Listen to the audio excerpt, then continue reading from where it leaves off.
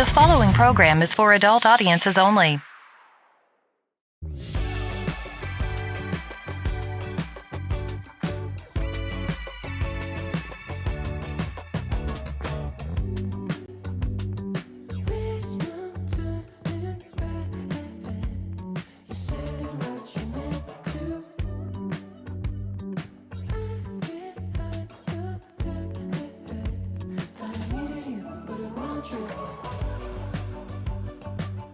But I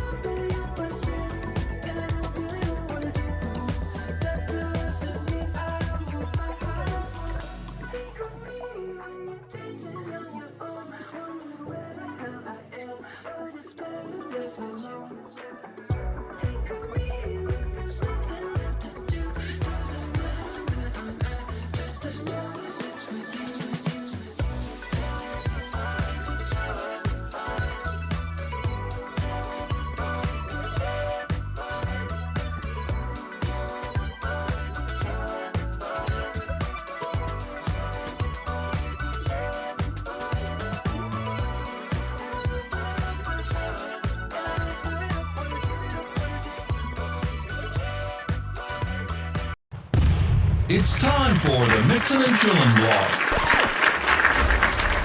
Even if they implemented some ridiculous laws, this is something that if somebody truly wants to do this, they can still do it. But it's going to take a lot of effort on the vapors' part to actually learn what it takes to make your own stuff.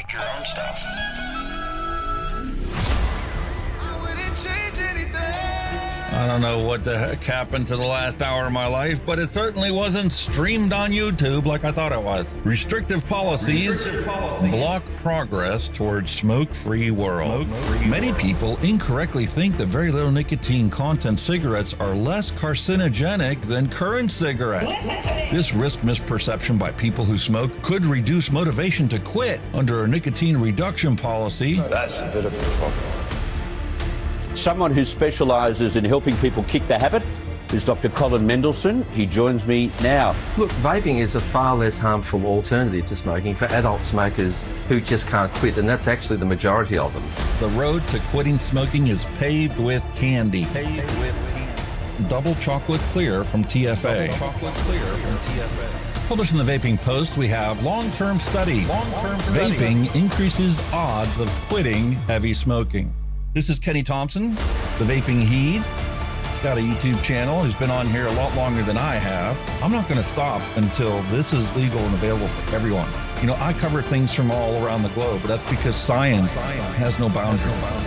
I mean, you know, the FDA and everything would know that vaping is safer than smoking, but they'll have the pressure off the tobacco companies or the states that are in the MnC and all that. It's just a financial thing, and unfortunately that takes precedence against everything. And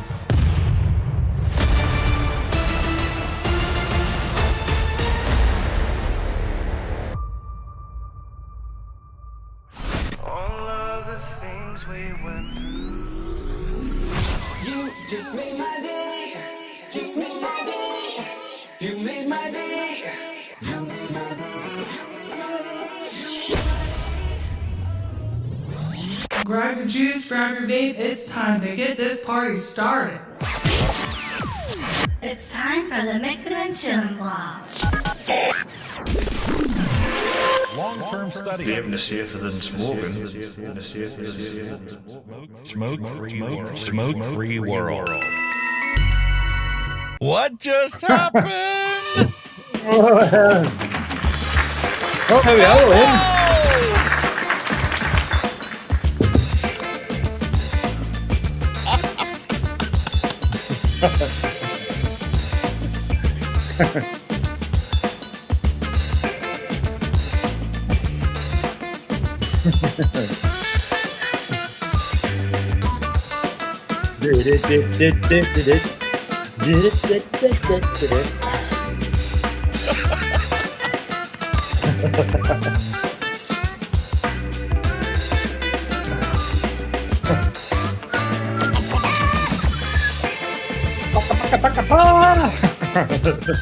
Holy moly, ladies and gentlemen. Hello and welcome to another episode of Mixing and Chilling with Hunky Vape and Kenny the Vaping Heed. Hope you guys are all doing well. It is hot outside, both here and in the UK.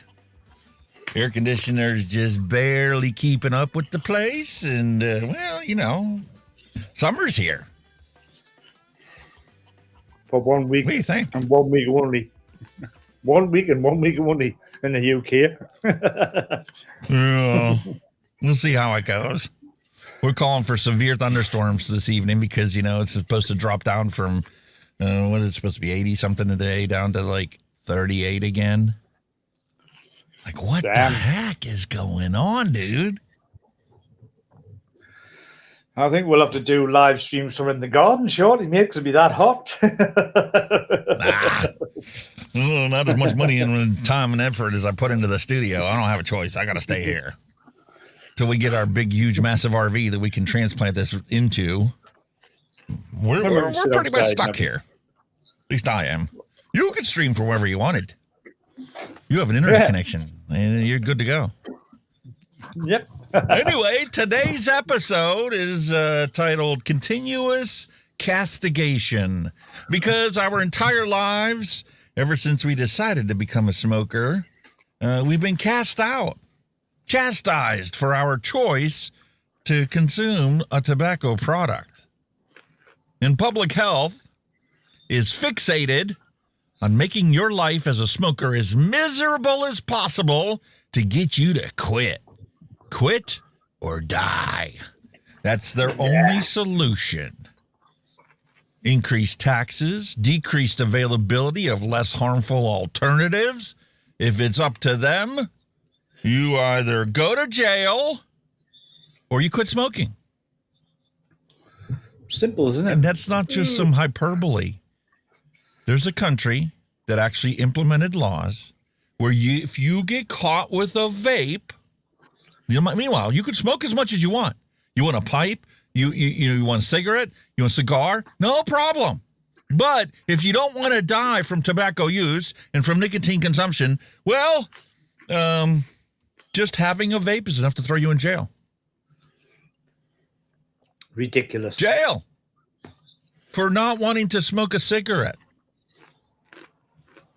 Ridiculous, man. Absolutely ridiculous. And if you're rich enough, you don't have to go to jail. You just pay a massive fine. Not quite as ridiculous and retarded as Australia's ridiculous penalties for nicotine consumption. Meanwhile, heroin and cocaine and LSD, that's perfectly fine. 100 quid. And if you can't afford the 100 quid because you blew all of your cash, you blew all of your money on, your drug habit. Hey, Super Chat! William Dobson, thank you very much for the 10-pound Super Chat. Grab an ice cream and cool off. Awesome, dude. Did you like my sound effect? You told me to put a sound effect with it. So we'll know. It looks good. Yeah. Now you know, you see. We can hear it now. Thank you, William Dobson. And this is a reminder for everybody out there. There are no advertisements on this thing. If there's advertisements on there, go blame YouTube. There's no advertisements on it. This is a value for value proposition. If you find something of value on our lovely 5-hour-long podcast, well, please feel to drop a super chat or a super thanks or buy me a cup of coffee. And Kenny gets his share and cut of that at the end of the year when I send him his Christmas box. Last year was a pretty good year, mate. 25-kilogram box. See, I don't know, William, because it began the Newcastle United Fund over here, and I don't think he would like to contribute to that. That's why I send him like e-liquid and cookies and cakes. This year he's getting a Nutty Buddy and a Nutter Butter. Maybe he can send me some Jammy Dodgers, or what are they called? Your cookies over there. Jammy Dodgers. Yep. And a cherry Bakewell. Mr. Kiplinger's. You're definitely going to get some of that, man. Woohoo! Definitely. Looking forward to it. But first we got to survive until Because Christmas. It will help you to refine your recipe, you see, if you get the real thing. Oh, I love that recipe already. Maybe we should make some of that up today. Oh, it's awesome. Awesome. Oh, that or the cinnamon Dana swirl muffins. Oh, those are no, fantastic. Don't you dare, please. Oh, God, that's so good. That's probably one of my favorites. Hey, you can buy the ingredients and make it yourself. Piece of cake. Time, mate. No, that's my big Achilles heel with mixing. It's time. I just never get time. I know. You want a little violin to go with, your wine? Send you some cheese. Because see, the thing is, if you bought the ingredients to make it, you could make a whole liter of it and tuck it in the cubby. Hell no, I'll make a 40-gallon drum. And then another month down the road, you make another liter of it. And then you just, like a wine distillery, you can actually have your very own stash in the closet, aging to perfection. I know. I keep saying it. I know. I need to get my head around it. I really need to get myself in this gear. You're not worried about it because you can go out for a $5 and buy yourself a beautiful bottle of liquid still. We've When still that got tax at the gets moment. implemented over in the UK, you're going to think twice about, man, do I really want to keep buying this from the shop? When that tax hit the UK, I've had more flavors than you, mate. I'll be buying every fucking day. Dude, when my wife walked into a shop and was told $40 for a little 30 ml bottle of liquid, she said, buy as many flavorings as you need to make me this e-liquid. Okay. And then she found disposables and said, fuck that. I don't want your liquids. I got my disposables. That's fine. Everyone to their own, innit? Everyone to their own. Like I said, working girl wants something, you can just go out and bam, bam, bam. There you go. Job done. Everybody's happy. She likes the fact that she can just take it and throw it in her purse. And she can have a ready one that's, hasn't even been opened, sitting in there ready to go. So if this one dies or the battery, is depleted, you just open up another one. Go about your day. That's my argument. That's why I still believe there is a market in the UK for disposable vapes. But as usual, everything gets abused, pissed off, through the side of the banner. Which isn't that far away, by the way, folks. Is a continuation of the same castigation we've been dealt with and dealing with our entire lives. We dealt with it as a smoker because they kept raising the pack of a price of a pack of cigarettes, right? They kept raising them every opportunity they had, more tax money. And it was all supposed to go to treat all the health conditions for all the people who smoke. And, well, that still wasn't enough. So then they had to ban where we could use it. You couldn't use it anywhere. No bars, no restaurants. You're not allowed to do it anywhere inside. You had to go to designated smoking butt huts. We talked about that last week. Our entire lives, the only public health solution to end cigarette smoking has been continuous castigation. Cast out all these smokers, make them feel as worthless as possible. A relentless assault of nothing but severe criticism and rebuke on the people who smoke. Dehumanize people who smoke with harsh censure, infliction of financial stress, and beratement bordering on cruelty, demanding a protection from abuse order. All these experts unanimously agree this is the only path we can, as a society, achieve a smoke-free future. So we demand castigation be seen as the injustice as it is. It is not the solution to a smoke-free future. It is an injustice worse than the public health consequences of tobacco use. Ill treatment, damage, exploitation, harm, hurt, maltreatment, manhandling, insults, blame, defamation, derision, disparagement, vilification, exploitation, injury, and injuries are all the forms of abuse that we have to deal with and still have to deal with as ex-smokers. And I say it is worse than the disease caused by smoking. And the hypocrisy of it all, is they're now doing the same with vaping, the most successful thing to stop you smoking. Now that's getting bombarded with negative. So where's the for stop? greed, for their own well-being, so they can still collect their six-figure income on the campaign for tobacco-free kids as the CEO to eliminate cigarette smoking and the harms of it, and to protect the kids from picking up any drug because, well, they aren't already smoking, so we can't, stay viable without having to expand our mission creep into areas that we have nothing to frickin' do with and aren't supposed to talk about. Exactly. Huh?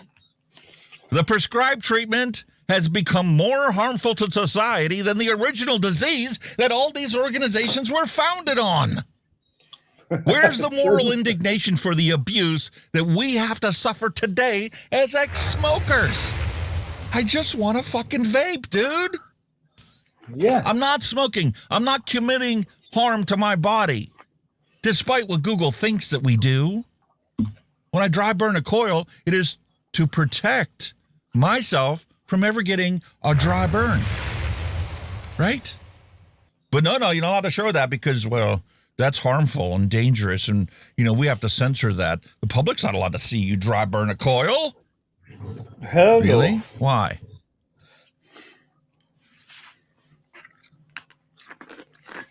It's just the way the world is, We get told what we can do, what we can't do, what we can eat, what we can't eat, what we can do here, what we can't do. It's just bullshit, man. Just leave us alone to live our lives the way we want to be.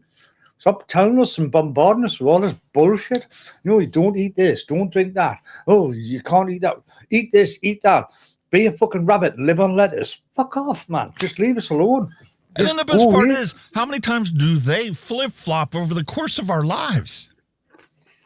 They said that we're supposed to, these seed oils were supposed to be so good for us and so much better for our heart health, right? Yeah. Because it is, unsaturated fat.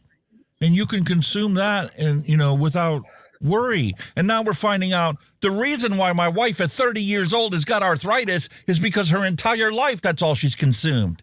Any fried food whatsoever has been with this healthier oil. And here, the science actually does show that we would have been better off just sticking with, regular animal lard and fat that we use to cook our French fries and fry our food. Well, here's the latest one, the UK, right? This is the latest one, right? The radiology department who do breast screening, right? It's always been women, doctors, physicians, staff do women breast screening, right? On the machine, boobs on the mammograms, all that shit, right? Now they're putting in a debate because they can't get any staff, as in female staff, that there's a big queue for these mammograms. So they're saying, well, why don't we have male staff? And there's all of them going, oh, no, I don't want a male touching my boobs. Absolutely, hang on a minute, darling. Gynecologist, how many men gynecologists are down there clarting about with your very intimate bits? Wake up and smell the coffee. You know what I mean? What the fuck? I mean, yeah, it's a tit. It's a boob. It's a tit. They put it on. They don't even touch it. You lob it on the machine. The machine does everything for you.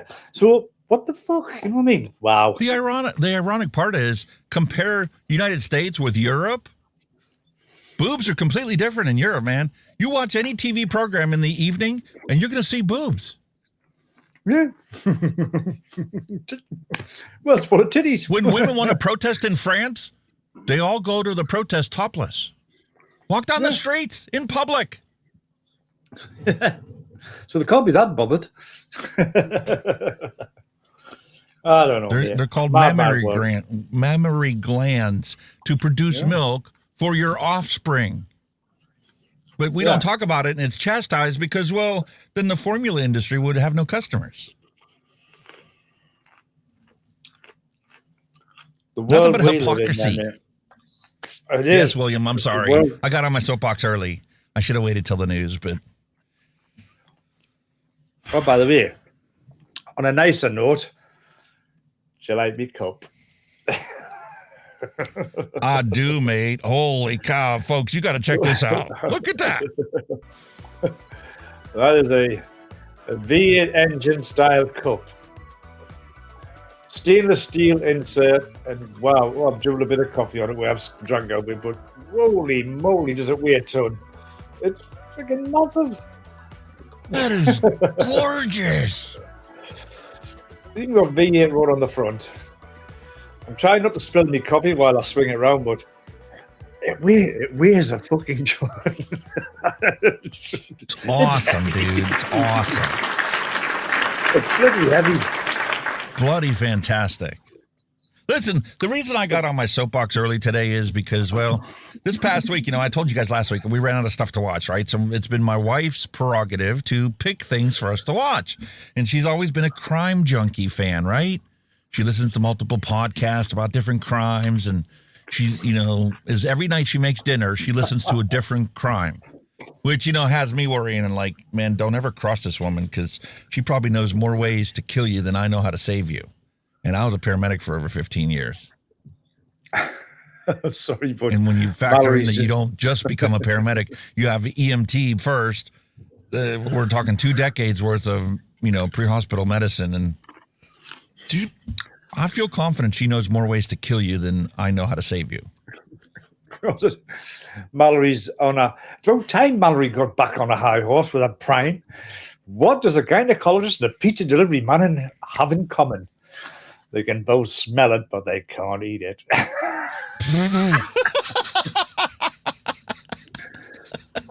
Also, what does a nearsighted gynecologist and a puppy have in common? Wet noses. Wet noses. Oh my goodness. I love it. Keep them coming, Mallory. We miss the Mallory jokes, don't we? We miss the Mallory jokes. We do, but she dropped a bunch into the Discord, and I feel bad because I didn't have a chance to download all of them because, well, I already saved and prepared everything for this week. So half of the ones she did uploaded today are going to be on today's dad jokes, and then the other half will be, uploaded for next week. And that reminds all of you out there, if you want to contribute to the dad jokes and submit your own, join the Discord server, links in the description below, and then you can drop your hand checks, your dad jokes, your pet pictures, your coil porn, whatever you want. And I want to congratulate Buta Squad. I don't see him here today, but he actually hit 100 subs on YouTube. Well done, brother. I also want to remind everybody that's either here in the live or on the replay, if you join the Discord server, there is a section in there that says promote yourself. So if you want to go into live, announce that you're going live and, tell people ahead of time. And if we see it ahead of time, gotta give him a cheer. Plan for it. Go watch your stuff. That's my Buddha. There you go. Congratulations, dude. Wait till you get monetized, and then really get subjected to the castigation from YouTube. Hell. Oh yeah. But I can't get past. Here's the problem I'm dealing with, and this has been kind of like two weather fronts colliding and causing a tornado, right?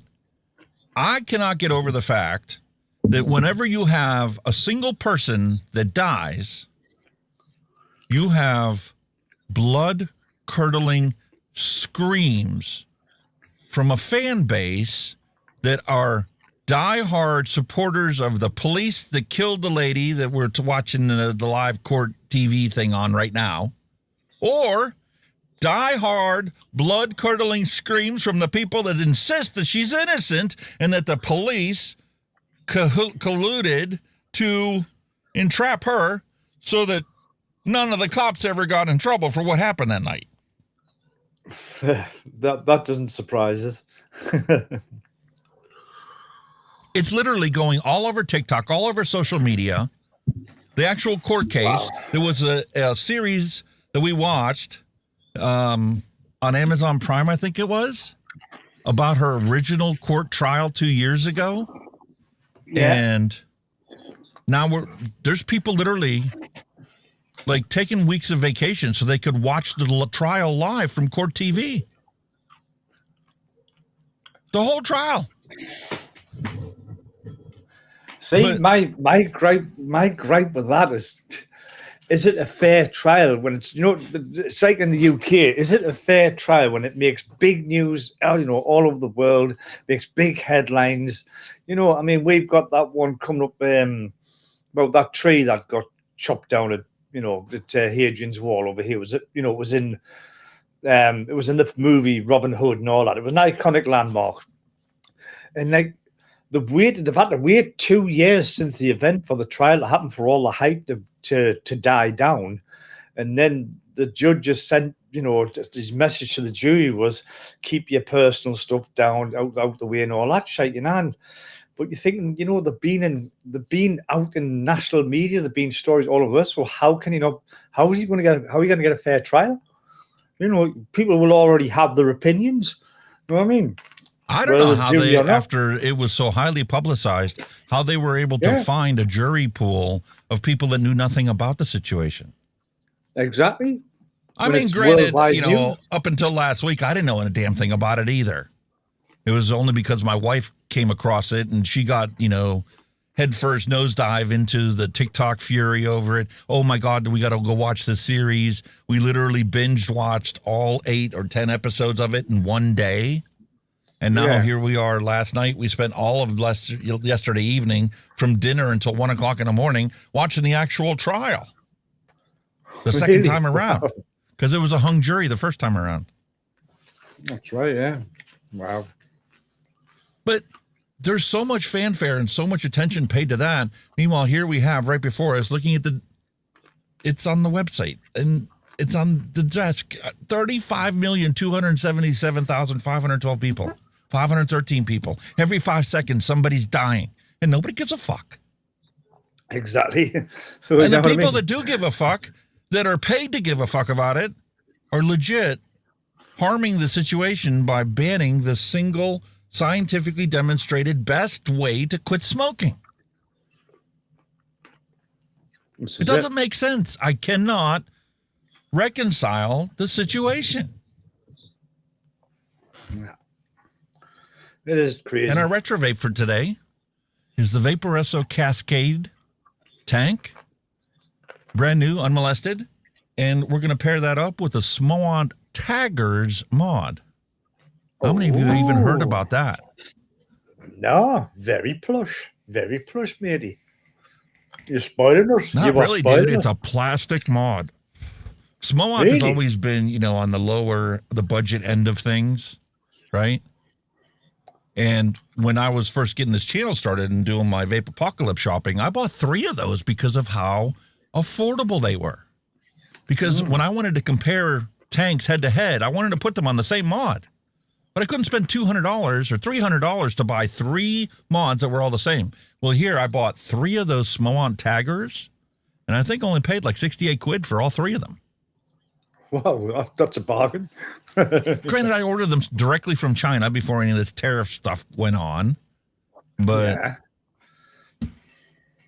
these things could be so affordable if they were simply looked at as like food.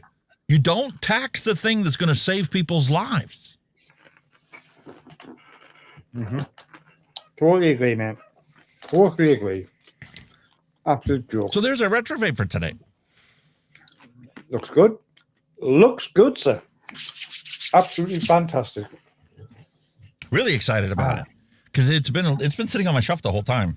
Last time I think I had it that I was using, I was comparing the Chillin M, and the Chillin V2.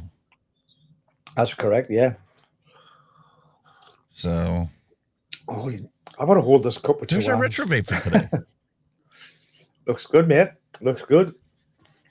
And we're going to make some e-liquid today, and maybe we'll mix up a big bottle of the Cherry Bakewell.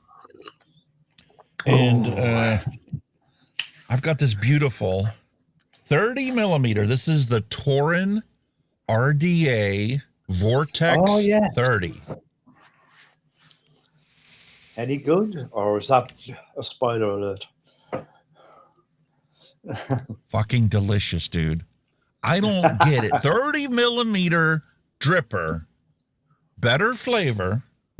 I'm sorry, Mike. Better flavor than this DNA all-in-one. What can I say? Drippers will always rule. Simple as. Because when you think I don't about agree with that statement. No, I've got lots of drippers that I don't think are worth it. Yeah, but you think that's how we started, was on drippers. The drippers were out a long time before tanks and all that. And all you think about early days, even some today, are trying to replicate the flavor of a dripper because of the flavor. That's what they're all doing. Yes, that was always the goal. Yes, they do. To have tanks as good as drippers. Yeah, because once you had that chimney on top and all this other stuff, I mean, it takes a while. I mean, it's kind of like, think about test pilots back in the 50s and 60s when they went from propeller aircraft to jet engines. You had to relearn and rediscover what the actual operational envelope was for that particular aircraft. And that's why they had test pilots. And that's why we had vape reviewers when these new products kept coming out. And there was 10, 20, 100 of them coming out every month. Once upon a time, yeah.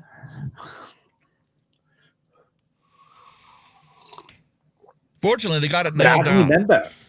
Can you see that airflow? I'll have to take a closer look at it later on.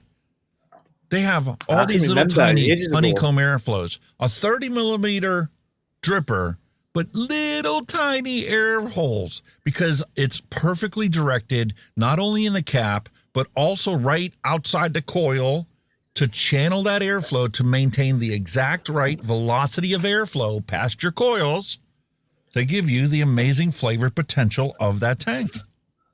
Yep. That's what's down to now, modern airflow. Bloody fantastic. Yeah. Alex, hello and welcome. Darren D, hello and welcome. Jay, hello and welcome. And I still have this lovely Tauren Max. Excuse me. Doing that as a dripper, as a basis of comparison. Yeah, man.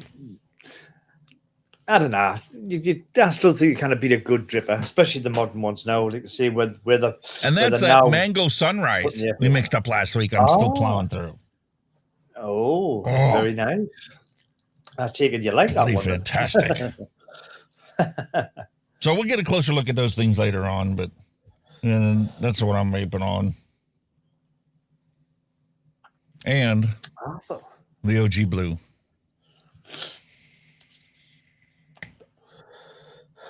I'm all organized now. I'll show you. I've got a rack now. Hang on a minute. I'll fucking stick you. I don't know how good it'll be, but I'll whop you onto that. I'll spin that round. And there you have it, my new rack. All my shit's on it. Excuse the smelly slippers. But I've got a load of shit on my rack, which is now handy, so I don't have to run away and go find stuff. It's all there, nicely. Look, I could reach it nicely at arm's length. That was in the bathroom. Dude. That was in the bathroom. That's what we used to put with shower gels and all that shit on. My wife went, nah, I'm sick of this. I'm going to throw it out. I went, I can find a use for that. I'll take that. So it's got all the, right, it's got a bit of me shit on, my most used stuff. There's still a lot like out the way, but the common stuff I use is all on there. So there you go. Me new bathroom stroke vape rack. You got the Blaze Max right on top there. Oh yes, that is regularly used. I just had that out at work with us on Friday. So there you go.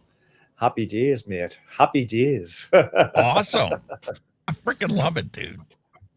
So now I don't have to go looking for stuff. If you need us to say, "Oh, have you got this?" I can go, "Yes, I can go." Yeah, it's there. It's there. Tell everybody what else you ordered this past week. Oh, well, I'll show them. I can't. It's in the wrong box. Go ahead. Go ahead. It came in a different box, but it's a new motherboard. But if I reveal even more, it is what they call, I'm not going to get out the wrapper, but it is the X570 Pro motherboard, recommended by the man himself. Just down there, if you can see it at the bottom, X570 board. Now, this is going in my machine. This is my next upgrade. All I'm waiting for now is my new hard drive that is going to accompany this. So I'm upgrading from a 1 terabyte to a 2 terabyte and using my 1 terabyte as extra storage. So I will have 3 terabytes to play with on my machine. So a little improvement. So I can't wait for this to get done and dusted. Because now you're moving from PCIe 3, Gen 3, to PCIe 4, which doubles the bandwidth for your hard drive and makes full utilization of the 3060 graphics card that he has now, because that is also a Gen 4 graphics card. Right now, it's limited by his ancient motherboard.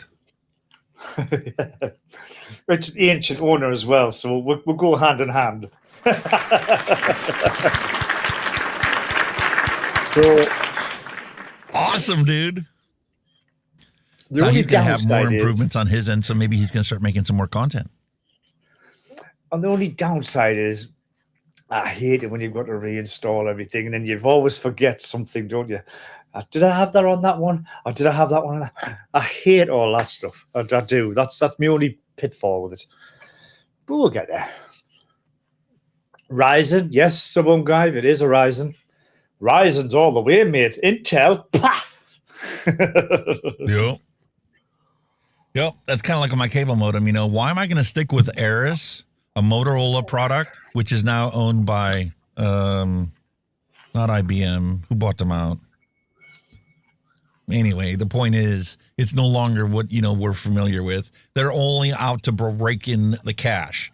So my Aris S33, I paid $200 for, is actually $175, but it retails for like over $200. They say that you can't take the S33 and make it compatible with the new next-gen speed. I'm like, why? It's the same DOCSIS 3.1 certification. The only reason that there's an S34, which ironically looks exactly the freaking same, weighs the same form factor. The only difference is the firmware. We're not going to put out the firmware for the S33 to make it capable of next-gen speeds because, well, we need to keep selling these things. So your S33 is now e-waste because you need to buy the S34 when the only physical difference between the two of them is the firmware. I mean, the beauty Just about that raking as well in is the that cash. the beauty with that board as well, like I said, it is upgradable from what I've got as well, so I can upgrade without changing the board again. So a little bit. Yes, of and look at all the new PCIe slots you have in there. So if you want, like, do like I'm doing by adding more webcams, all you do is add more USB controller cards in there, and you can add, for each controller card, you can add 2 more webcams. I will done. be doing the swap. I will be doing the swap some guy as soon as me hard drive comes. I did order one, had a cooling fan on and everything, but then they turned around and said they didn't have it in stock anymore. So I had to order another one. Plus, it took them 2 days to reimburse us of the money I'd spent. So I got to wait 2 days, and then I've ordered another one, which I'm now waiting to come any day now. And as soon as it comes, new Western Digital SN850X PCIe Gen 4 hard drive, 2 terabytes. And it's game ready, so your kids are going to have fun because they can optimize their game load times. Don't tell the kids. Don't tell the kids. I'll never get on it. Yeah, don't tell your wife, which is what you really meant to say. Oh, she'll be gaming. GTA 5. Darling, GTA 5 runs really well on this. Does it? Get off. Yeah, and ironically, I got to put another hotfix driver was released yesterday. So once again, we're on the latest hotfix driver to try and get things to render. And the DJ desk just wouldn't load. I just froze. Don't know why. I'm assuming it has something to do with, the special effects that we got going on in the background. I don't know. Yeah, a little secret, folks. We thought the stream froze before it even started. Yeah. It's like, what the fuck? What happened there? Didn't make any sense to me. I'm like, everything worked fine yesterday. I tried it after I installed the driver. It looked like it was equal or better. So here we are. The gremlins, mate. The YouTube gremlins. Shh. Well, let's give the gremlins something to really fight about. I think it's time for us to roll the news bumper. You ready? Let's rock and roll, boys and girls. Rock.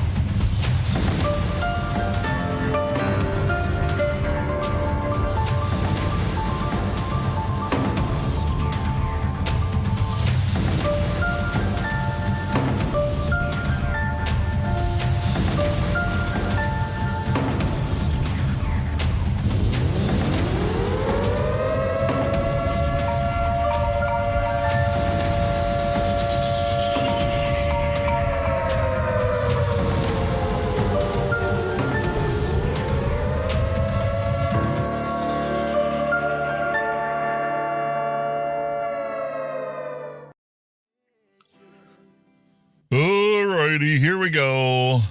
Proposed Before you bill start- could hand the before you start- entire vape market to big tobacco. Before you start, I've got one question, right? Before you start, there's news. It's a question. You'll obviously know Canada have had their elections. They've got a new government, got a new prime minister, president, whatever he is, who was incidentally he was the governor of the UK bank. He was actually our government of the bank. So he's now in charge. Does anybody know his stance on vaping in Canada? You know, are they going to have some kind of 180 or anything? Nobody's said anything about this guy. His stance on vaping, or is he still a die-hard ban? You know what I mean? I don't know, if mate. you had any news on that. I didn't even realize that they already had their election. I knew there was one coming up. Yeah, he's done and dusted. It was last night. Done and dusted. Oh, cool. I don't know what party. I don't even know what party he is. Whatever it is, whoever was in last lost. He's in now. He's the ex-governor of the Bank of England. And he's financially, he's a genius because obviously he ran our fucking Bank of England, for fuck's sake. You know what I mean? So, well, I don't know if anybody knew anything about his stance on, vaping as a new government, So it was just a thought, in case there was anything I'm in even there, wondering whether the prime minister really has any specific things to do about it unless he makes it an agenda item for him. I get the impression like it's left up to the health minister. Yeah, that's what I'm just wondering. But like I say, he's going to have a new team with him. He's obviously some people be going, some people be not going, and all that stuff. So a new government, a new team in it. So I don't know. I'll just have to. I want to know when Trump's actually going to say say vaping. I mean, yes, I understand that in the background, and most people don't believe this is true. In the background, the CDC and the FDA were both campaigning and leading the charge to berate vaping as much as possible, right? There were all the scare stories that we saw that were copies and copies and copies of each other, which, by the way, I ran into again today. So I'm thinking Bloomberg paid for a bunch of propaganda news articles this week, and I'll even show you the screenshots I took of it because I was just flabbergasted by it. I'm like, this doesn't make any sense, dude. Exact word for word, same picture, everything. Look at this. Illegal vapes under federal law targeting teens seen on display at public expos. 1, 2, 3, 4, 5, 6, 7, 8, 9, 10, 11, 12, 13, 14, 15, 16, 17.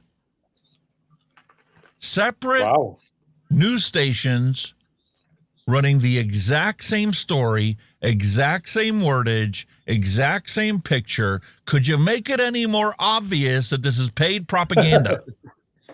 Bloody sure. Not even any variation at all. Something else I came across that I thought was pretty interesting, because in the news we're going to talk about different tax rates and states changing it. I thought that Pennsylvania was really bad with their 40% wholesale price. Ooh. Right? Ouch. Minnesota's got a 95% wholesale tax. Holy fuck. That's ridiculous. Wyoming's 15%. Utah is 56%. Colorado, 50% of manufacturing price. What is that? How do you get that information? So how does that compare with cigarette tax? What's your tax on a pack of cigarettes now? Well, there's federal tax and then there's state tax, and some cities like New York have a city tax. Yeah. So there's like no easy way of... Oh, this is higher. This is going to bring the actual cost of the products higher here than they would be if they were smoking a cigarette. Fucking hell. Wow. California not only has a 50%, 56.32%. Where do they come up with that percentage? 56.32% of wholesale price plus 12.5% retail tax on vaping products. Holy moly. So is that price higher than Minnesota's 95% wholesale tax? Oh, wow. 56. Because the retail price is jacked way up from wholesale. You got to have at least 100% margin for the profit for a brick and mortar shop. Definitely. It's different for online because you don't have a brick and mortar to supply. You got a warehouse full of 10 times as much as you can put into a brick and mortar store. Oregon, 65% of wholesale. I would say with that one, you've got to be adding at least 40% onto the wholesale just to make any kind of profit. At least. Well, 12.5% of retail is got to be, in my book, at least 25% wholesale. So you're essentially looking at 75% wholesale tax. Easy. But it could be more than that because, it's the same thing with bars and clubs, right? If you go out and it costs you $10 a bottle for, El Cheapo vodka, when you sell that, there's 26 shots in an average 750 ml bottle. You want to get $10 profit if you're running a club for that $10 bottle of vodka. If you're running a bar that's open to the public and you got to close early, either midnight or 2 o'clock in the morning, depending on, where you're at, whatever, you're going to want $20 for that $10 bottle, $20 profit for that $10 bottle of vodka. So when you sell all 28 shots, you need to make at least $30 on those 28 shots for that vodka. Yeah. And again, so that can vary. Tripling the price, the wholesale price, that retail tax is actually 33%. Yeah. That's crazy. And again, that price could fluctuate. That price there could be a middle of the road price. Then you might get a higher class bar, shall we say, or a more posh bar, but would charge more, make more money. Or you could get a wholesale, not a wholesale, like a cheapy corner shop that might sell a bit less, but still make a profit on the actual product. You know what I mean? So it's not a fixed thing, is it? It varies all hour. Wow. Yeah, and it's going to vary based on products and stuff. I mean, you're going to have some El Cheapo products. You're going to have expensive products. Imagine what this DNA thing would cost. I put it on my thumbnail what the retail price is from the manufacturer for this all-in-one with the DNA board, $200. And now you're talking about tariffs that are going to legit take that up to $400? Not going to happen, is it? Not going to sell, no. And then on top of that, you've also got to deal with these taxes that are going to vary by state. And you get some states like Arizona and Alaska that don't have any tax on vaping stuff. Washington is 9 cents per milliliter for open tank system products and 27 cents for closed pod systems. That's a bit more bearable, isn't it? Per milliliter. Wow. Kansas, 5 cents per milliliter. Louisiana, I think, is one of the states that's in the news this week, 15 cents per milliliter, and that just changed. Wow. That's crazy. This is crazy, dude. And the best part is... Madness.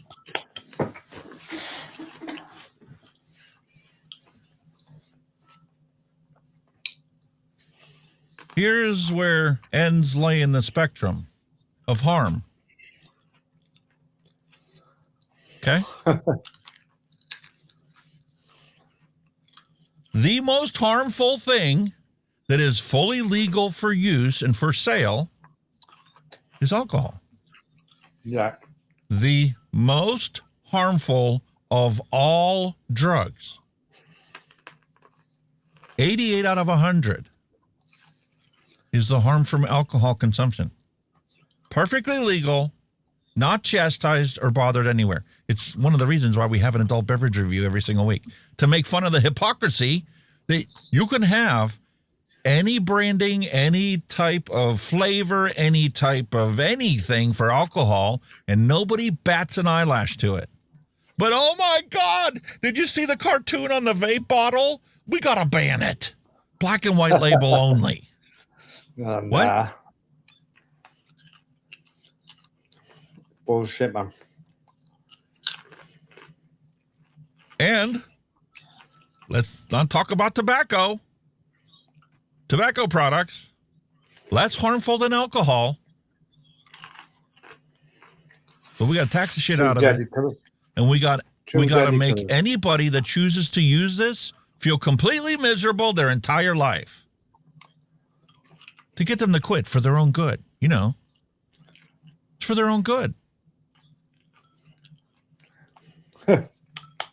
Getting them to quit now is getting more difficult. And we're going to get back to it later. It's one of the news articles this week. Here's the same chart from, a different study.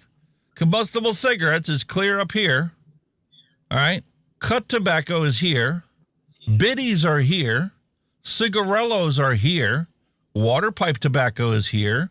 Western pipe tobacco. Smokeless products. Cigars. U.S. chewing tobacco. Dipping tobacco.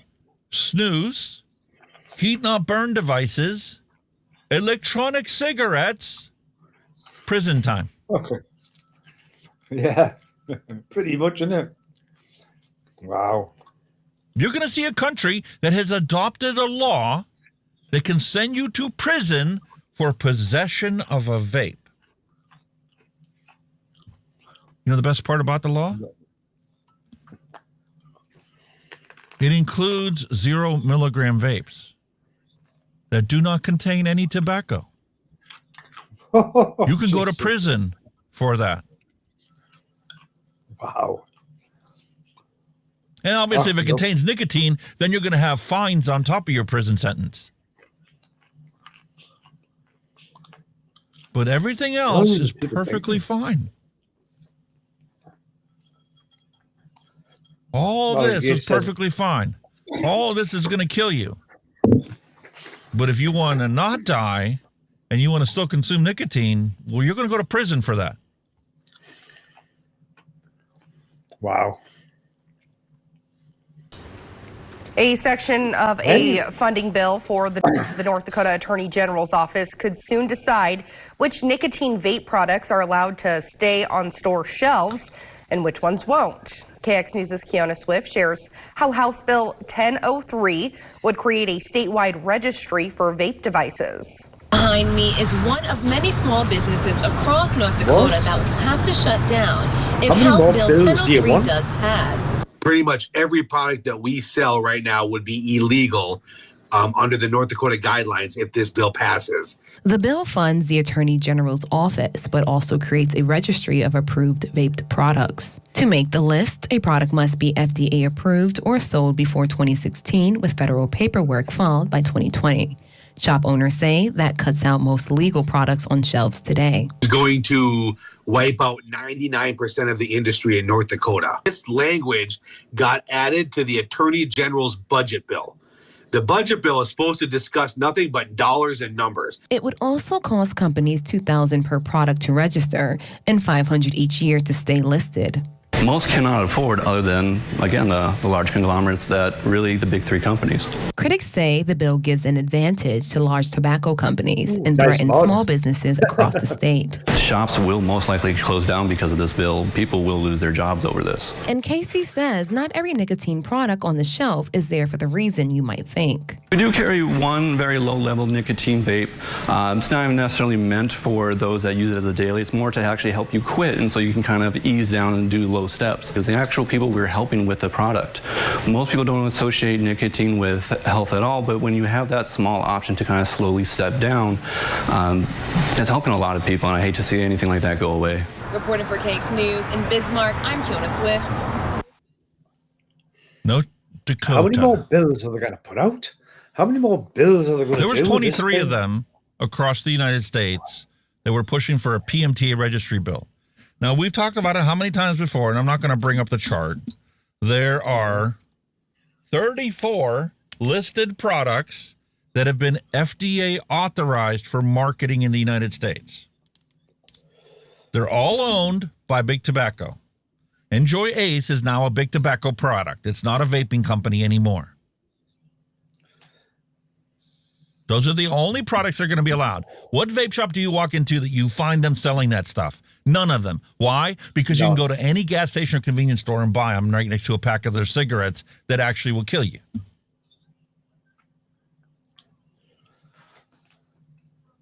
But so these disposables that these shops are selling, are they selling them legally now, or are they not PMTA approved? They're not PMTA approved. So they're still illegal sales. Yeah. Yeah. So they're still illegal sales. Well, they're technically not. They're technically not illegal to sell. They're just illegal to market. Right. Got you. The lawyers like to make things crystal clear, so everybody, needs a lawyer to just, disassemble the laws and find out exactly how do you comply with it. It's the lawyers that's making the money out of all this, isn't it? At the end of the day, you know what I mean? They're the ones that's making the money, not not anybody else.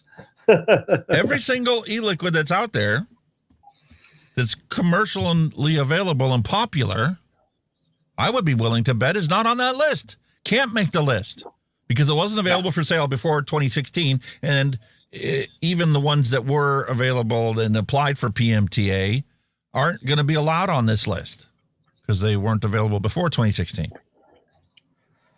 So if the company was formed in 2018 and filed for PMTA before the deadline for PMTA submissions, and it's still tied up at the FDA somewhere waiting their decision, well, it's illegal. And this bill would prevent you as a shop owner from being able to stay in business, because you're not going to be able to stay in business with just the 34 FDA authorized products, which are also sold everywhere a pack of cigarettes is. The whole reason for a vape shop is you can walk in there and you're not going to find cigarettes. You're going to find all of the less harmful alternatives. Yeah.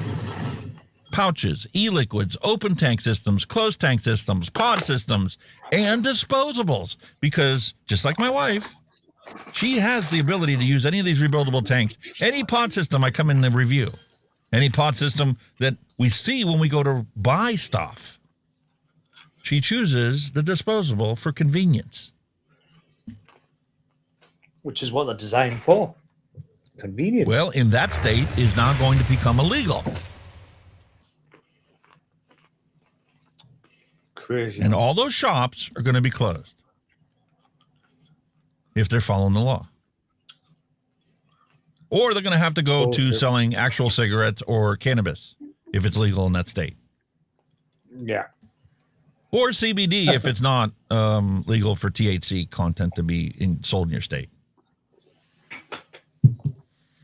Here you go in Tennessee. Man arrested after $1,200 worth of products are stolen from a Berry Hill vape shop. That wasn't that guy we seen last week, was it? A common occurrence years ago. That wasn't that guy we seen last week, was it? Nope.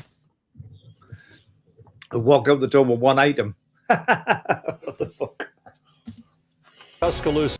Numerous encounters with the same Tuscaloosa man. Berry Hill police recognize him as the prime suspect in the theft at a local vape shop. Good evening and welcome to News 2 at 6. I'm Bob Mueller. And I'm Haley Wilgus. News 2's Andy Cordan has the story of this out-of-state criminal. This is video from 10:30 Tuesday morning at the Music City Vape Shop in Berry Hill. According to police, that man in the hoodie is 21-year-old Chillin Hester, who's about to grab $1,200 worth of CBD products, then run. It's scary that they come in here all the time. I mean, it's not a super common incident, but it happens quite a bit, and it's unfortunate. I mean, it's just, you don't really know what to do in that situation when they just run out the door, other than chase after them or call the police. So it's tough. Police will find the Tuscaloosa native at a bus stop near the store. Mr. Hester, come real quick. I want to talk to you. When arrested, Hester has more stolen merchandise on his person from a store across the street. And he's still reportedly carrying the items taken from the vape shop. I didn't steal it. You steal it? Pay for it? I didn't even steal it. Did you steal anything? No. Some 14 hours after Berry Hill police take Hester to the Metro jail, He'll make his pretrial bond of $2,000 and he's released. No, it doesn't seem fair, and it seems more of the homeless population that is coming into Nashville that are reoffenders. They're the ones that keep coming in, committing these small acts of crime that lead to the bigger ones, like the felonies. Yeah, I mean, it really is a tough situation, but that's just how it goes in shoplifting, especially in this industry. It's just, if they don't hit that threshold of whatever the amount of shoplifting stolen items is, it just ends up to just be, there you go, out on the streets again. It's a constant issue. It's even hard for the police to deal with because, you know, there are bigger issues to go on in Nashville than there are just the guy that's running out with $100 worth of stuff. Mr. Hester was charged with felony theft. He was taken to the Metro Jail. The Berry Hill police tell me he was released. In Berry Hill, Andy Cordan, News 2. And Jalen. What do you think, man? The thing is, right, I'm not being nasty or anything, right? But look at the way he's dressed in the shop. Gloved up, all that shit. What was the temperature outside with 30 degrees? Is that not fucking saying, hang on a minute, why is this guy dressed like this to come into my shop? The alarm bells is there, aren't there? Yeah. He didn't take off in a Lamborghini either. He was waiting at a bus stop. Yeah. It's like, you know, if you come in the shop, ask him, you know, would you mind removing your hood and all that shit? You know, they're just a polite question, but he's coming up. I wouldn't even let somebody like that in my shop. I went, whoa, out you get. I mean, wow. With over 15,000 cables, connectors, and connectivity products in stock. Obligatory advertisement. That's quite an interesting advert for your cards. Wires and cables and connectors. You'd be right into that one. I make my own. Exactly.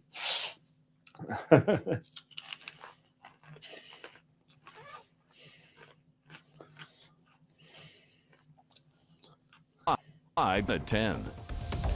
60 stores will have to close their doors overnight. I will lose my business, and I'm going to go bankrupt myself. Local vape shop owners saying what could happen if a state budget bill passes, potentially as soon as tomorrow. Thanks for joining us here at 10. I'm Justin Betty. House Bill 1003 is a budget bill, but it includes a vape registry provision. It's something that has passed in recent years in mostly Republican states. States you see in red on this map. It's meant as a safety measure. We've reported before how unregulated vaping products, often sold online, can be especially dangerous. But it also means the only vape products allowed to be sold in the state have to have been marketed in the U.S. before August 8th, 2016, or have applied for approval before September 9th, 2020. Only about 30 products actually meet that criteria, almost all from big tobacco manufacturers, meaning nothing else. All are from Big Tobacco. All of them. Stop lying to the public because you're going to do it again here in about 30 seconds. Could be legally sold by vape shops until more products are approved. And local owners say this has caught them off guard. Everyone says they want to make vaping safer. The issue is this doesn't make it safer. This makes it prejudicial, and it entirely eliminates it. We have been calling everybody that we know, trying to get some people that can show the spotlight on this so that we can get our voices heard. But it's been last minute, and it sounds like it's going to get voted on in the next 24 to 48 hours. Now, by the way, none of these approved products, these vape products, are flavored. None of them. Also worth noting, the shop owner... Liar! All of them are flavored. Flavored with tobacco or a mentholated tobacco. All of them are flavored vapes. You clearly do not understand how vaping works or what goes into making a liquid for a vape. For them to be unflavored, they would have to be vegetable glycerin, propylene glycol, and just nicotine. And even that has a sweet flavor. Bland, but a slightly sweet flavor. To get them to be a tobacco vape, you have to add a crap ton of flavors. to make up something that resembles tobacco flavor. Holy moly, man. All of them are unflavored. You're a fucking liar. Of course, it's flavored. I mean, it is a flavor. Tobacco is a flavor. Menthol is a flavor. Nobody has fought this to get the public to understand this. It's why we do mixing on this show. So people have the opportunity to understand that all of them are flavored. And that's why I'm even considering making some tobacco e-liquids so people understand that a tobacco-flavored vape is flavored. Stop saying it's unflavored because it's got tobacco in the name. It's flavor. It's tobacco flavor. Holy fuck. But he legit goes on for the next 30 seconds talking about how it's unflavored. All of them are unflavored. Bullshit. You're lying. He is reading the script as well, obviously.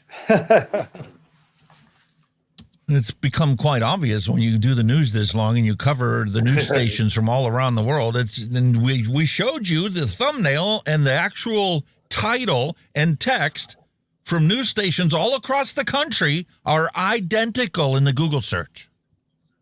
Running the same story. Yeah. They didn't all come up with this story. They were all handed the story and paid nicely to put it out there. And the thing is, Trump technically has started to save vaping by eliminating the marketing departments and the PR departments from the CDC and the FDA. Because they were contributing to this. They were generating this stuff. They were contracting marketing agencies to publicate all this stuff in a way that wasn't so bloody obvious as this Bloomberg propaganda we see now. That's ridiculous. That is blatant, that. Because, you know, every news channel will probably prize on its getting that, you know, that first channel to get this story. Exclusive stories. But then all of a sudden they've gone, boom, everybody's got the same story at the same time. It's like, with the same thumbnail. Yeah, hang on a minute. Do you really think people are that fucking stupid? Really? Anthony Michael, hello. Brian Ferguson, hello. Vape and Fagan, hello. Hello, boys. And welcome to the show.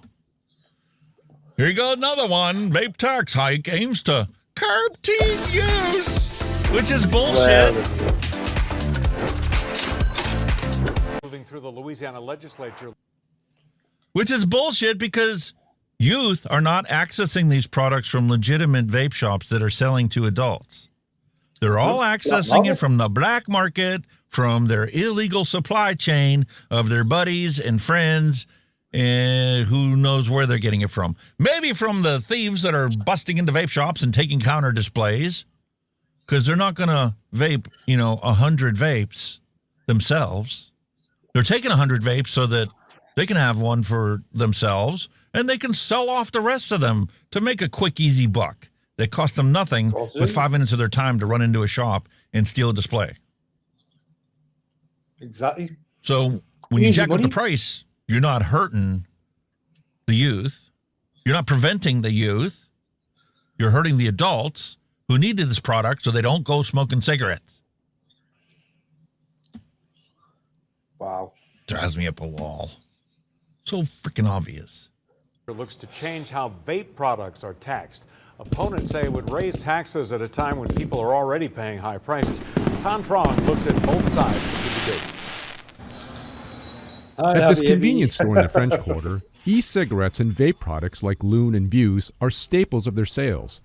Amira Lindy is the manager. I sell a lot of vapes often. Every day, everyone comes to the store, buys vapes. The popularity of vaping has exploded since electronic cigarettes were introduced in the U.S. in 2007. Children are among those vaping. Almost 1 in 3 high school students currently vape. Nearly 1 in 5 middle school students currently vape. So I'm going to say that again. Liar! I'm sorry, but they pulled that video down from Shutterstock. If they used a vape in the last 30 days, admitted to trying a vape in the last 30 days, they're classified as a user, a current user. That's a lie. How many of them use it every single day right now? That's a current user. Just because you fucking tried one in the last month doesn't make you a current user. And nearly 1 in 5 middle school students currently vape. 20%? Bullshit. No way are 20% of youth a current user. I have a hard time believing that 20% of them even tried it in the last 30 days. But everywhere, just about most countries are now reporting a decline in youth vaping. It's dropping, especially here in the UK with the disposables. They're dropping through the floor at the minute. I think it was the National Youth Tobacco Survey shows a 70% drop in the last 3 years. Yeah. Consistently. Like a stone. Mm-hmm. And ever since the youth vaping epidemic, right before the pandemic, it's consistently dropped 500,000 kids a year. It's like it's like what I've said in the past. It's like everything. It's a craze. It's a fad. They get bored with it and they move on. It's exactly the same happening here. They're bored with it now because of all the legislation, all the bullshit rules. They're thinking, I can't be arsed with that. I'll go and do something else now. And that's what they're going to do. Who's pushing all this propaganda right now in these PMTA registry bills? Big Tobacco, R.J. Reynolds. Yeah. And Altria. They got their hand caught in a cookie jar in Arizona. They sent their tobacco people out to the stores when they did their normal inspection, like, do you have any old pack of cigarettes we can exchange out for you? Here's some new promotional coupons, for me to hand out today. Remember the days when you go to the gas station and there was a Marlboro rep standing out front with their little freaking computer thing? They're like, how would you like a $5 off a pack of cigarettes coupon today? Or how'd you like to try this for free and we'll give you $5 off your regular pack? Remember those days? You used to swipe your driver's license and sign up for their promotional coupons and mailings list. Used to push loads of offers like that. There was loads of offers like that everywhere. Push all. And then they would print out these 2 coupons, one for the brand new product that you got to try for free and $5 off your current pack of cigarettes. Yeah. Crazy. That's who's pushing that this. State Representative Ken Brass at a House committee hearing this week, citing data from the 2023 Louisiana Youth Tobacco Study. Brass is sponsoring a bill seeking to... 2023? That's 2 years ago? Why are you doing 2 years ago? Is it because it dropped last year and last year's figures are half of what they were 2 years ago?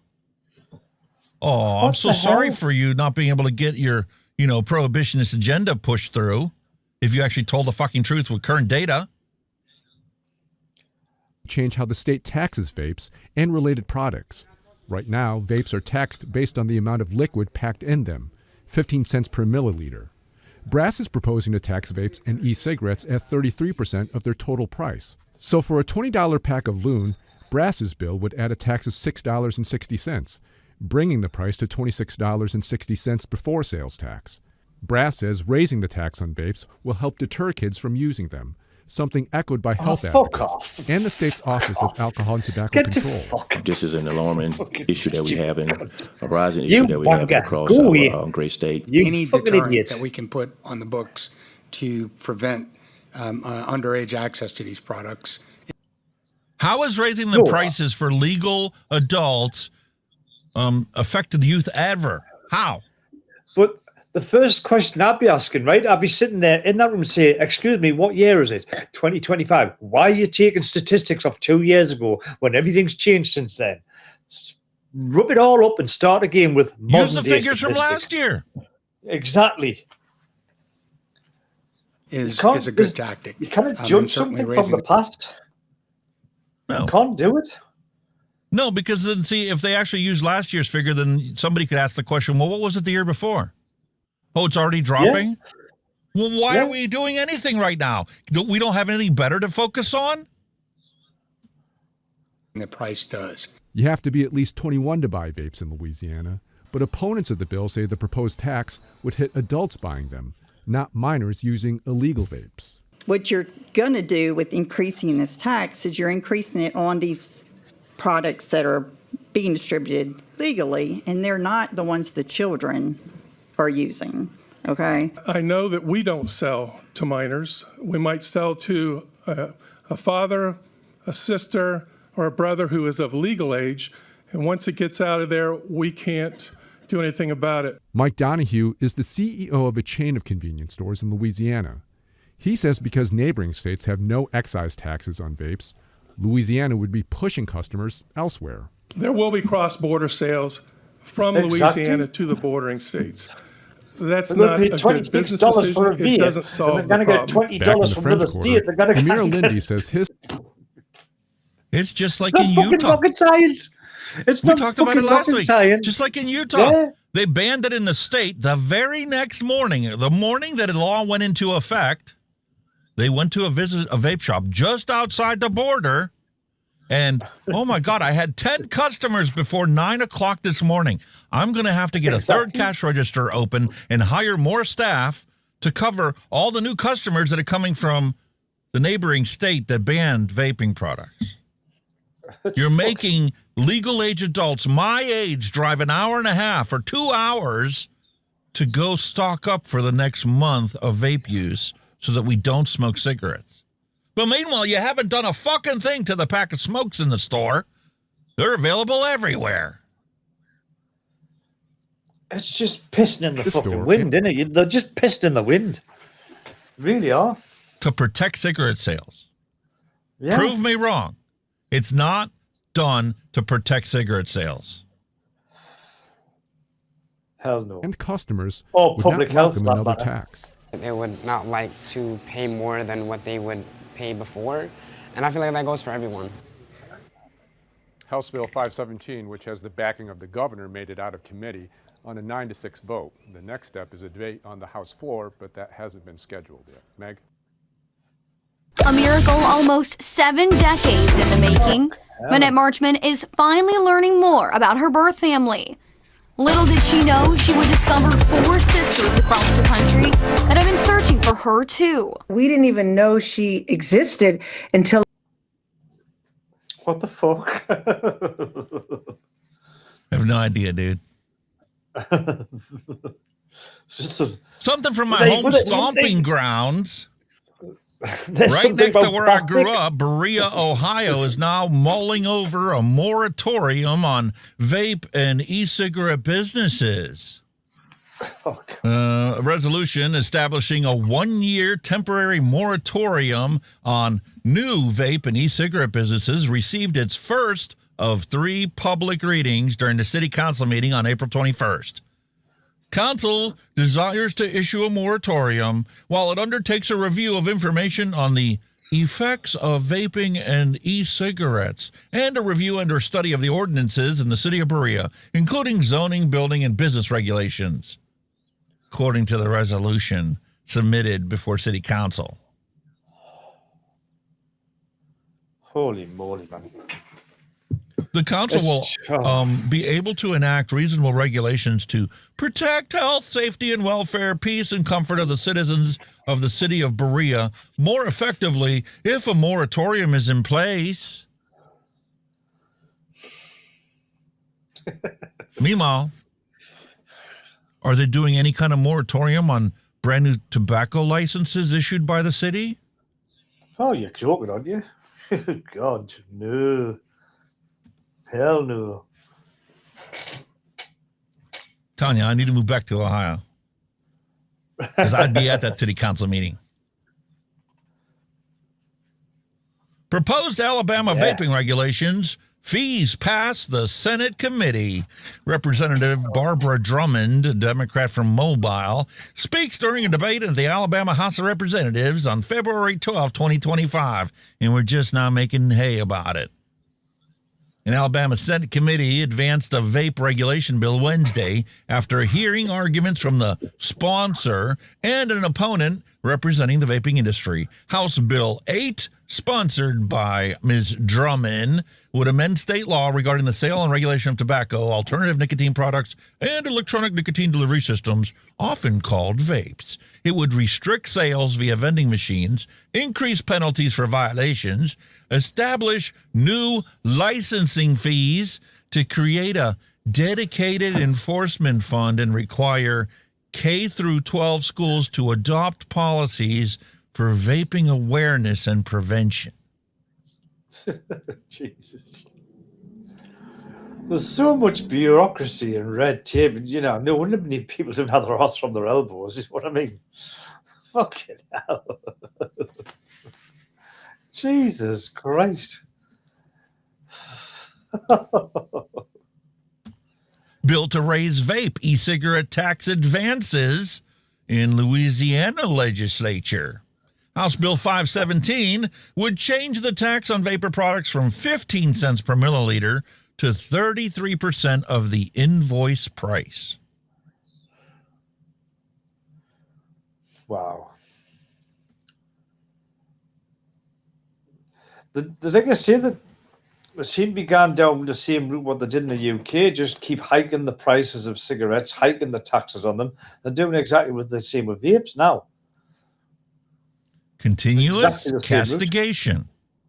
They did it when we were smoking cigarettes. They did it on cigarettes the whole time we smoked.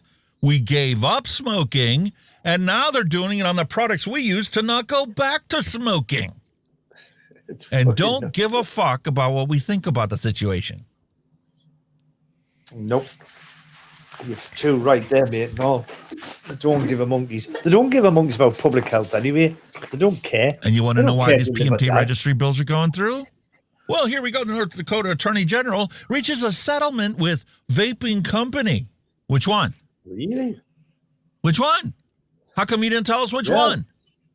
Because then you'd find out it's not a vaping company. It's actually a big tobacco company. Or perhaps, maybe it's a cannabis company. Dusty Country Road, hello and welcome. Robert Harvey, hello and welcome. Well, North Dakota has reached a settlement deal with the owners of a vape retailer after the state claimed the Delta 8 resellers sold illegal vaping products to its residents. Delta 8 Resellers is based in New Jersey and owned and operated by Vando Holdings Corp., K&L Products, Kristen Daka, and Ryan Daka. The business sells and advertises hemp, THC, Delta 8 THC, kratom, and mushroom products, including vapes, vape cartridges, gummy snacks, chocolates, edibles nationwide through their website, according to a statement from the Attorney General. There you go. Fucking marijuana. Well, the Consumer Protection and Antitrust Division from the Attorney General's office began an investigation into Delta 8 resellers when it received information from a confidential source that the company illegally sold electronic smoking devices to a North Dakota minor. The investigation revealed that the company also offers products that, pursuant to North Dakota law, are unlawful hemp products, adulterated or misbranded products that contain a controlled substance, aka THC. As part of the settlement, the company will not make any sales in North Dakota for 1 year. If the company resumes sales in North Dakota, it must then implement an age verification technology as well as refrain from selling any products that are prohibited by state law. The company has also agreed to pay the consumer fund and the civil penalty of $10,000, of which $5,000 is suspended if the company complies with the settlement agreement. Cost of doing business? What? Because you helped us make vaping look bad. Yeah. So you can keep selling your cannabis products, and you only have to pay us $5,000 if you don't sell any products for the next year in our state. But you can still sell it in the other 49 states. We don't give a fuck about that. Exactly. That's what I'm saying. Why? What's the point? $5 grand makes no sense whatsoever. What's $5 grand to a big company like that? You could probably have got me back pockets. You can have it now. Nothing. You know what I mean? Pocket Exactly. change. An employee lunch. Even 10 grand is now to them. You know what I mean? I bet they'll skip all Well, that. Indiana student overdoses after using laced THC vape. Oh my God, you admitted that it was a THC vape because it's not possible for the contents of that vape to be in a nicotine vape? Wow, that's a first. Indianapolis, Indiana student overdosed after reportedly using a THC vape that contained fentanyl.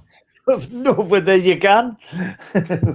Arrest my kids. Who would have thought if it's illegal, you're going to have a black market, and the black market shit, there's no guarantee of purity. Fentanyl. Fuck me. Holy shit. Near wonder. Well, you were asking about Canada, so I do have some news about Canada this week. Are you ready? Well, that one, Peers stocking up on disposable vapes before the ban this summer. Aye, they're buying them by the bulk. A lawmaker has said that she is stocking up. Wait a minute, the lawmaker is stocking up? Yes, the lawmaker is stocking up on disposable vapes ahead of the ban this summer. Baroness Fox of Buckley told peers that she is in dread of June 1st and described a potential crackdown on the sweet vape flavors as an attack. Debating the tobacco and vapes bill, the non-affiliated peer said, "Let me tell you a story, all right? I was a proud winner of the Smoker of the Year award way back when. And then I quit smoking 18 months ago after 40 years of being a chain smoker. It was tough. Advised by no less than 2 doctors, I tried disposable vapes. Banana and strawberry worked a treat. And now I'm smoke-free. But rather than patting me on the back, along comes DEFRA, the Department for Environment, Food, and Rural Affairs, who, with scant regard for public health, has prioritized the environment. I'm now in dread of June 1st and an outright ban, so I'm stocking up. Now we have this bill's counterproductive attack on flavors, despite the evidence that 4 in 10 vapers say that if there's no flavored vapes, they're just going to return to smoking. DEFRA ministers have agreed to ban shops from selling or supplying disposable vapes from June 1st of this year. Vape users will still be able to buy reusable devices, which are both rechargeable and refillable. When the Commons debated the proposed last year, Environmental Minister Carrie Kriege said, what started out as a useful means to stop adult smoking has become a menace on our streets. What a joke. The thing is, though, I mean, yeah, they're going to ban the single-use disposable vapes, but it's going to be a point where they're going to toughen on these things here, because this one here is just a disposable vape with a charge hearing, right? So, but at the end of the day, you can't get, at this moment in time, I can't get refills for that. So when they're empty, whether the battery's charged or not, it's fucking no good. You throw it away because you can't replace the flavors. So you think they're going to say, well, hang on, it's got to have that and refillable. I think that's the next step. They'll ban all of this stuff and make them where they're rechargeable and have, way to replace the flavors. Because quite now, that's Listen, just if they banned in Pennsylvania, if they banned the disposable vape and they cracked down on the enforcement of it so there were no black market ones, because the gas station that's not a gas station next door to me, a little corner shop, has disposable vapes and doesn't give a fuck whether they're legitimate or FDA authorized, don't know where he gets them from. I'm just grateful that he sells them. Because I've seen countless people walk in that were going to buy a pack of smokes and go and sees a wall of vaping disposable products and goes, "You got one of those things? I heard those are supposed to help you quit." He's like, "Yeah, I've got dozens of customers that I, sell them vapes all the time now because they don't smoke anymore. And they say they feel better." The owner does not smoke or vape. But he sees the pattern, and he sees the people used to buy cigarettes are now buying vapes and quit buying cigarettes. And he doesn't give a shit because he's now selling them a $40 vape instead of a pack of cigarettes.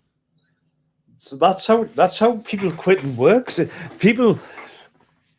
Not all people plan to quit smoking, because obviously sometimes when you plan, you know you're doomed to fail. You know you're going, oh, well, I'll not smoke 20 cigarettes a day. I'll smoke 10 a day. And then you're down to 10, and the situation, you get stressed, then you're up to 10, then you're up to 11. You know, you're up and down. You're planning. Most people will look at some of that and spur the moment going, I'm going to have a bash of that.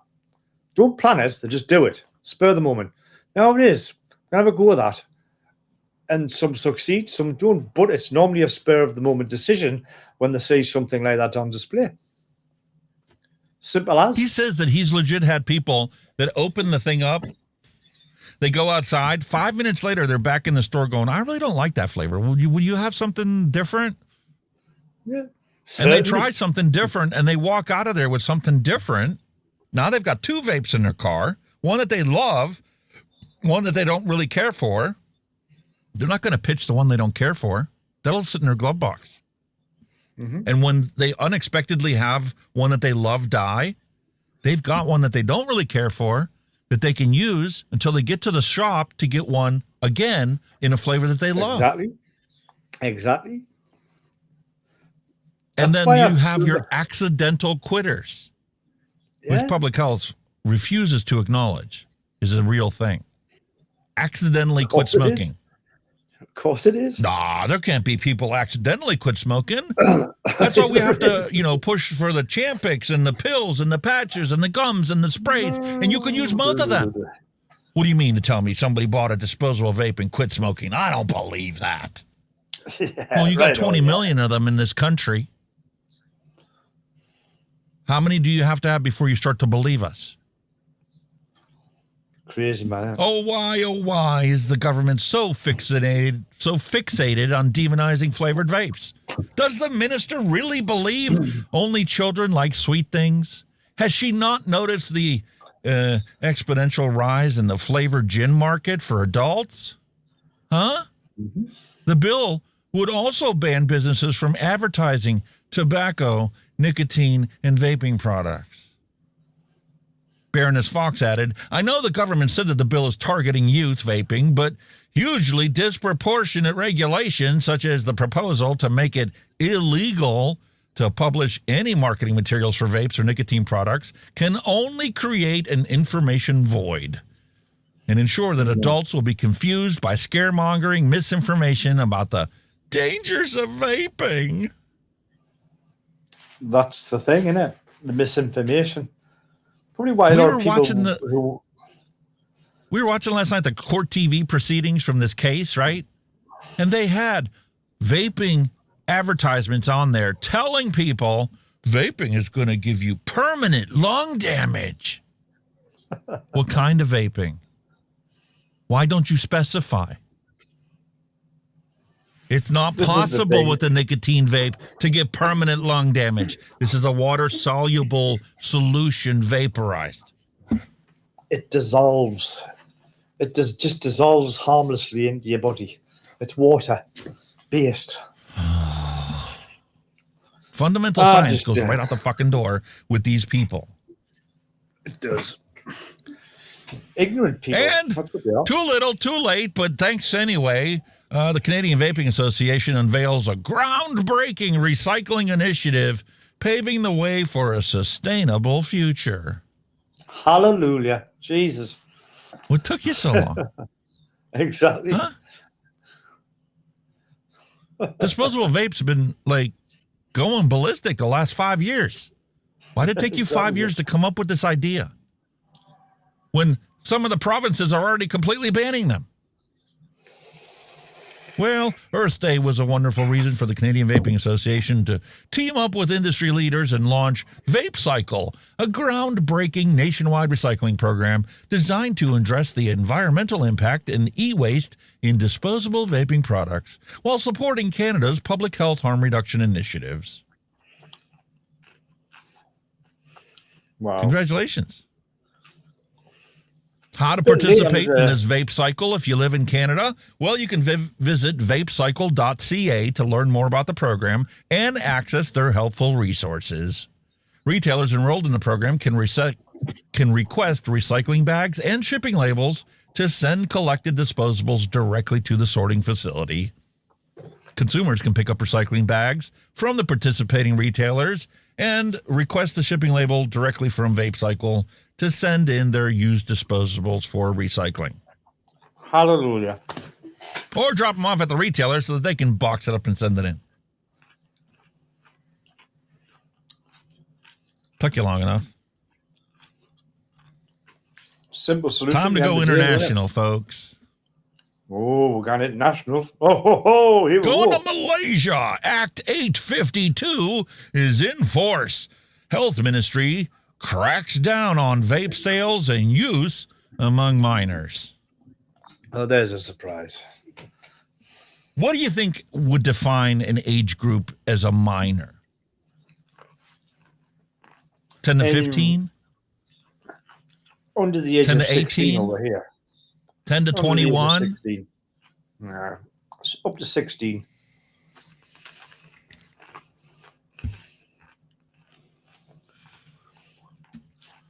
The Ministry of Health is intensifying enforcement and regulation of electronic cigarettes and vape products through the control of smoking products.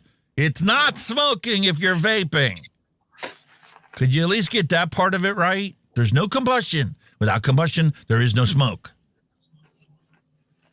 For Public Health Act 2024, Act 852, Minister Datuk Seri Zulkifli Ahmed said enforcement under the act aims to protect minors from getting involved in the use of e-cigarettes or vapes. I emphasize that smoking and vape products are strictly regulated under Act 852 for the sake of public health, he told reporters after launching the 2024 National Health and Morbidity Survey. Duflik Zulkifli, I can't even say his name, said in an open reviewing laws related to smoking and vaping is necessary or supported by evidence. Laws are never static. They are living, dynamic, and always responsive. Well, Act 852 came into effect on the 1st of October, 2024, and introduced the strength and control over the sale, advertising, and promotion of all smoking products, including vapes, in Malaysia. It specifically targets individuals under the age of 18 who are prohibited from selling, purchasing, or using any type of smoking products by any means.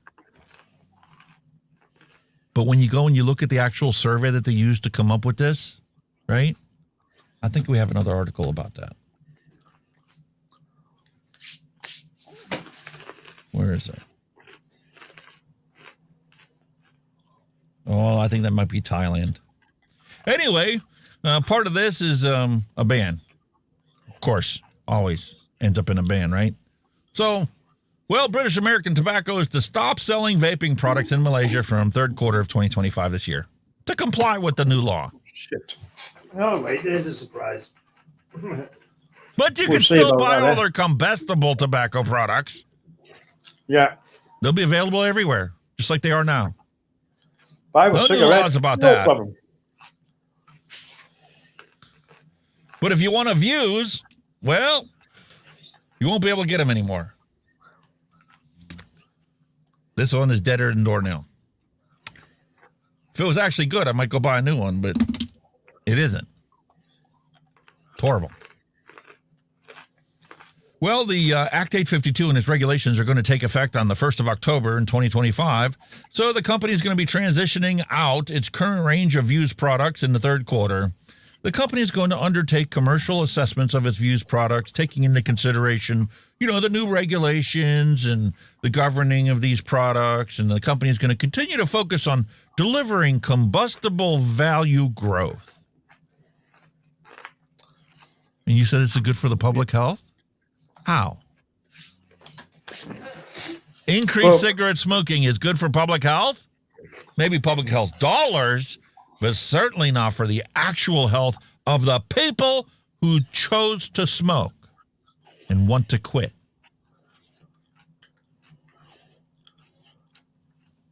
Then again, views aren't the best stuff either, the violent or views. Ugh. Not good. They're not the best stuff, them either. Bangalore authorities to meet on a possible vape ban. The Bangalore Public Health Environment Committee, Mentri Besar's office, and State Health Department will be held soon to review the need to ban the sale of vapes in the state.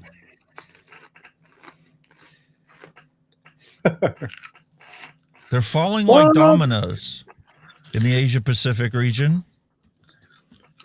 They're falling like dominoes.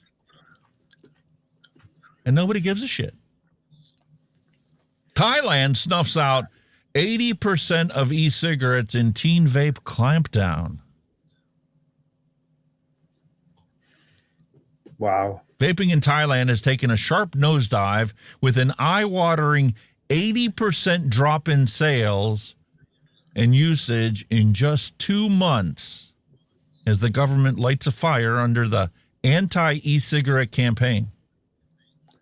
Deputy government spokesman announced the dramatic plunge, crediting the no-nonsense crackdown ordered by the Prime Minister amid mounting concerns over teen vaping. So we're concerned about something that's never going to actually kill them, but don't give two shits about the shit that will kill half of those who use it as directed. Are you ready for this? Come on, then. Police are coming down hard on the vape trade. Importers face up to 10 years in prison or fines 5 times the product's value. Holy Sellers shit. could be hit with 3 years behind bars or a 60,000 baht penalty. Even users face up to 5 years in jail or fines 4 times the product's value under smuggling laws. Holy shit. They don't mess about over there, like, do they?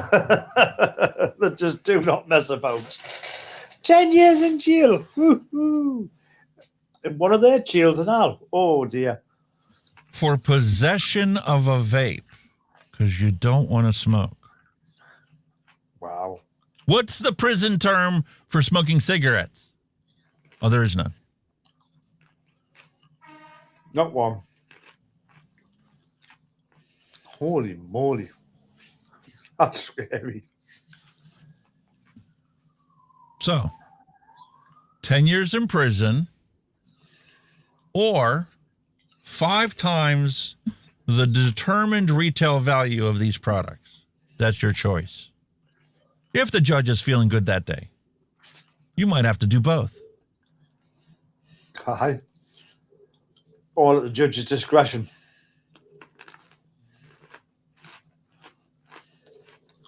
But the crackdown isn't about punishment. It's paying off in more ways than one. The government has launched a whistleblower reward scheme. Turn in your buddies that have a vape, so we can find them and give you a cut of the fines they pay while they're in jail. Up to 60%. I'd be tempted. And they're giving you a mobile app so you can report them on your whim. As you're walking down the street and you see them, you can take a picture of them and turn them in for walking down the street not smoking. That's bullshit, like, isn't it? It's terrible. People don't give a fuck. Just actually giving people a financial incentive to fucking turn your beard. Jesus. That means if somebody is caught puffing in public and slapped with a 5,000 baht fine, the tipster could bag a tidy 3,000 baht reward for turning him in. Exactly. Oh, I'm moving over there.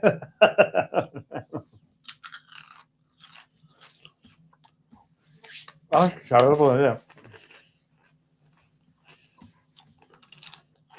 10 years in jail for not wanting to smoke cigarettes. Imagine what it could do, though, right? If you abuse it, you could go out with a vape on you, right? You see it's right here. Oh, will you hold this for a minute? Zap, right? You're going to get gone to hell. For that kind of financial reward, I mean, fuck, over half of the fine. Wow. Hold this. What is that? Yeah. Click. Oh, never mind. I'll take that. Yeah, I found this one. Meanwhile, later that evening, you're just getting ready to sit down and eat dinner.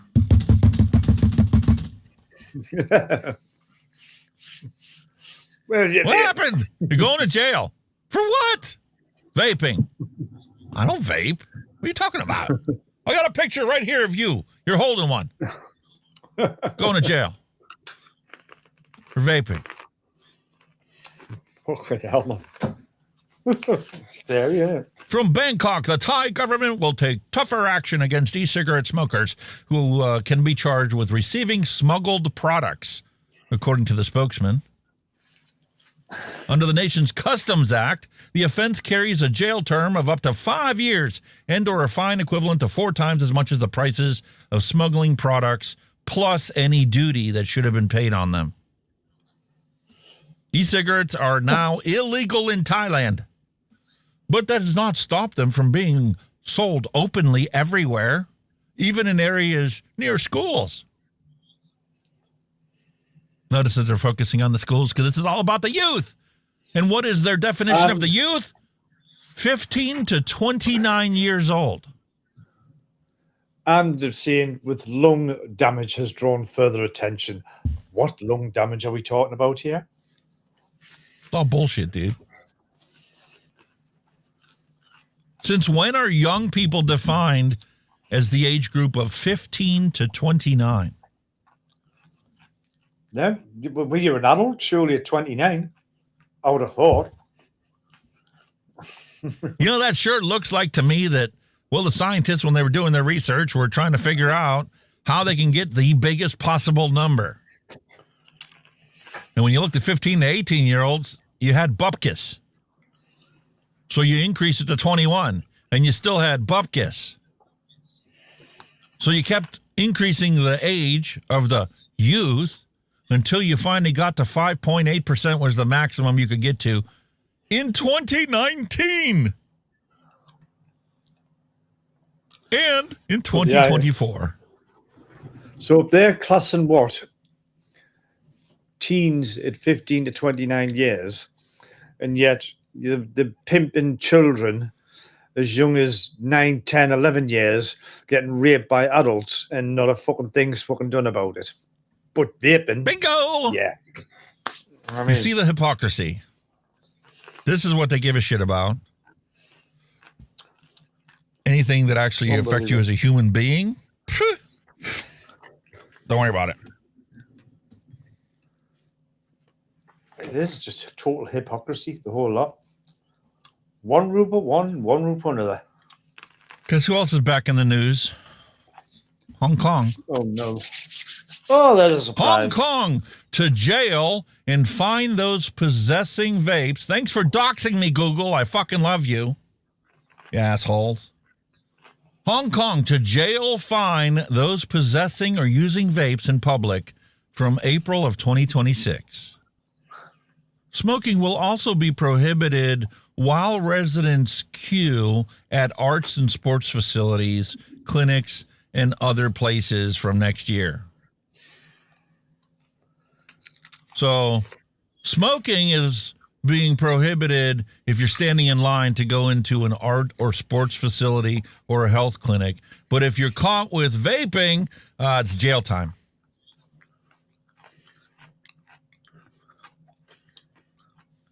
Maximum penalty is 6 months in jail and 50,000 Hong Kong dollars, aka 6,400 US dollars, for not wanting to smoke cigarettes. But isn't that ironic how that as a country was one of the main avenues for exporting vape products across the world, and now they're doing that shit? Unbelievable. Meanwhile, it's still legal because they reversed their position for airplanes to land and transfer cargo to another plane for distribution across the globe. They banned it. A bunch of fucking people got laid off. A bunch of their businesses closed because, well, it quit being the international distribution hub for vaping products from Shenzhen. Shenzhen built up the facilities to be able to directly export it from Shenzhen, and then Hong Kong decided to open the floodgates again because we couldn't, bear the brunt of losing all the business, billions of dollars of international trade, simply exchanging aircraft holds of cargo. And now you get to go to jail if you're in Hong Kong and you end up with a vape. I mean, plus Trump had his penny's worth in at the time as well for Hong Kong. This is all Bloomberg here. No, it don't. The amount of people who smoke every day is 9.1% of the population. Sorry, that name. I thought it was when he licked something. Lee licked something there, but it was Eddie Lee Lick Kong said on Friday, authorities aim to further reduce the prevalence of tobacco, limit the impact of secondhand smoke, and better safeguard public health. Well, if there's no fucking smoke, there can't be secondhand smoke, you moron.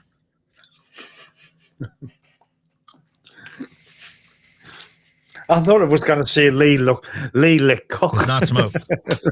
Sorry. 580,000 smokers in Hong Kong. The economic loss from smoking is actually pretty significant. Including medical expenses and diminished labor productivity, the estimated annual loss is at least 8.2 billion Hong Kong dollars. Wow.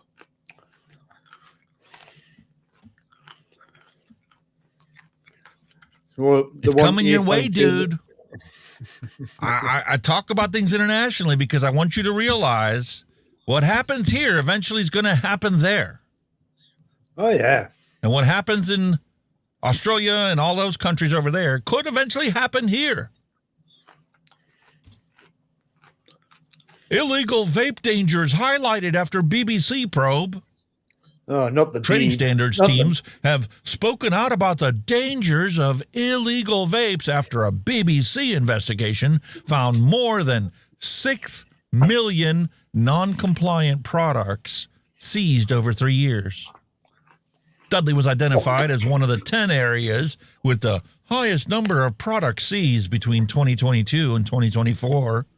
Of the 133 out of 136 local trading standard authorities that responded to BBC Freedom of Information requests. BBC discovered thousands of records of retailers selling vapes to children, and sales of illegal vapes were a factor in hundreds of shop closures, like the one right down the block from you. Yeah. What the hell do you think is going to happen when they put this £2.20 per milliliter tax in place? Even when the disposable vape ban comes in, the black market's going to be it's just going to keep going.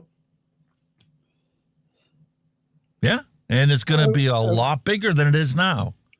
Because if somebody's selling it under the counter and you don't have to pay the full retail price with the new tax in, you can pick it up for a $5 or a $10 instead of paying 20 or 30 quid for it.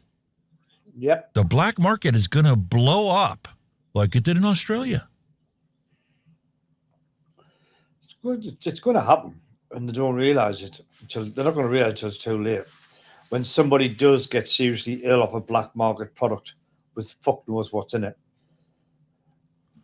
10 million pounds of extra investment in trading standards by the government. And the extra powers police officers will need via the Tobacco and Vapes Bill. From 1st of June, it will be illegal for businesses in the UK to sell, supply, or possess single-use vapes for sale. Firstly, our police officers don't give a fuck what you're vaping. I've sat there loads of times with a device like that right next to a cop car, blown clouds out the window, and he hasn't batted a fucking eyelid. So they don't give a shit. They've got better things to do. In fact, I think I actually spoke to him once. He says he's got better things to do than that. Not just because it's not a case of catching somebody, it's all the fucking paperwork that's involved over a vape. You know, a lot of them just can't be fucked on with it. You know what I mean? Fuck off, you know what I mean? And we're not even just talking about nicotine vapes, dude. How many times do you walk down the street and you smell the clouds or walk through a cloud when somebody exhales and it's clearly a cannabis vape, not a nicotine vape? We don't need cannabis vapes. The freely smoke joints and blunts all over the shop. You can walk down any street down here and you can smell cannabis. Somebody somewhere is having a joint. You don't need a vape. They just smoke joints. They don't give a fuck because there's no enforcement. No, because the police are too worried about what you're posting on social media. Yeah. And what enforcement there is shit. It's a slap on the wrist. Millions of vapes seized in illegal trade crackdown. 6 days ago, this was published. More than 6 million illegal vapes have been seized by trading standards across England in the past 3 years. BBC is now pounding the story into the ground multiple times over. Half a dozen I got that I found for the stories for this past week, all from the BBC. There is a campaign going on, and don't tell me that you cannot trace this back to Bloomberg Bucks. And what is this saying about before the vape ban? So if they're doing that now, what's it going to be like when they get the ban in for the disposables? They're just going to be pissing in the wind, man.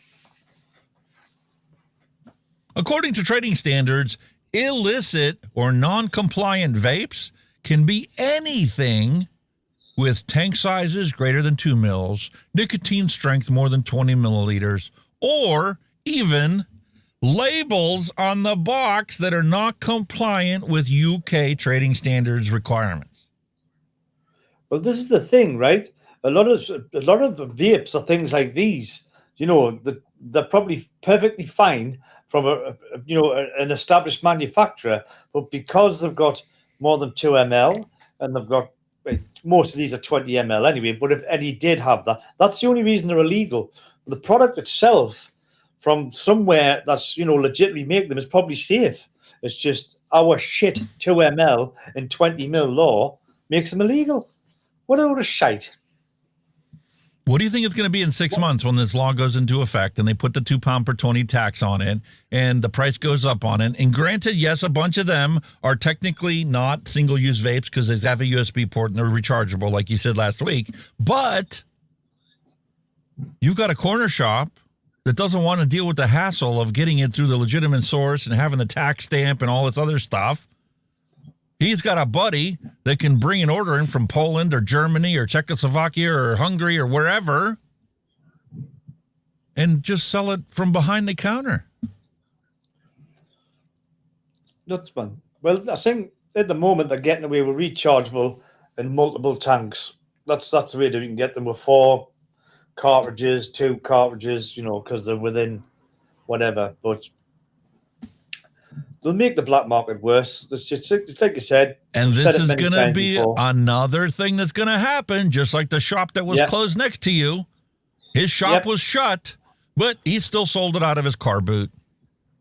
Yeah, literally. And now we've got black market ones that they're putting the scare stories out about. We've got a boy that was left ill because he bought it from somebody that sold it out of their car boot.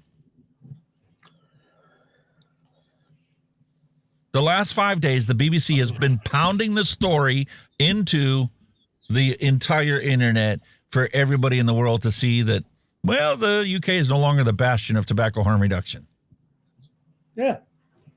Bloomberg's pocket, man. They're in Bloomberg's pocket as well because they're all similar shit. Just a different fucking, shall we say, thumbnail. More than 6 million illegal vaping products have been seized by trading standards officers over the past 3 years, with almost 45,000 in Thru.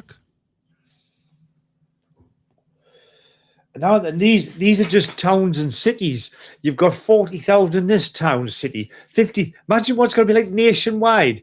Every town and city hitting an average of 40 to 50,000 illegal vapes. It's going to be crazy. You know what I mean? Every town and city. Wow. I'm telling you, the black market is going to double next year in UK. Easy. No problem at all. Absolutely no problem at all. I'm telling you, man, BBC was pounding this all week long. Oh, yeah. Well, believe it. But they had a thing on the news, I think, some point last week about it. Legal vapes on the national news. And it gets even better because we've got a PR Newswire edition here, just released from Elf Bar and Lost Mary, who report their latest results against counterfeit products using their name illegally. Yeah. Leading vape brand announces progress in global campaign against counterfeit and imitation products. 50,000 infringing products have been seized throughout global enforcement collaborations. 130,000 counterfeit raided in clone factories in Shenzhen. It's already happening. Well, we're defending our IP rights to go, beyond safeguarding our brand. Devin Jeff, hello and welcome. So we've got a worldwide crackdown on counterfeit and imitation products. During the past months, at least 50,000 pieces of Elf Bar and Lost Maybe counterfeits were seized during joint operations in hundreds of retail stores in the Czech Republic, Germany, Russia, Slovakia, South Africa, Spain, and the United Arab Emirates, among other markets. Jesus. Well, that's what will be feeding the black market industry, won't it? Black market health bars, they're fine. They're made by blah, blah, blah. No, they're not. They're dodgy. Name a vape company that you haven't heard of in forever and would be shocked to hear them coming out with new products. Yeah. Oh. Rated TV MA Louie, hello and welcome. Think of an old school vape company, dude. Old school vape company. Can you come up with one? Oh, man. They're on the tip of me fucking tongue, man. I'm having a brain fart. Come on. No worries. Oh, for God's sake. What were they called? How about iJoy? That's what I was thinking. iJoy, because you know what I had? The picture of me batteries in my head, because I had black and yellow batteries, and that I'm thinking, what were them batteries? iJoy, that was them. Joytech Exceed PCC Pod System Kit Review. On the go vaping refined.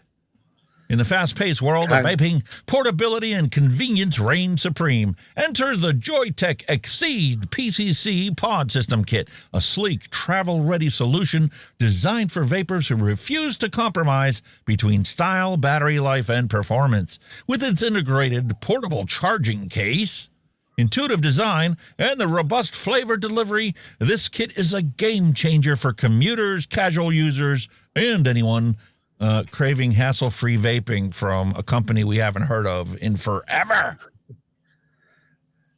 Rated Louis said Kangatech and all. Are they still going, but they're not doing as much? I'm sure because they done mostly hardware, didn't they? Kangatech. That was one of my first vape pens, a Kangatech. So essentially what they're doing with vaping now is the same thing that they did with our earpieces. It used to be that when you bought an earpiece like this, you had a USB port on it, you used to plug it in. And then they decided, you know what? We're just going to put them in little cases, and you just keep this plugged in on your desk, and then you just drop them in there to charge them. Well, Joytech decided, you know what? Rather than you having to have a USB cord and a wall outlet to plug it into, what we're going to do, just like these earpieces do, there's going to be a battery inside the case. Yeah. So you can take your pod mod, and you can drop it inside of a case to recharge it on the go. That's right, yeah. So you can use it on the car ride to work in the morning, pop it into your charging case, just like, well, essentially the same as the heat not burn technology does. You got a heat not burn pen that's only got a very small battery in it to keep the form factor. And, well, you've got a charging case to put it in. Well, they're doing the same thing. iJoy. Joytech. But it's not iJoy. It's somebody else. Same company, iJoy and Joytech. Jesus. Wow. Makes you wonder, matey. Same adjustable airflow, leak-resistant design, smart safety protections, LED battery alerts. But now you've got this PCC case that triples battery life, perfect for traveling.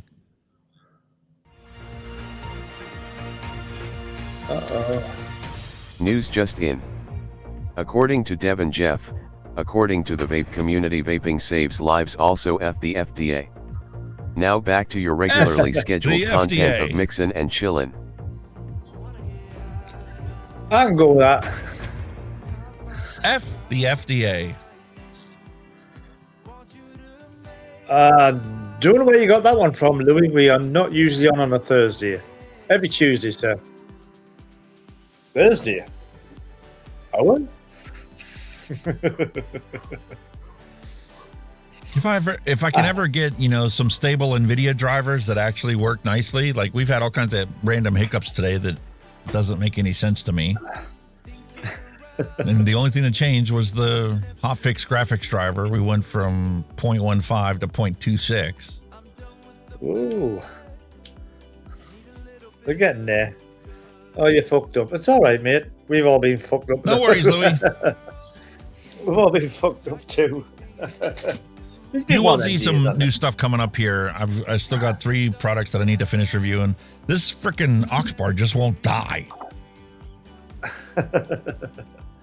Well, remember how I said it? I thought it was down to 4%, dude. God, it's 9. 9%. I want this one completely dead before I finish the review because I want to tear this one apart. Surprisingly, one of the most common comments that I've been getting on any disposable product I review is, it came from the one where I tore the thing apart. And I tore it apart because I wanted to find out, which one was it? The original pot system? I'm like, how are they doing this? How is it that you can regulate things separately? You can regulate the nicotine separate from the flavor. So I tore it apart, and there's like multiple tanks in there, one on top of the other, and you adjust the coils in each of them independently. Well, the most common comment that I have on that thing is, dude, thank you for showing me how to tear it apart so I can refill it. Oh, well. Somebody's benefited from it. Listen, you may be in a country where it's impossible to get them, and you happen to get them from a source and don't know when you're going to be able to buy the next round of black market products. So the ability for you to refill that tank until the coil's completely shot is, well, your only option to not smoke cigarettes. So you need to change the title now. How to refill your disposable. Now, you know which one I think I'm going to get a lot of views on, but not for what its purpose is? I'm going to do a review video on how to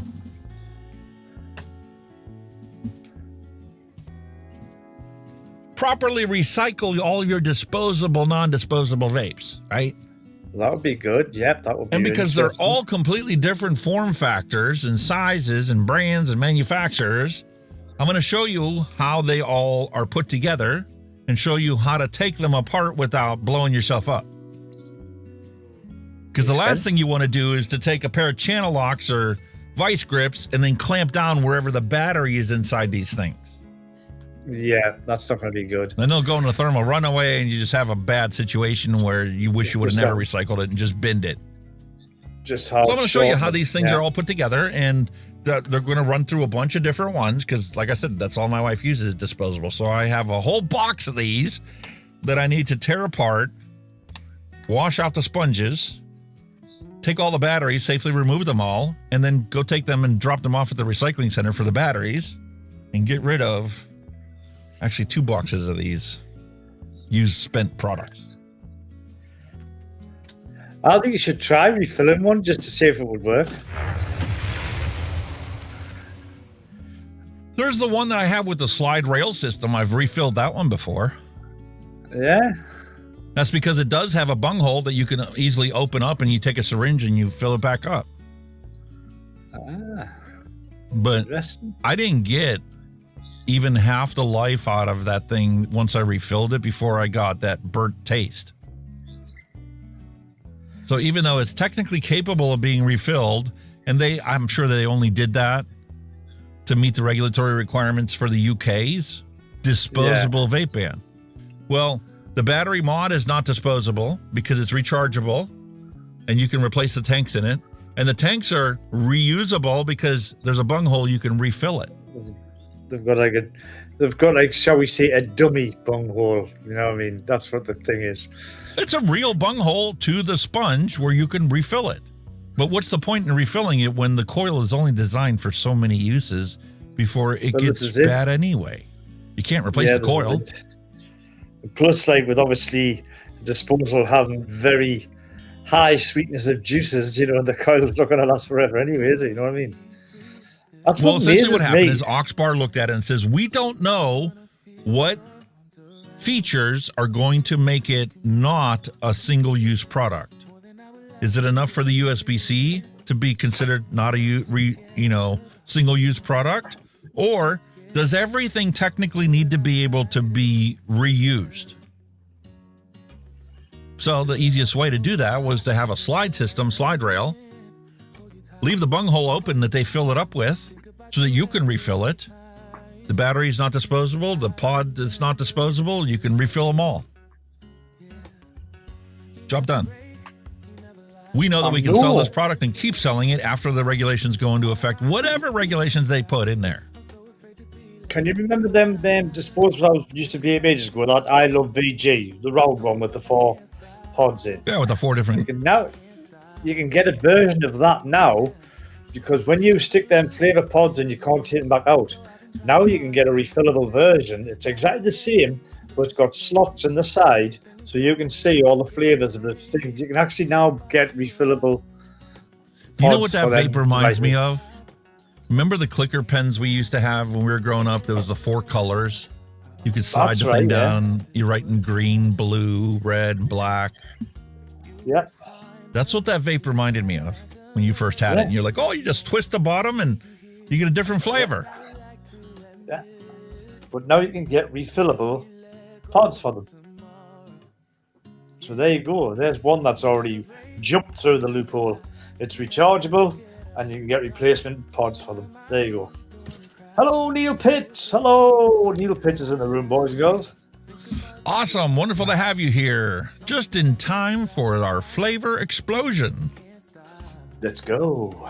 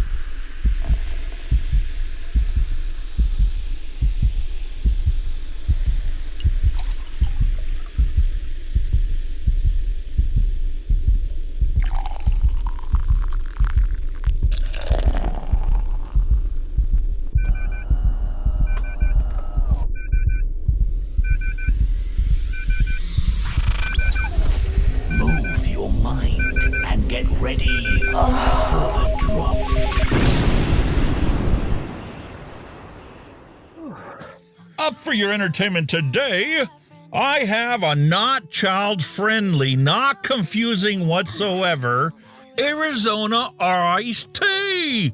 It's a hard iced tea, 5% alcohol by volume, a simple iced tea with lemon. Not child appealing at all. Definitely not banned anywhere. No. And not confusing for any children who may look at you drinking this and going, oh, that's an Arizona iced tea. I love Arizona iced tea. Can I have some of that? Yeah. Well, mine's a bit more compliant with non-child use, but we could probably still get the hands on it like they can any day. I've got your favourite, mate. I've gone with the old, gone for Stella Artois this week. The Belgian lager that you were quite fond of, apparently. Belgian ale, a beautiful summer beer, crisp and refreshing. And it's not Pisswasser like Bud Light. Yep, and it's 5% volume, so there you go. I thought I would just, And this is 5% alcohol by volume. There you go. So, to your health, it's got the classic Arizona iced tea. Cheers to our health. Cheers, my man. Long live vaping.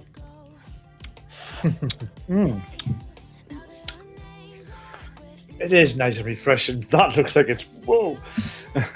It's a classic Arizona iced tea with alcohol. With 5% alcohol in it. You can't tell it's alcoholic. No, until you get up after about 10 of them. Yes. And because it's such a small can, so it stays cold, you could probably bang 10 of them easy. Yeah. You get, but my legs don't work. I can't get up.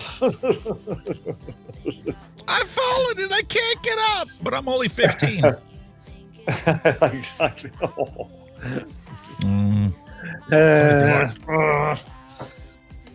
It's crazy, isn't it, man?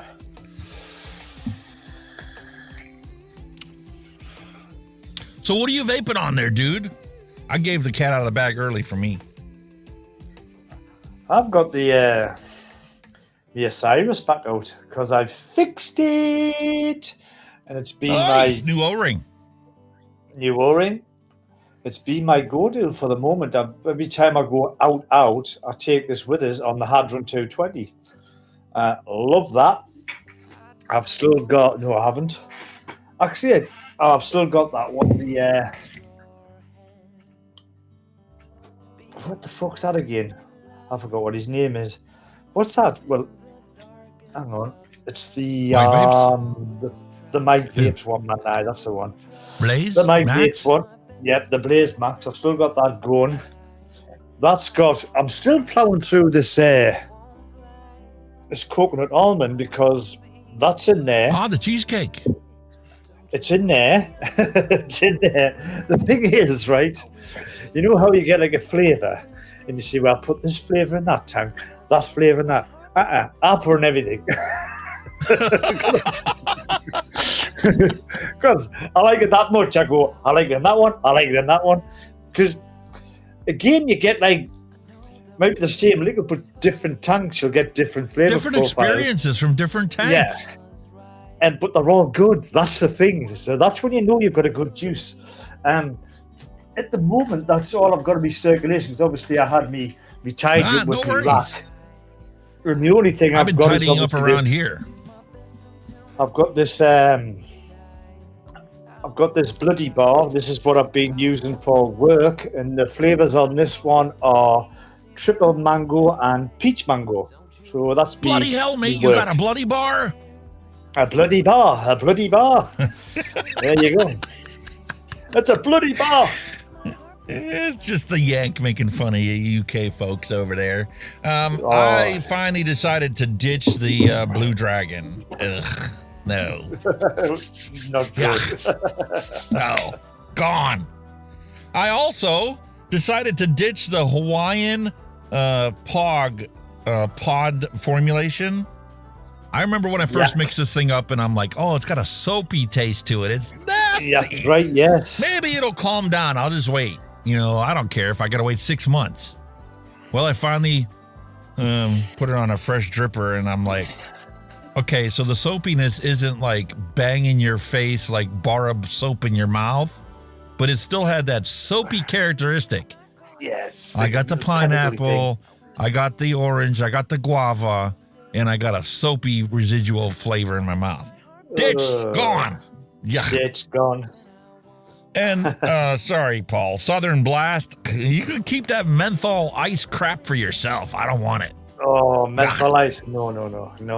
Yeah. So this past week, these bottles have been rinsed out numerous times, filled up, let's sit overnight on the bathroom vanity, and next morning, hot water, rinse the thing out again. No smell to it whatsoever, because, man, boy, these things are pungent. What you could invest in, right, seeing you were a mixer and you could reuse your bottles, is something that you'll have probably had years ago that you may even have lying around in the cupboard. A sterilizer. A baby sterilizer. For sterilizing baby bottles. Oh, I never thought about that, yeah. Put them in there, sterilize bottles, done. I figured you were going to say glass bottles. No, because I could take this and throw it into the dishwasher and run a cleaning cycle on it, and that would clean them and sterilize them. And glass doesn't retain flavor compounds like plastic. Some plastics do. But I'm saying you could, if you wanted to reuse your plastics, a baby sterilizer. Boom. That's an idea. Boil the water at the end of the day. There you go. Although I don't go through them that often, to be honest with you. I mean, yeah, I ordered them, a couple boxes that had 100 in them or 25 in them, depending on the bigger sizes or whatever. And I don't use them that often. Like right now, I got the Blaze Max still on here. I changed the mod out because the other one, there's a dual battery mod, but I was starting to have issues with the 510 pin. Because every week I take it off and I clean it, dry burn it, threw new cotton in it and stuff. And, well, it's just not holding up like I would like to. And I don't want that mod to go bad. So I figured I'll shelf it for a while and switch to something like the Jackaroo. Now, the problem with the Jackaroo is it's a single 21700 battery. So I have to change this battery at least twice a day. Whereas the other one with dual 21700s would power the thing usually for a whole day. Easy, and maybe like 8 or 9 o'clock, I'd have to swap the batteries out instead of swapping it out when we go to bed at like 11 o'clock. But what I tend to do with dual battery ones, like I said, at the end of the day, as you know, I don't really vape much in the house. I just put all my batteries on charge ready for the next day. Just put them aside ready, you know what I mean? This is the kind of thing I use in the house now. Just obviously it's cleaning as well. Ooh, toaster bath. live toaster bath. That's my OG blue close enough. Oh, your OG blue. Very nice. I mean, to be honest, I'm down to the legs on some of them, but for drippers, I mean, I've got a little tiny bit of Cherry Bakewell Mark 1. That goes in a dripper. I've got, a drip of me rum and raisin left. That's for the dripper. This is where I use all my dregs in the dripper. I've still got a fair bit of coconut almond so that could go in a tank. And at the moment, I'm ploughing through the Apricot Delight, which is now starting to go down rather fast. That is a good one. How many times do you see an apricot liquid? I'm sure that it's an undervalued, underutilized flavor. Hang on, I think I've got apricot in here. All right, so obviously I got that going on. Apricot. I also still have this Blaze all-in-one with a dual sliding glass tank. I cleaned the thing out again, and I re-wicked it, and it sat on my desk, and it puked its guts out right through the 510 pin. So I had to clean the thing out again, re-wick it again, and now it's not leaking. I've refilled this tank half a dozen times already. Still a beautiful, fantastic vape. I did have a hot spot on the coil. I had to dry burn and then pluck clean, strum it. And for that one, I'm using my Frusion Juice Company's Sweet Apple Sugar Baby. Still working my way through that. And then last but certainly not least, we have our beautiful Mango Sunrise. We mixed a massive 60 ml bottle up last week because we truly love this one. And the only difference between the two of them was that one has extra sweet, so it's sweetened with neotame, not sucralose. And those ones I'm using for the two Taurens that I'm currently reviewing right now. This should go up later this week. This is a 30 millimeter. It's the Tauren Max. And then this one is the Tauren Vortex 30. And the other one is the Thunderhead Creations. Where is it? Max. Tauren Max RDA. Ah, very nice. And that's being dripped on both of these. Oh, God. This one, I have it closed down a third of the way to equal this one wide open. This is a 30 millimeter. Got some good 30 mil tanks now, man. Definitely. There's more airflow on this one than there is on this one, but to get the flavor the same, I had to close this one down a third of the way.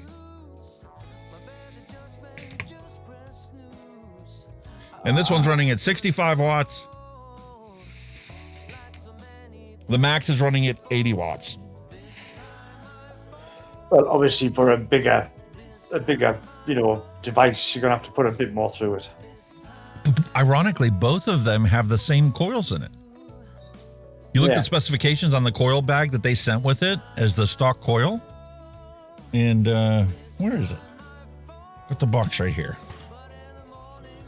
They're using your standard tri-core fused Clapton coil, 26 gauge times 3 wrapped in 38.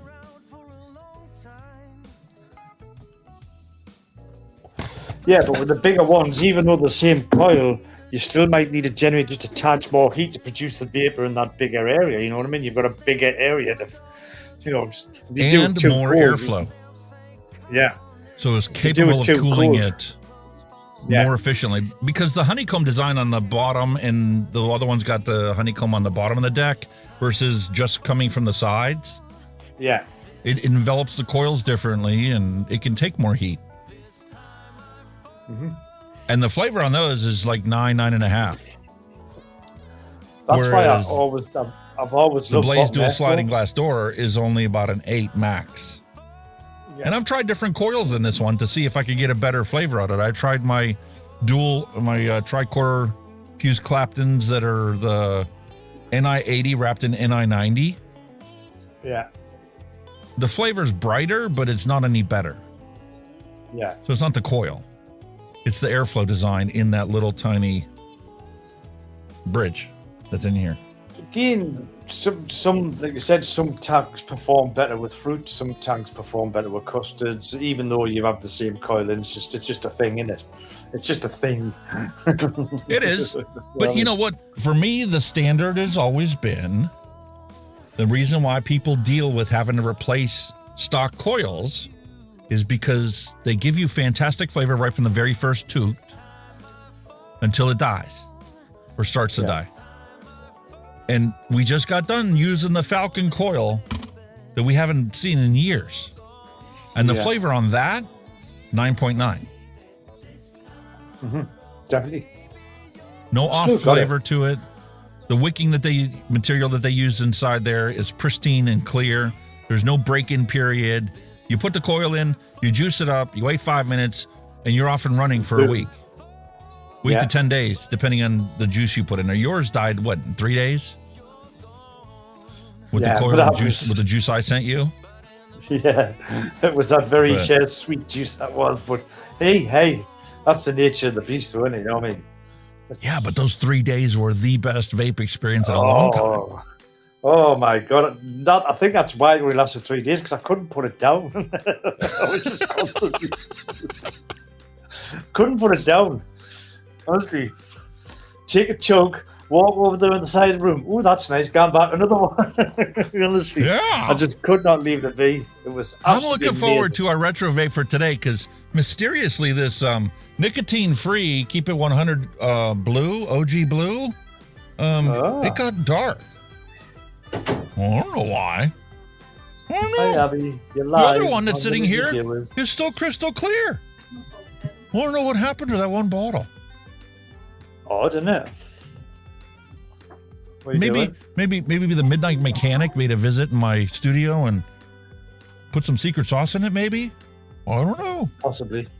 The secret sauce It's fairy. nicotine free, says right on the bottle. The secret sauce fairy come and polluted your nicotine-free vape. The secret sauce fairy. Still went, "Yeah, nicotine free. kinda The bad." bottle says so. That's I don't odd. know. Reading.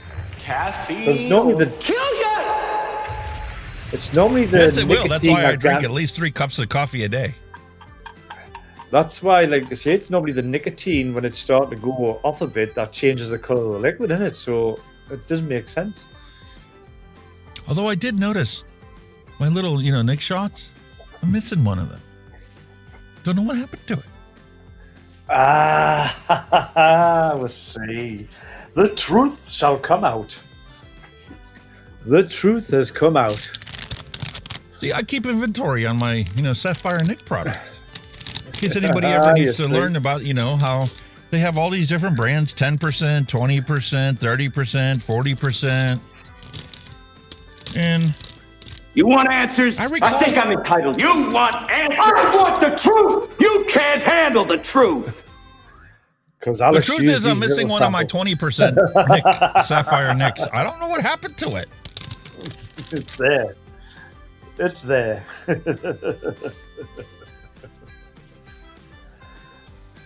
Might have happened over the weekend when the wife and I were drinking. Mallory Gates is trying to defend you here. She's saying it looks like that one bottle could have been exposed to heat or sunlight. Bullshit. That's possible.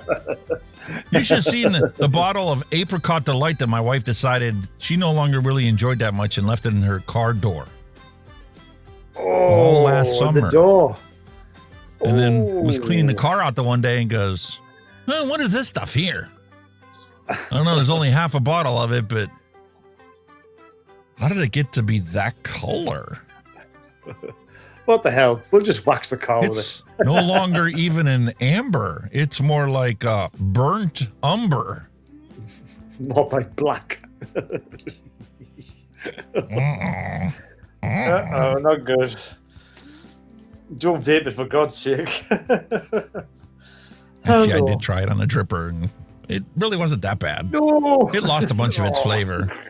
A little more throaty than it was before, but listen, if I was busted, if I was broken, I didn't have, 700 flavors to make it all from scratch again, I could have vaped it. Oh, dear me. I don't think it would have killed me. Wouldn't have tasted good, though. It didn't taste bad. Just wasn't the full fruit profile. It was kind of a flat apricot. Flat one. Wasn't spoiled. Well, Wasn't like you had a glass of apricot juice left out in the summer for a week. Oh. It was a flat apricot like it'd been run over by a car.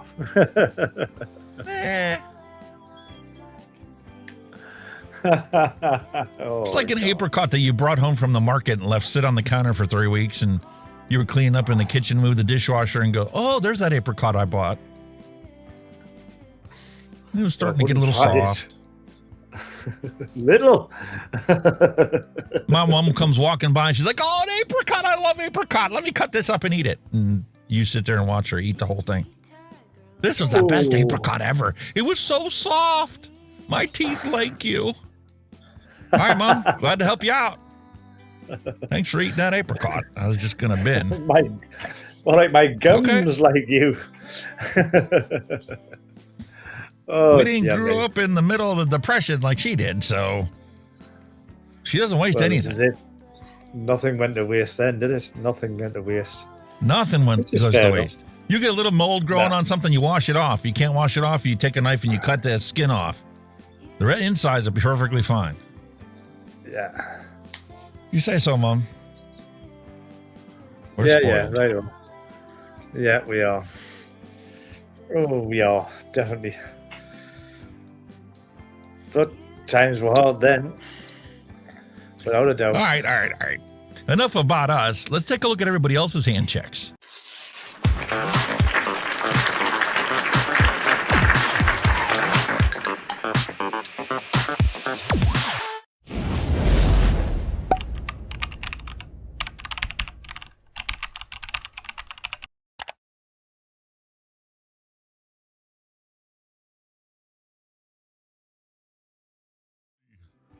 Holy moly. Ooh. I don't like this new driver. It's made a bunch of other stuff slower than normal.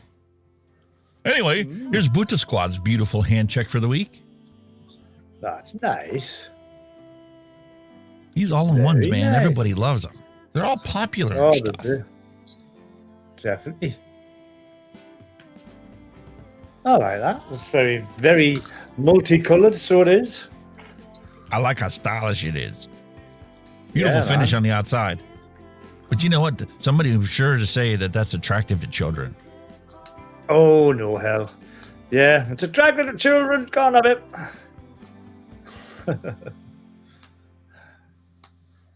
And there's Buta Squads from earlier in the week. Oh, The second another one. all-in-one. There's a surprise. Vulture's Banana Pudding. Ooh, I could vape a good banana pudding. It's been a while. That'd be cool. Banana pudding. Mm-mm-mm. Here you go, Cheryl Demers. She's got her beautiful boxer mods. Very nice. Got the Hell Vape J edition on top. Another dead rabbit. Bangers. Squonking Absolutely away. delightful. Squonky donkey. That's the best way to enjoy Dripper. Yeah, man. Haven't used a squonker for ages, to be honest with you. I love squonkers. Matter of fact, that's what I need to do. Thank you for reminding me for these drippers. I need to put the squonk pin in there and try it on a squonker. Yeah. See if there's any I've leaking got issues. plenty, maybe. I do like them. Ooh. Dave B, his contribution for the week. Oh my. TMD nice. Burrow. Another all-in-one here. And an LVE. I like this Yeah, abalone very shell. nice. Those are always pretty cool. Yeah, very, And I truly very love, nice. you know, when they use these resins to make these beautiful artistic patterns in it. Oh, yeah. And then the symmetrical patterns. Awesome. That's awesome. Very nice. Happy Hippies, beautiful contribution. What is it with everybody Oh, on look. all-in-ones? Anyways, love on an these all-in-one burrows. this week. Holy moly. Oh, there's another one. Happy Hippies got a beautiful setup. And that replay mode, it is fantastic. Oh, aye. Truly, to That's get the the good thing exact with it, identical every single time.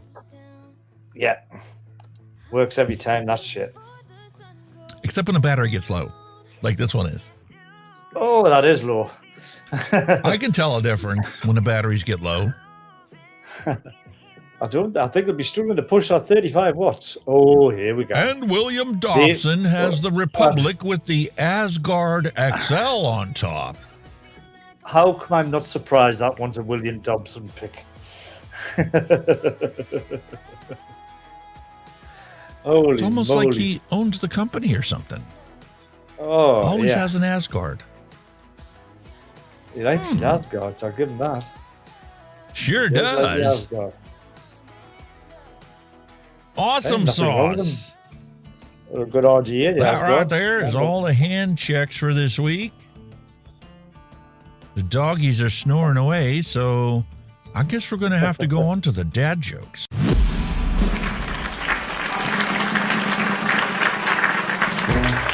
No more despair. I have paid more than I owe. Now what you see is what I give you. If a vapor's been robbed, which detectives are assigned to the case? Sherlock Holmes and Dr. Watson.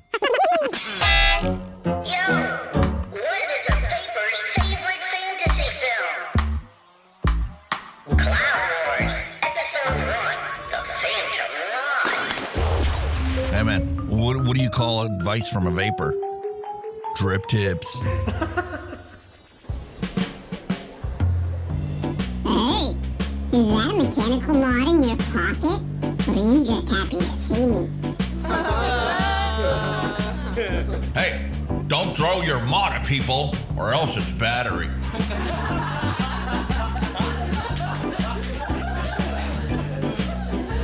Hey, why did the vapor cross the road?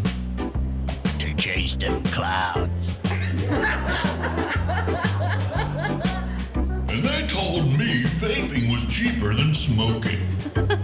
Nope. I don't care. What are you talking about? Did you hear about the guy who doesn't pay more than 1 cent per mil for juice? Shut that baby up! Yeah, we get it. You DIY or die. Gotcha.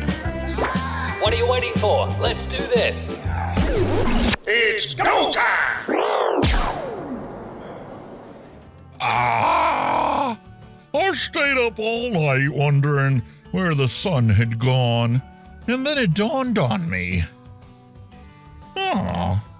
I love my clutch.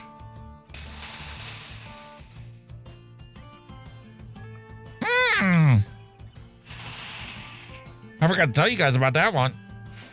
That hasn't left my desk ever since we opened her up. Kenny, I have a beautiful car for you. Where'd you go? Coming. Toilet break, an extremely long toilet break. Oh yes. What the hell? I told you, stop shaking it more than twice. Oh, it wasn't a number one. Oh, gotcha. 10-4. Just like this car with 2 canopies.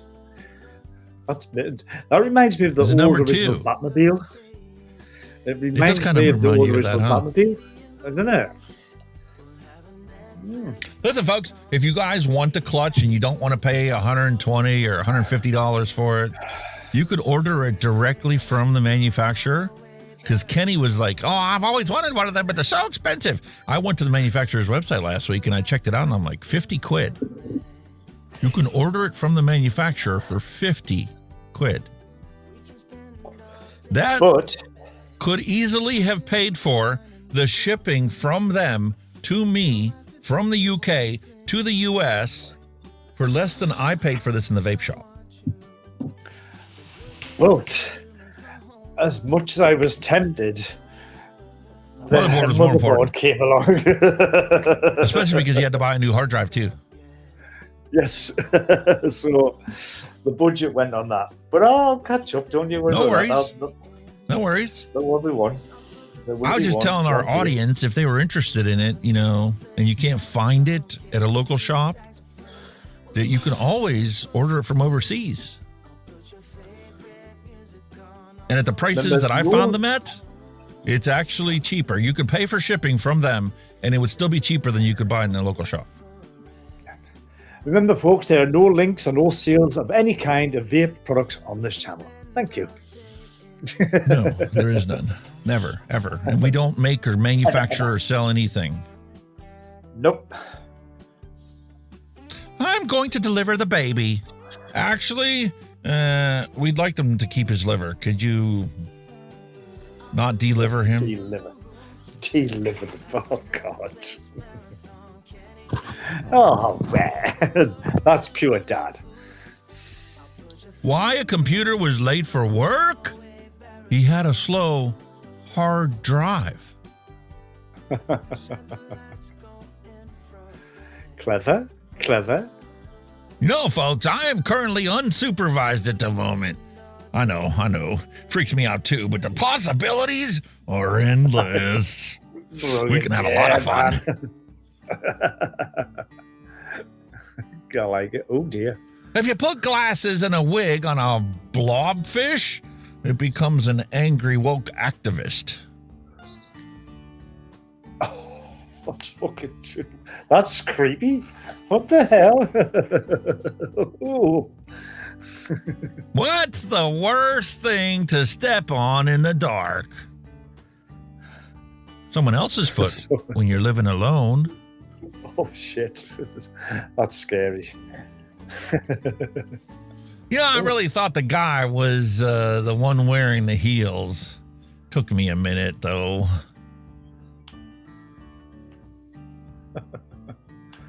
What on earth?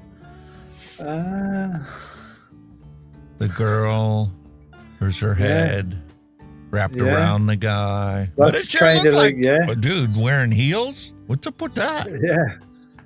That was kind of cool, that, like. Hey, you want to watch porn or golf? Let's pick porn. You already know how to play golf. Oh. I'm sure all the guys are pondering the same question right now. There's another guy smiling as well. Where do I go first? You want to poop alone or you want to poop with friends? Poop with friends, yeah.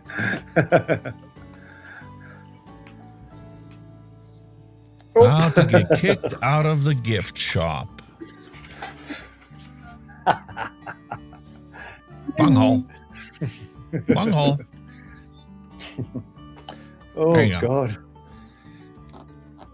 Red curry, Tim curry. Oh,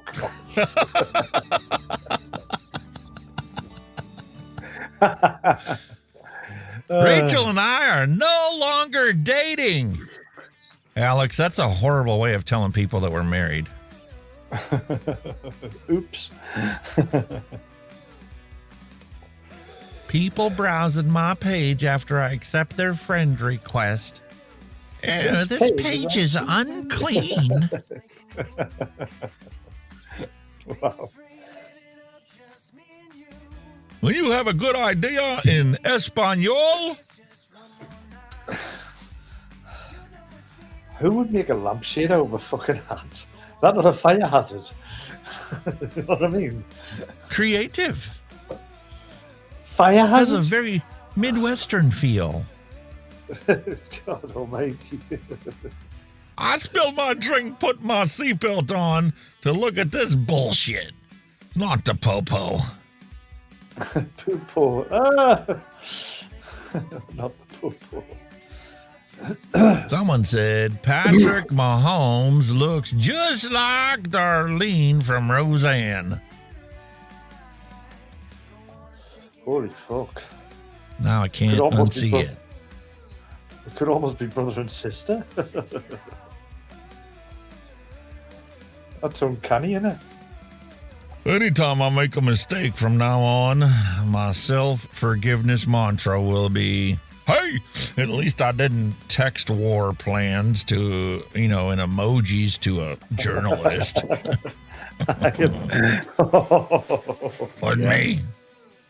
Wasn't me, nope. I'm just here to post shit that I find funny. If that offends you, just know that I find that shit funny too. Good old Jack. What is Jack drinking? Can you tell me what Jack is drinking in this movie and what the movie is? Is that One Flew Over the Cuckoo's Nest? No. No. The dressing gown that the chop threw us off. Oh, he's much younger in that, man. What are you thinking? He's only younger in that film. Yeah. That's more recent. Shit coffee. Correct, Neil Pitts. It is shit coffee.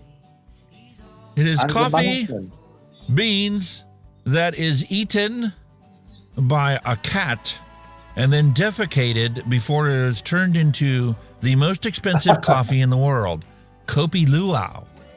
And that, Neil Pitts guessed correctly as the bucket list. Coffee that a cat has shit out is classed as the most expensive coffee in the world, Kopi Luau. That's disgusting. Go watch the movie if you haven't seen it. Who would put cat poo in a fucking...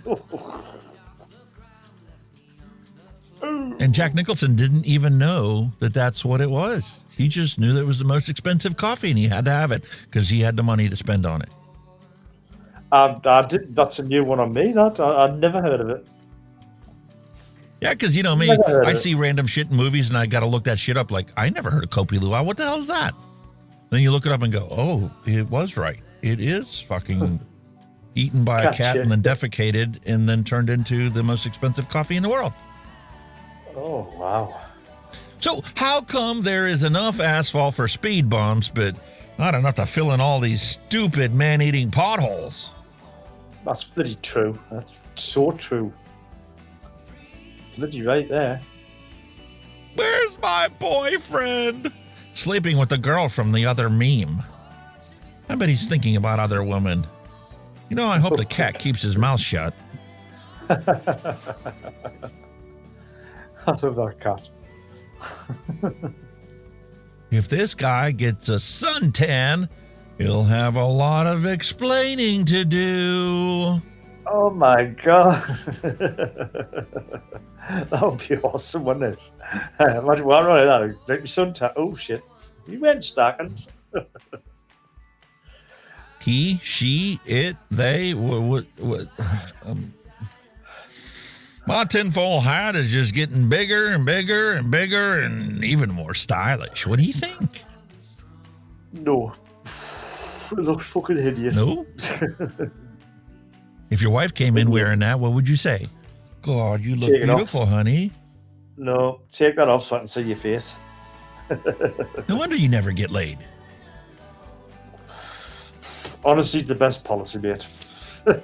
Listen, any man who can do this should be allowed to. Why are you telling him he can't? It's all fine and dandy until the stream ends. That's what I'm saying. As it gets less and less and less, you end up with a golden shower. Wait. This isn't a salad.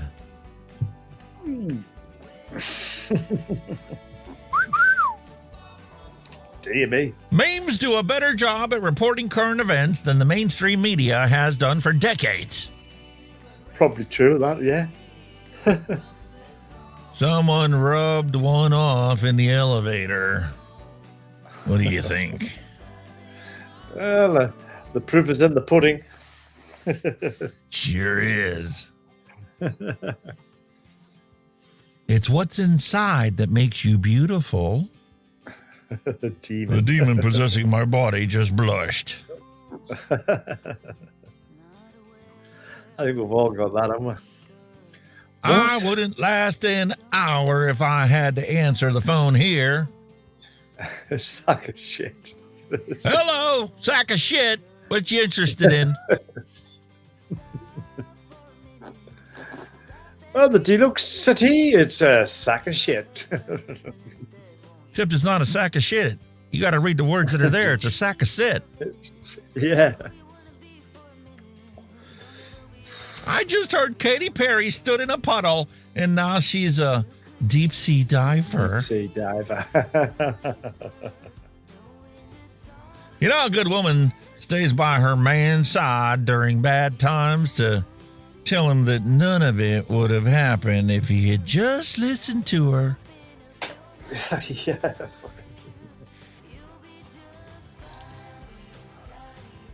Deanie Seafood, fat, juicy females by the dozen. Whatever rocks your boat.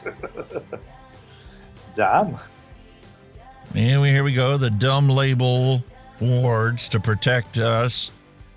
Cold wash only, don't tumble dry, don't iron the print, and don't slap pandas. Okay, that's a bit... it's a bit of a head scratcher. Where's the panda? Wow. All right, folks.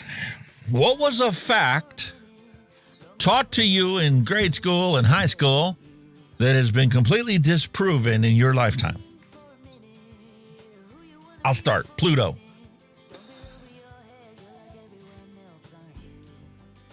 Pluto is the last planet in our solar system.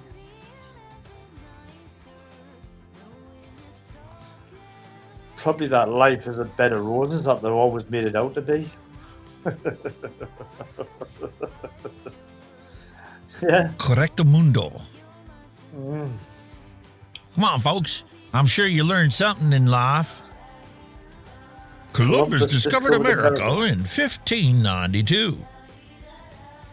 I think Correct. the date was wrong. It wasn't that date. And it's was it? kind of hard to discover something when there were people already living here. 1492, that's right. 100 years. What else? What else But were he you did taught discover wrong? He discovered it, but he didn't own it. Well, he did eventually, actually. He stole it. Yeah, but America wasn't discovered by Columbus. That's propaganda. No.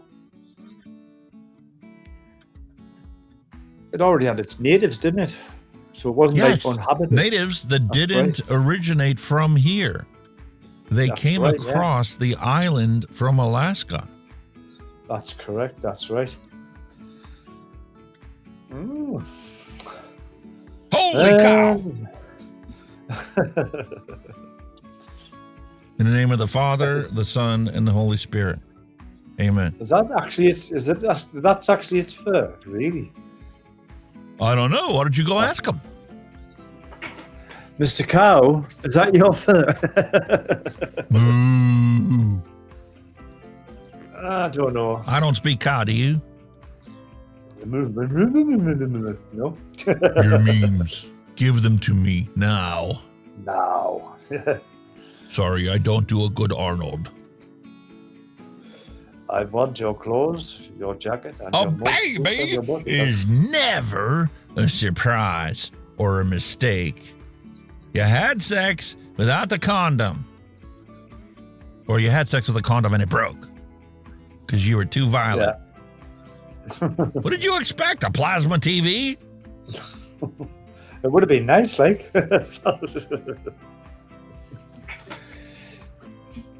Not to brag, but I can forget what I'm doing while I'm doing it.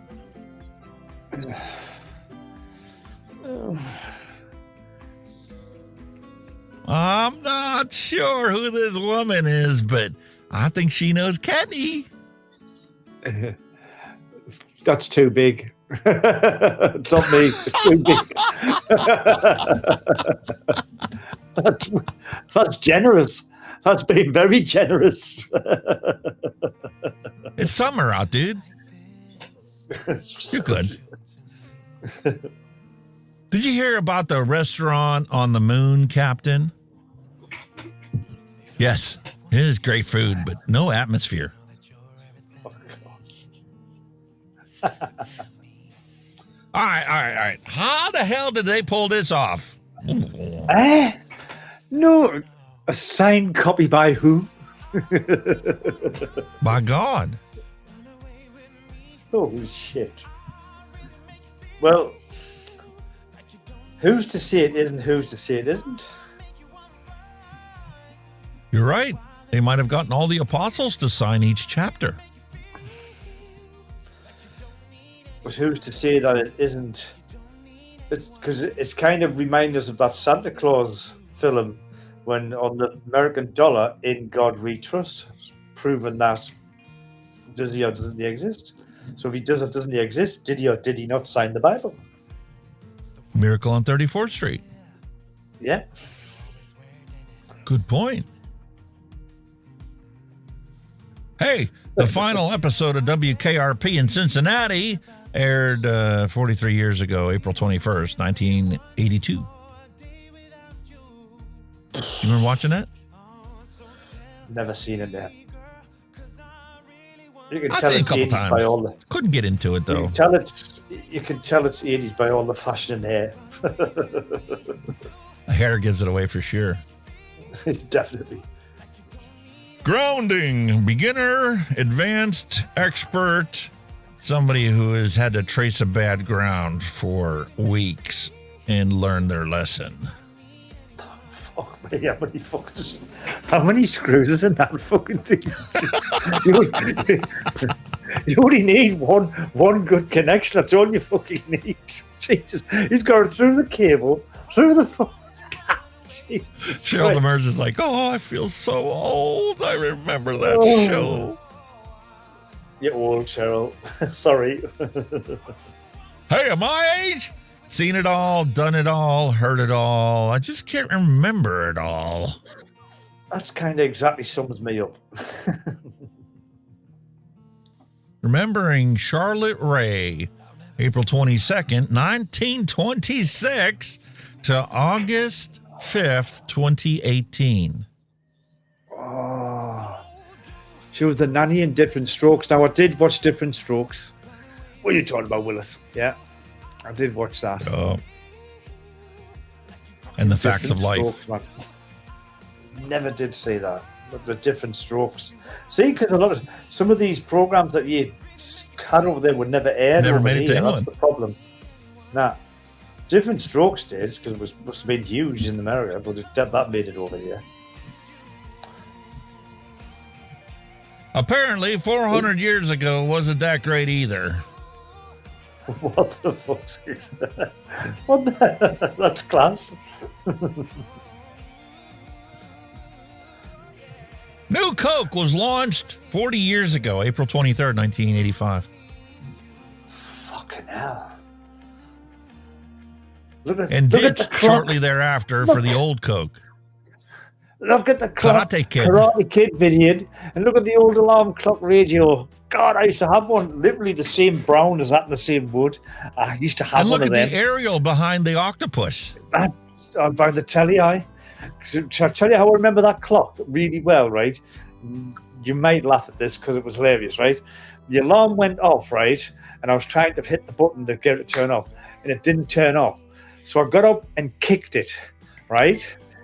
Now, when it launched, when it got the end of the cable, it swung straight round and come and smack me straight in the head. Oh, shit. The cable didn't come out the socket. It swung up on the cable and went bang.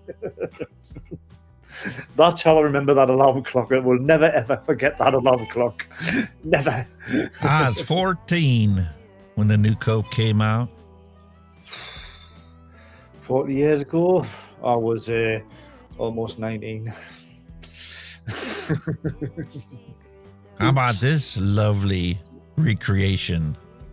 Oh, that's so cool. Thundercats. Wow. That would be cool. Just to drive down the street, that would be just so cool. Kenny got clocked by a clock.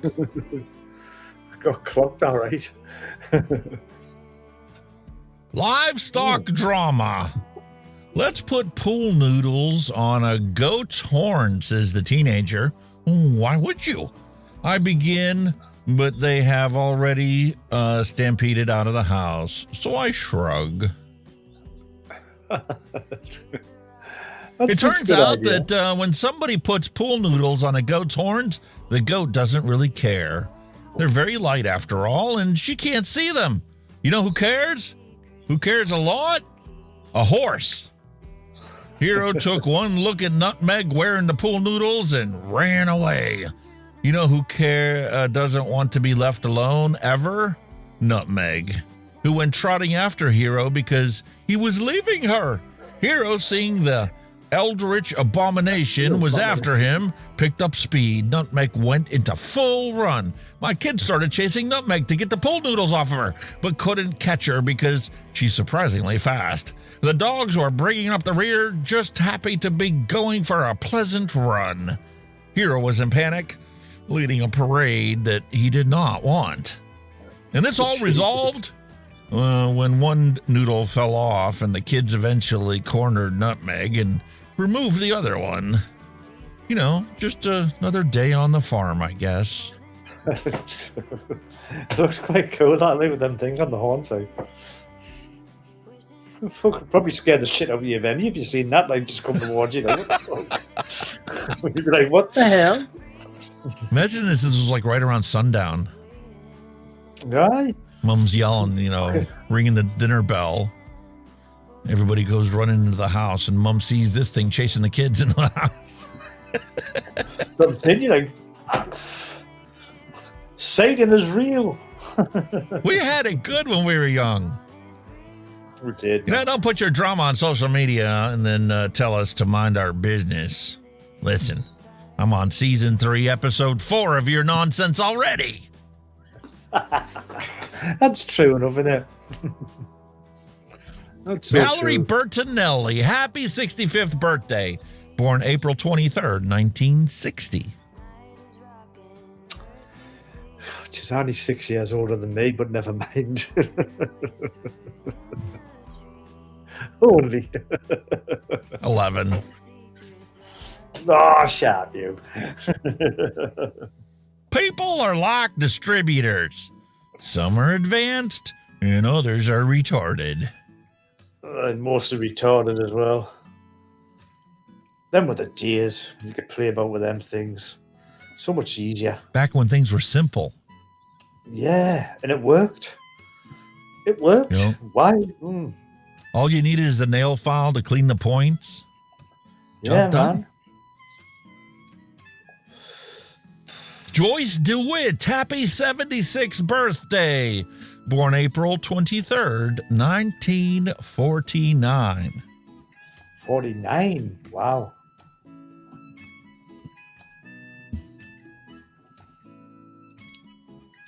Dear.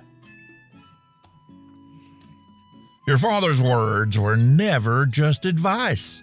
They were echoes of battles that he'd already fought and a guide to paths he hoped you wouldn't walk without the scars that he carried. Well, this is it. It's experience, isn't it? Life experiences. And we all took it for granted as teenagers. We thought we knew better. Oh, yeah. Little They did still we do. know the burden our parents carried and never told us about because we were innocent children. Yeah. Same thing now, isn't it? When I was a child, I used to enjoy making sandcastles with my grandfather. Really? That sounds nice.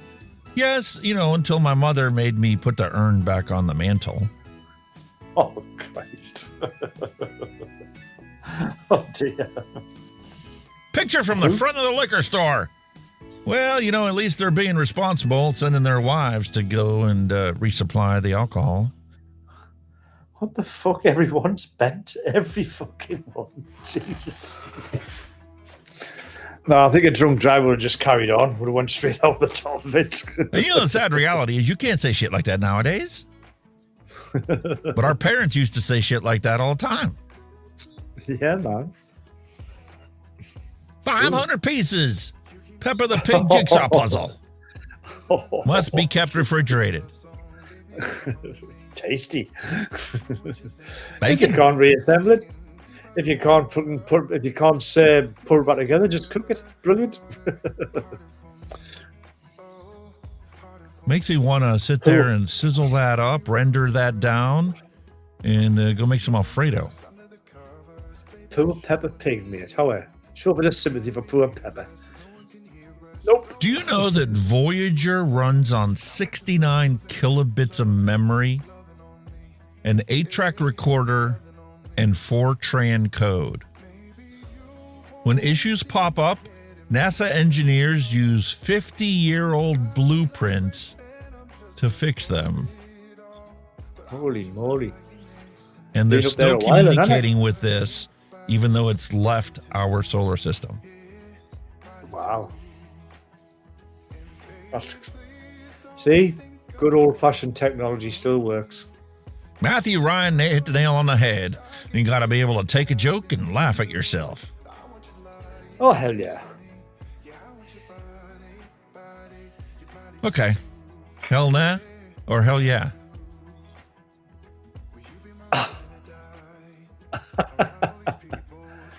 I'd never have thought that would happen.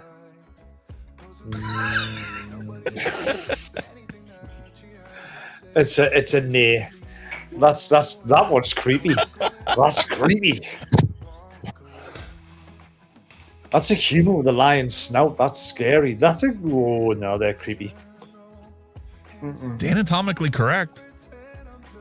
This is the joy of AI. Still a nay. Venus, Saturn, and the moon will form a smiley face in the pre-dawn sky 4 days ago. That's so cool if it's real. If it's real. It's cool. It's real. Happened 4 days ago. Holy moly. You know, cigarettes are like squirrels. They're perfectly harmless until you put one in your mouth and try to light it on fire. Yeah. Oh, no. Wonder how Pam's doing. We haven't seen her in a while. Yeah. How would you like to see Lord of the Rings, The Fellowship of the Frogs? Muppet style. That would be mint of the Muppets. That would be cool. I used to like Muppet movies. They were freaking brilliant.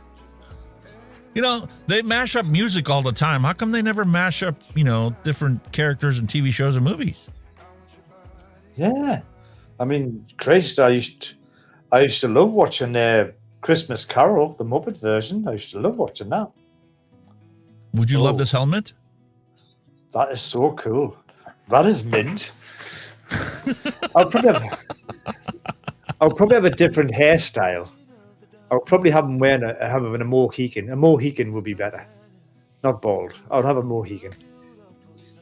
Definitely a better hairstyle. Mallory Gates says that, they do have a Muppet Treasure Island. Yes, they do. That's correct. Yes. Muppet's Treasure Island, yeah. Think you're bored? When Sir Isaac Newton invented calculus, it was during the plague. Do you have any idea how bored you would have to be to invent calculus? Rigor mortisly. He might not have been bored. He might enjoy it. Kids of the future will never know the struggle of enduring all these forms of connection. Oh, yeah. How technology has moved on, eh? Some of it there you still use today, actually. I do miss that. Remember your ports on the back of your computer that were like the top right there, the Apple and the ports that were one was for your mouse and one was for your keyboard. Remember them ports? The PS2. Yeah, them. They were class. Yep. There was no pissing about with USBs. Straight in, Mac boom, and done. Apple had different ones. Yeah, man.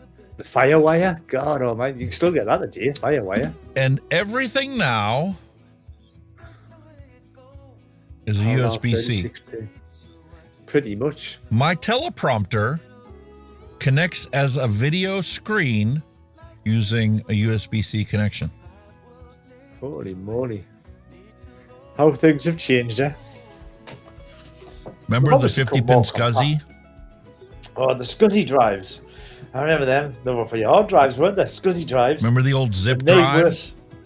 The zip drives, yeah. I used to have one. It was a Win something. It was blue. The SCSI drives, remember them? Because they were like the advanced drive of the day, weren't they? You had your hard drive that was in with your normal thingy pin, but then the SCSI drive, that was the boy to have, wasn't it? You know, the one that's not on here is the proprietary one from the Commodore 64 that was used to daisy chain all the peripherals to that. It was a round one and it had like 13 pins in it. That's right. But that's how you connected the Commodore 64 to the hard drive, to a printer. That's right, yeah. Commodore 64, man, Jesus. When I asked earlier if any Ians learned something and it turned out to be a bullshit lie when you're growing up, life is not like a box of chocolates. It's more like mixed vegetables with freezer burn. That's probably a truer statement. Without a doubt. Clay Matthews opening the NFL draft last night. The Bears still suck. Fair enough. That's what you think. Happy 92nd birthday to Carol Burnett. born April 26th, 1933. 1933, Jesus. Ooh. That's old. Prescription drug commercials be like, ask your doctor if this medicine is right for you. Side effects may include nausea, vomiting, diarrhea, skin tabs, rashes, irritability, suicidal ideation. And pissing Makes all you over. wonder whether you really should ask your doctor about it. I'll give it a miss. Pass on that one. No. Hell yeah. Remembering Casey Kasem, April 27th, 1932. Passed away June 15th, 2014. Shaggy. Did you know Batman and Robin? That he was Shaggy and Robin? Yeah, I knew he was Shaggy. I didn't know he was Robin. I didn't either. I knew he was Shaggy, but I did not know he was Robin out of Batman and Robin. So there you go. Man of many voices. And one we listened to all the time back when the American Top 40 was a routine weekly occurrence on the radio. How many of us still listen to radio? Me? In the car? Listen to every day in the car. Yeah, he did radio shows as well. We still get the UK Top 40 every week on a Sunday, 6 o'clock or 7 o'clock p.m. And I personally love that microphone. I thought you would have a look at that, like, because that was a microphone. That's what I got. Them were microphones. I got 2 of them. I love it that much. Well worth it. Yeah. You know, apparently stress balls are not supposed to be thrown at the people that stress you out.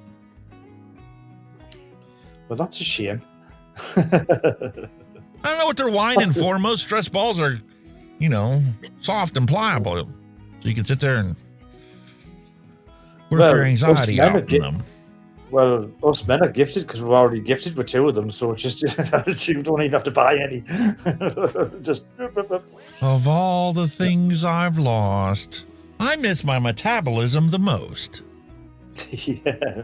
Yeah, it I disappears legit after a while, eat doesn't it? 1 meal a day, 95 to 98% of the time. 1 meal a day. And I keep gaining weight. Obviously, I don't exercise enough. Spend too much time in this chair. I know, but see, this is my theory. Because if you're not eating, your body is retaining fat for you to survive, man. That's the thing. It's science, man. Trying to survive. Like trying to understand how I could have possibly spent $264 at Buc-ee's or Sheetz or any gas station, corner store, convenience store when all you did was go inside to use their bathroom. Yeah, that's been known. Oh, look at that. Oh, look at that. It's just like when somebody went to a vape shop last week only looking for some cotton and ended up getting a fucking clutch. So I'm just going to say, Just rest went my in for case on that cotton. one. Yeah. And the reason I needed the cotton was because of this lovely RDA Vortex 30. I cannot use my standard shoelace cotton to thread through the coils in this. They sit too low. I have to I'll tell you what it use is, sir. Firebolt cotton. Well, just speaking of cotton, I told you I got some of my BP mods. Nice. It's sitting in there. It hasn't leaked, drip, druggy, and it's fantastic. Honestly, as soon as you drip it, just goes woof. The absorbency is Do you know that they phenomenal. sell that in 2 different sizes? This is the 3 mil. This is the 3 milli version. I've got the 3 mil. And the honestly, you know, like how some cotton you drip, drip, drip, and it takes a little while to expand. This drip, poof, it's there. It's like, whoa, it's mint. That's awesome. It's really good for retaining liquid, like really good. Like, just expands straight away. I got 2 of them. Fuck it. 8 meters, I think. How many of y'all out there, when you were 8 years old, thought that by 2025 we'd have flying cars and trucks and, you know? My wife Because when she watched Back to the Future, she was hoping we'd have hoverboards by now and self-tying trainers. Not happened. She's devastated. We all are. Okay, folks, why do seagulls fly over the sea? Oh, well, because if they flew over the bay, they'd be called bagels. Kind of makes sense, I suppose. Kids today will never know the joy of finding money in the coin return. It was like a magic act. It was. Still is, isn't it? Today. Oh, there's money in there. And then they had those pricks that were out there throwing needles into the coin returns. Ruined it all. Why have we got Led Zeppelin with that, though? What's that got to do with it? Never mind. I suppose I've to open my legs for those. Why? Haven't you got a vase to put them in? There you go. Negative thinking of a woman. You know, my girlfriend says that, you know, if you love each other, a small penis is not an issue in a relationship. But deep down inside, I just wish that she didn't have one.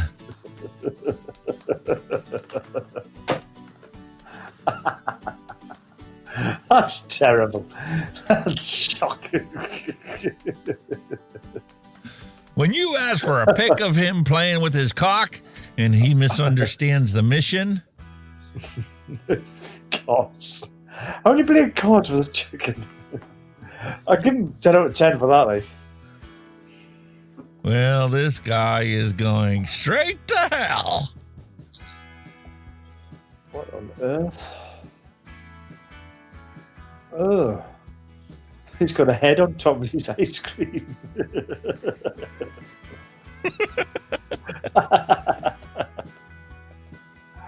I like it.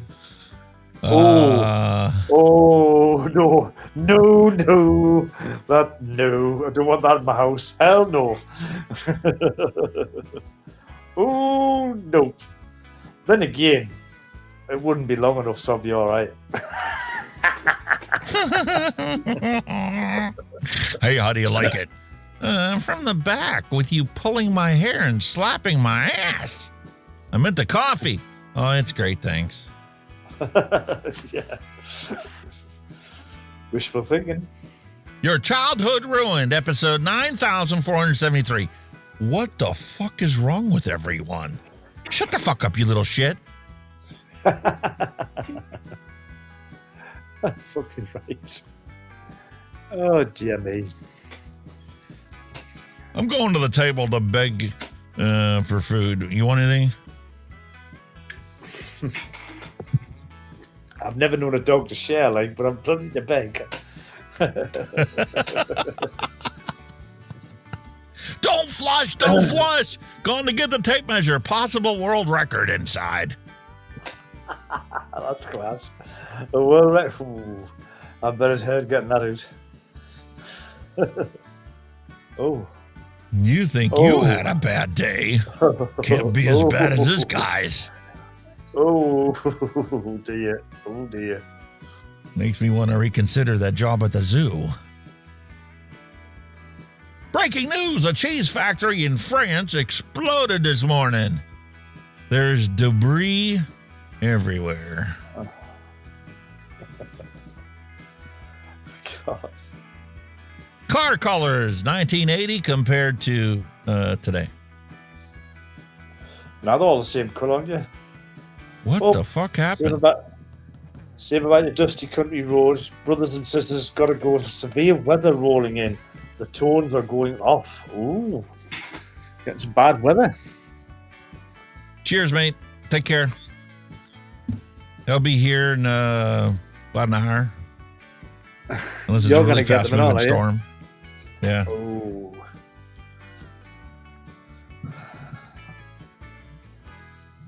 Tripped and fell today, but I'm okay.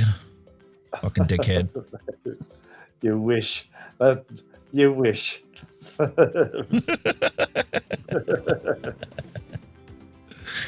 Start you bastard. Instant engine starter fluid, 25% ether. I love it, start, you bastard. Have you ever wondered what Ilma would look like without any fur? Fucking scary. Jesus. Ooh. It looks like a fucking wrinkled fucking scrotum with eyes, doesn't it? Sure does. Ooh, hell. For my age, I got a lot going on for me. Oh, my eyes are going, my knees are going, my back is going. The only thing that ain't going is me as a whole. Yep. Holy moly, dude. 80-mile-an-hour winds. I know they said the storms are supposed to be very severe today. Oh, well, stay safe, Dusty. Stay safe. Batten down the hatches, as we see over here. Like I say, it'll be here about an hour. Homeschooling science lesson went really well this week. Next week, we will discuss marketing and distribution. That's brilliant. Moonshine. I mean, just out of curiosity, have you ever tried moonshine? As it really is Yes. pure? Is it really My dad that used pure? to make the Hungarian version of it called palinka. Oh. You essentially make a brandy and then distill it. Yeah, but is the alcohol strength is as much as they say, literally 100%. Well, you could make it any strength you want because what happens is you distill it, and typically you would distill it multiple times. You pitch the heads, you pitch the tails, so it gets rid of the bad alcohol, which is the wood grain alcohol that makes you blind, and you get rid of the tails and you get rid of the stuff that tastes like crap because you're actually overburning it. Then you clean it all out, redistill it again, pitch the heads and tails again to get it absolutely pure. You can have, 150 proof, and then what you do is you add clear filtered water to it to bring the proof down to where you want it to be.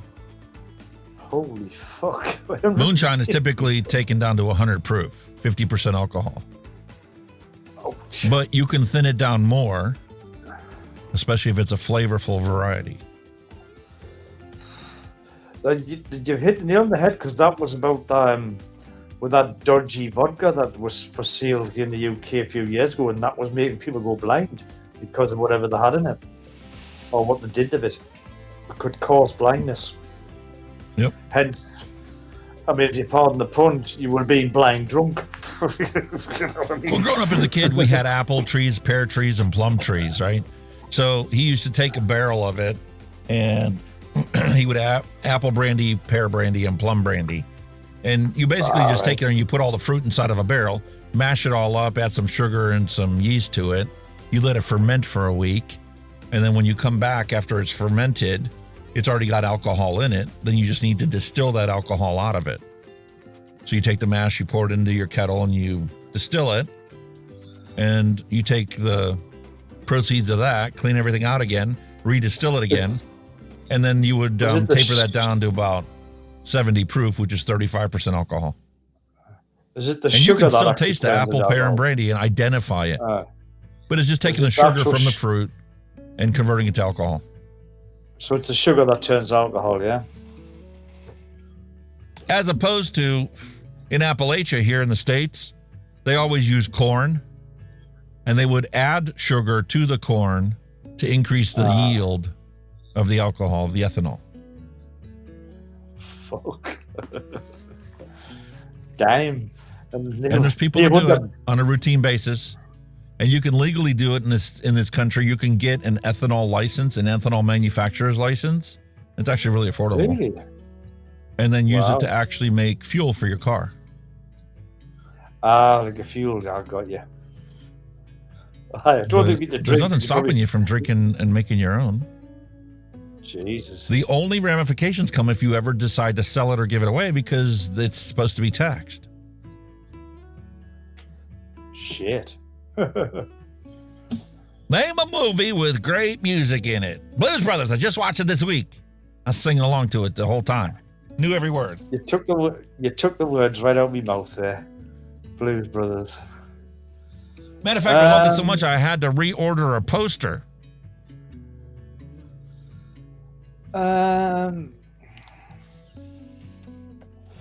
Another one, Dirty Dancing. That's an awesome one. St. Elmo's Fire. Dirty Dancing. Yeah.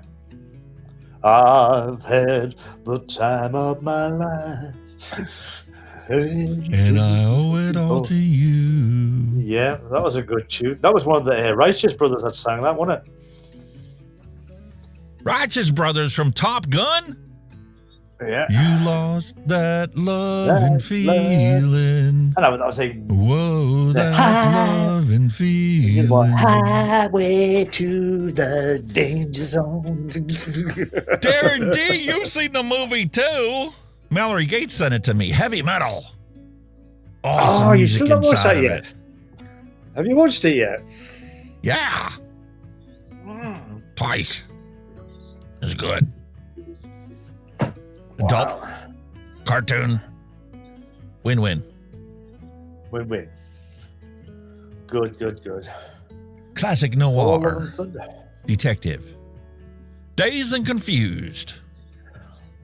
You gotta admit, the music from Top Gun was really good, the soundtrack. It's all right. More of a soundtrack. Well, I finally finished up that deck and got the pool installed from my tax refund, remember?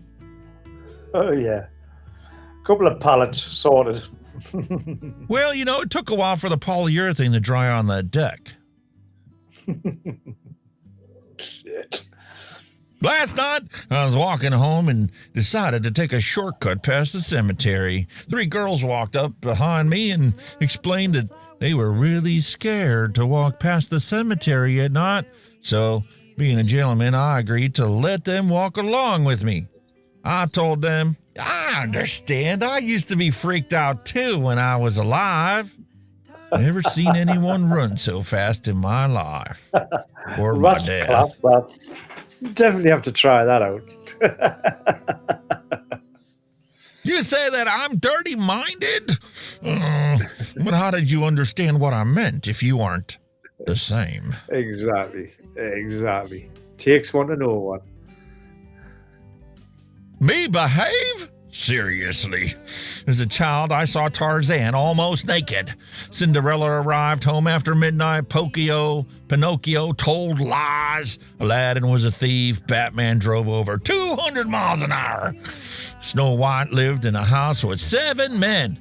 Popeye smoked a pipe and had tattoos. Pac-Man ran around to digital music while eating pills and enhancing his performance. And Shaggy and Scooby were mystery-solving hippies that always had the munchies.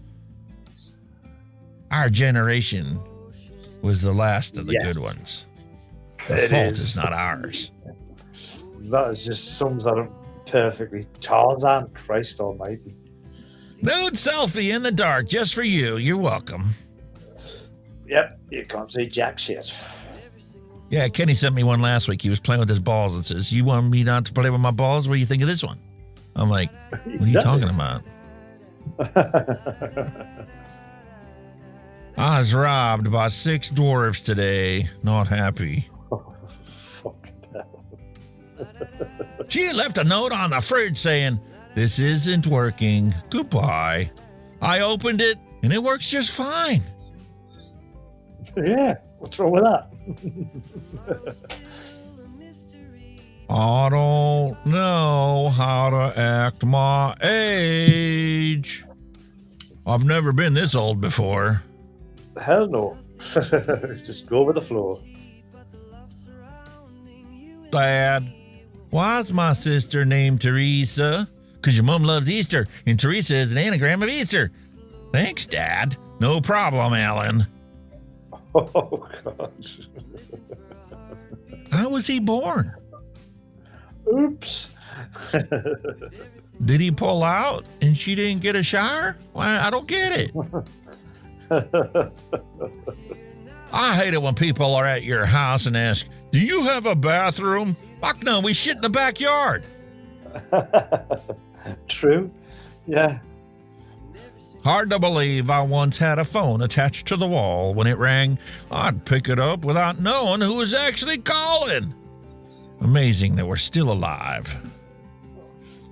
Oh, good old phones, man. Alexa, what's the notification? Good afternoon, Sender. Notification from Amazon Shopping. 2 shipments have arrived, including dog food biscuits. Ruh-roh. U.S. National Weather Service has issued a severe thunderstorm watch for Arnold. It'll be in effect until April 29th, 10 p.m. EDT. You get to read the next one while I go and get our packages. Sorry.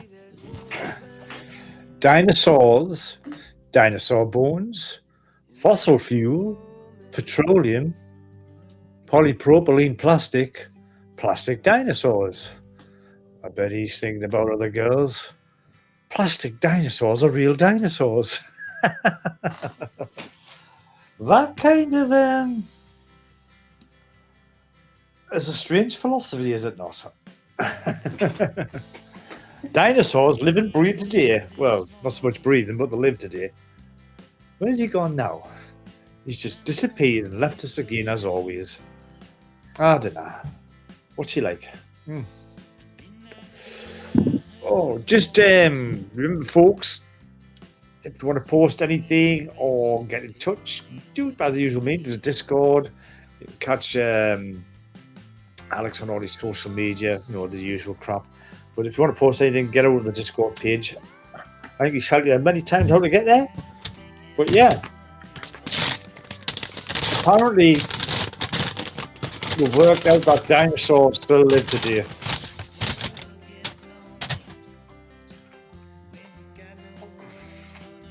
What do you mean? Weather's not bad yet. Thankfully.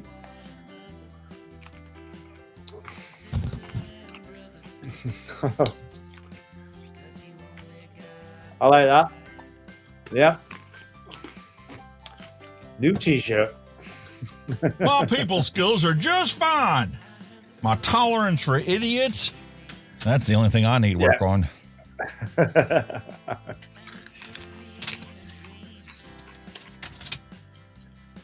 Bam. T-shirt.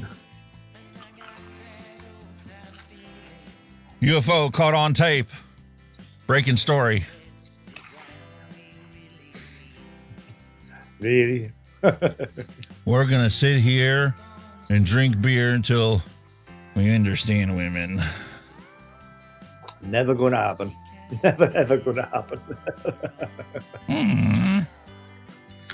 Hell no. Don't call yourself a gamer if you ain't never played this back in the day. Wow, I remember that.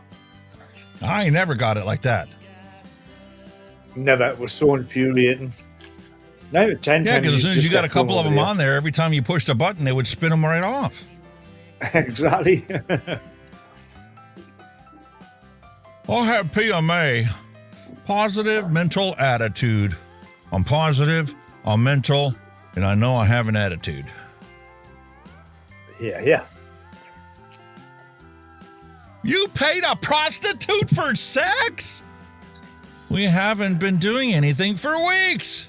You could have told me you were willing to pay. Typical. Yeah. Just rolled over for a cuddle, forgot I'm single and fell off to bed.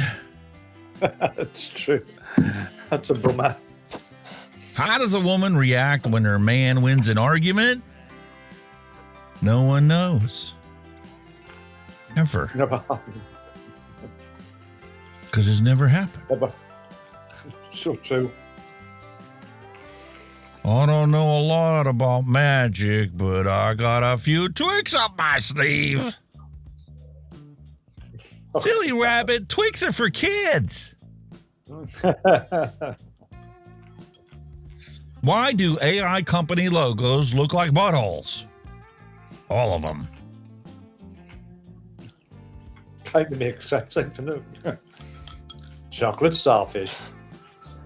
Floating tent, sleeps 4. Offers a cool new way to dial while camping in the South. Hell no. It's a fucking life raft. Federal government, state government, you. Oh, and the local government has to get its share too. That's so true now. Wherever you are. 0 days without fart so violent you're worried you may have shit your pants. Not yet. Oh, I don't know. You've been eating a lot of curry lately, dude. I've come close, but not yet. The ranch I want compared to the ranch I can afford. Fucking bite that now. There you go. Here's a little card for you. No. Oh, fuck off. What the hell? Well, it's the most I can afford right now. Hell no, mate. No. Just no. All right, maybe this one you like better. You hung like a racehorse or what? Oh, fucking hell. It's a real humdinger. No. It don't work. Hey, look, I made a sex tape. Now we're talking. Hey, buddy, still fighting with the wife? Not anymore. Miss Piggy's now pork chops.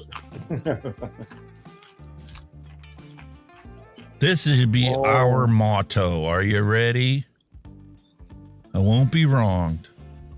I won't be insulted. I won't be laid a hand on. I don't do these things to people, and I require the same from them. Oh, yeah. The Duke and the Shootist. The Duke, yeah.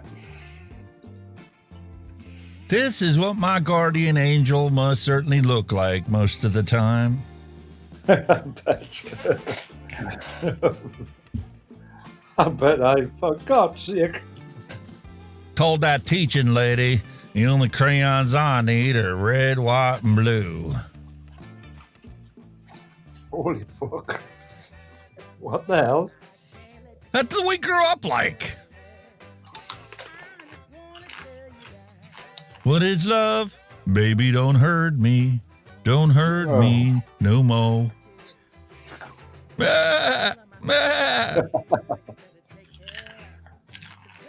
There you go. I'll take that. That is cool. That is a wartime Harley D. Was it the WD something? Harley Davidson. The fucking like ends to them now. Fucking Volkswagen little Beetle, but that bike's a WD. Harley. There you go. You like the Beetle? No. Here's the Beetle pickup truck version. No. Don't work. Short bed. Shit. Don't like it. What are you going to put in the back of that? Fuck You like that one better? God. What the hell?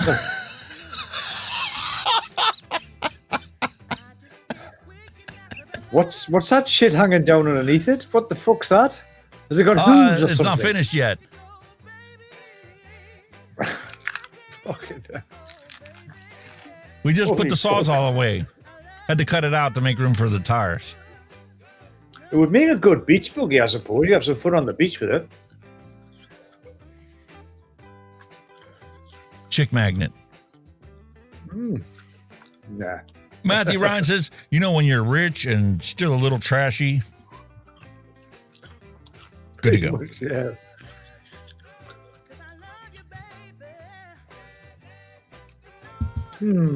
Weird. Yeah. Still not convinced? Get in, you cunt. The earpiece was falling out because I'm chewing. Gotta chew the fat sometime. You do, sir. You certainly do. They were good then, mate. Enjoyed them ones. I did too.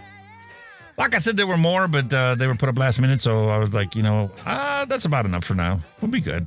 Yeah, we'll be good, yeah. So, I suppose nice it's stuff, time right? for us to do a little retro vape. You up for it?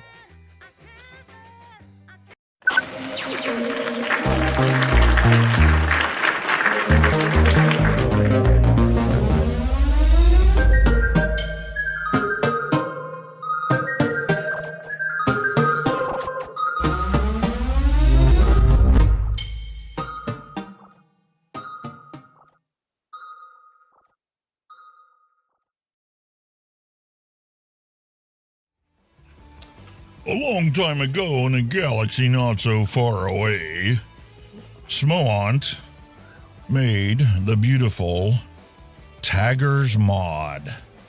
200 watts of pure, uncomplicated goodness. Looks quite sleek, doesn't it? It's quite nice. And like I said, this has got the Chillin Mini V2 on there. Very You nice. can take a look at that too, since that's an ancient relic from the past.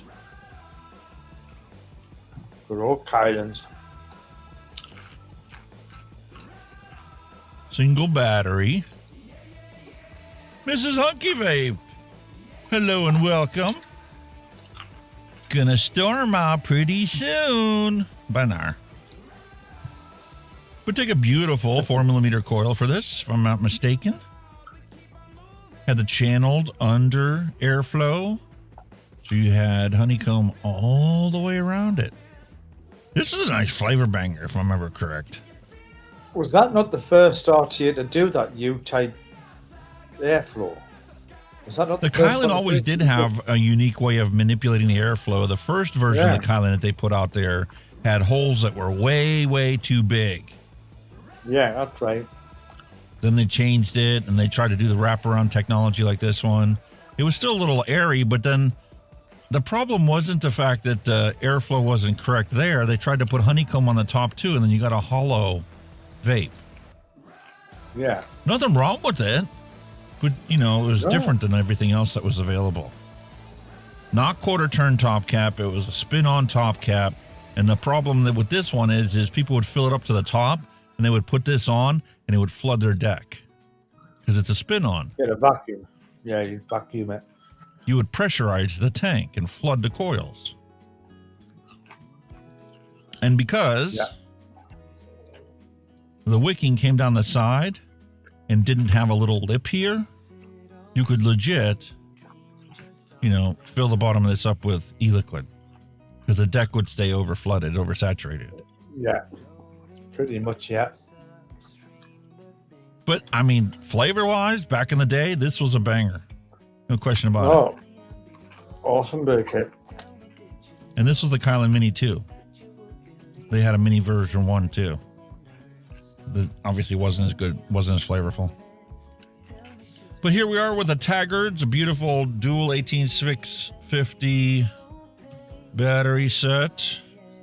These ones are charged enough for what we're doing today. Some classic brown batteries to throw in here. Very cool. Boom. That's simple. Nothing fancy.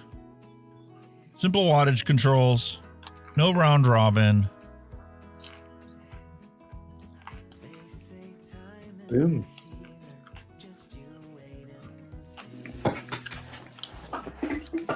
Screen was really dim. It's not just the camera. Yeah.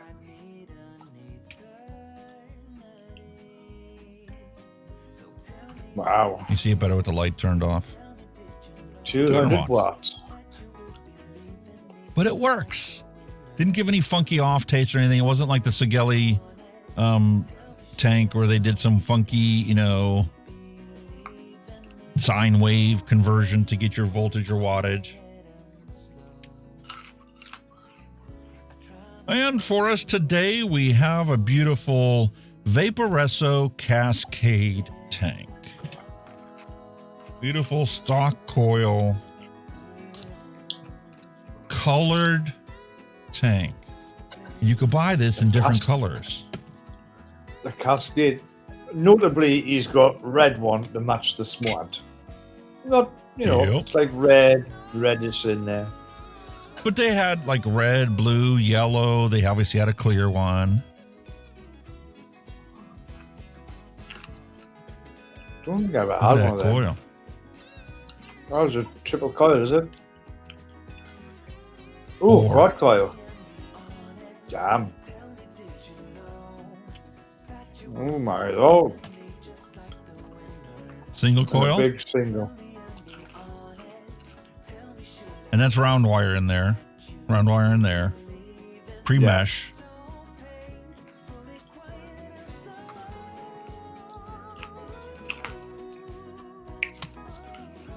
Spare glass. Holy moly. What was this for?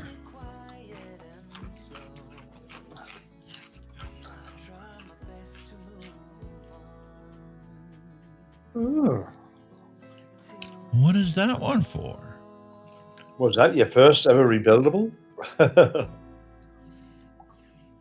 doubt it.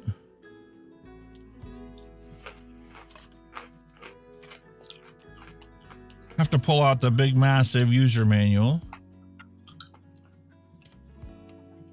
Is it Battery not safety like a blank card, coil? Is it not a blank coil where you warranty. can fasten it together without the real coil in?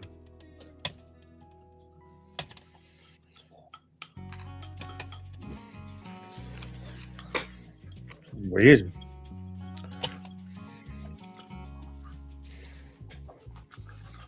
Wonder if Dusty's in the fire service or he just happens to live near the whistles in town. Whistles get set off for volunteer fire companies when they get dispatched. All right.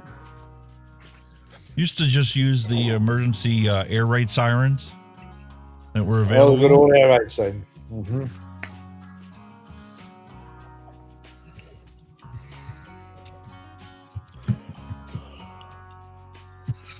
Let's have a look.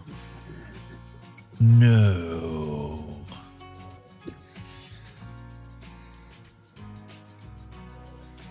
Was this so that you could have like a different As an extender. coil?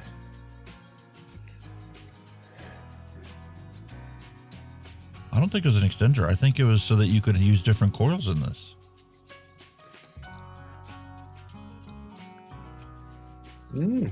What would go in here? Like a TFV4? You have to look this one up.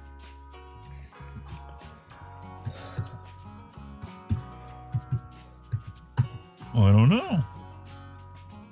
But I'm definitely going to try our beautiful blue in here. Let's have a look.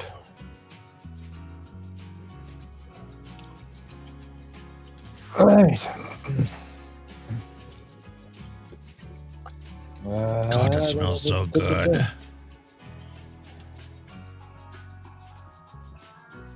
It's a GT core adapter.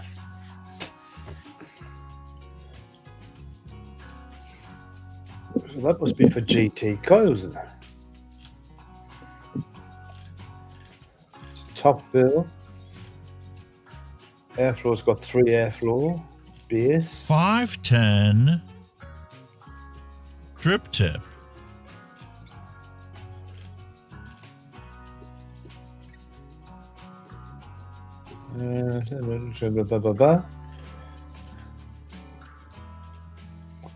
GT8 forward coil.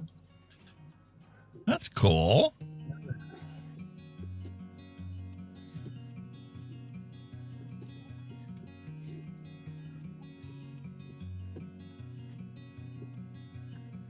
So that GT core, it's a GT core adapter to take GT coils. So it does take other coils, which are GTs. I'm not sure what they're off or who they're off, but... Vaporesso had the GTX coils. Well, that's the Makes adapter. me want to go and look in my box of coils, spare coils, if I happen to have those. I know I have GTX coils from Vaporesso.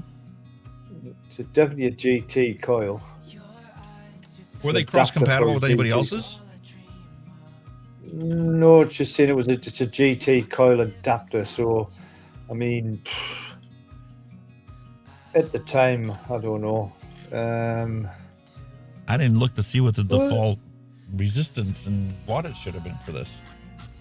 Well, I can tell you the GT8 is a 0.15 ohm, which is rated 80 to 200 watts for the 0.15, and you've got a 0.4 ohm coil, which is 0.4 ohms, 40 to 80 watts. But where's the quad one?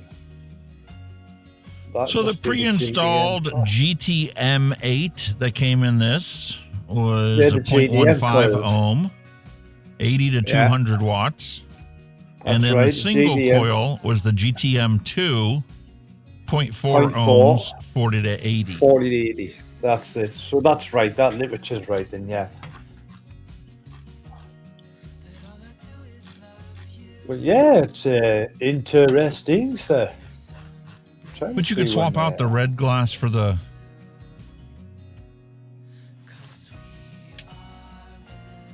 clear glass. It's quite an intriguing tank, isn't it? When was it out? It was wrote about 6 years ago. Was that 2019-ish? Round about then? Certainly not available anymore. Oh, no. Well, you might not even be able to get the coils for it. If you did have one.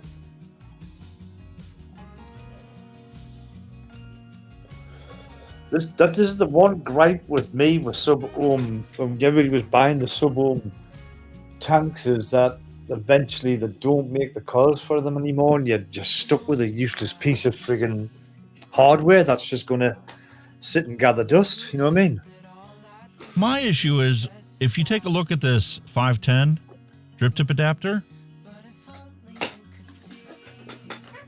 they use the 510 size, but there's a lip on this. They put a lip on the drip tip too. Yeah, it must be a, what do you call it, one?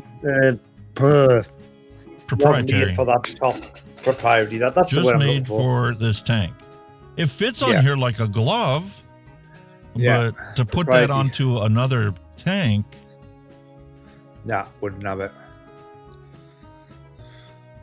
You may get it on, actually, if it sits flush. Depends if it sits flush. Well, it would work with this Bushido. Anything with a kind of a lip on. Yeah, I can see where you come from.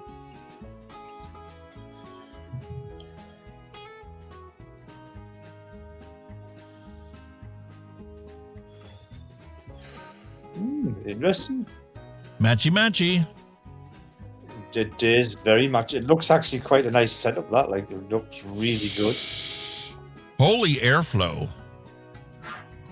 Right, there's three big airflow openings. Holes. You've got three big, huge massive holes. holes. It's a bit like the Falcon, isn't it? The Falcon has three big, huge holes. You could breathe through it. Even if you turn it down halfway, it's still a lot. Yeah, you could breathe through them. Just barely have it open.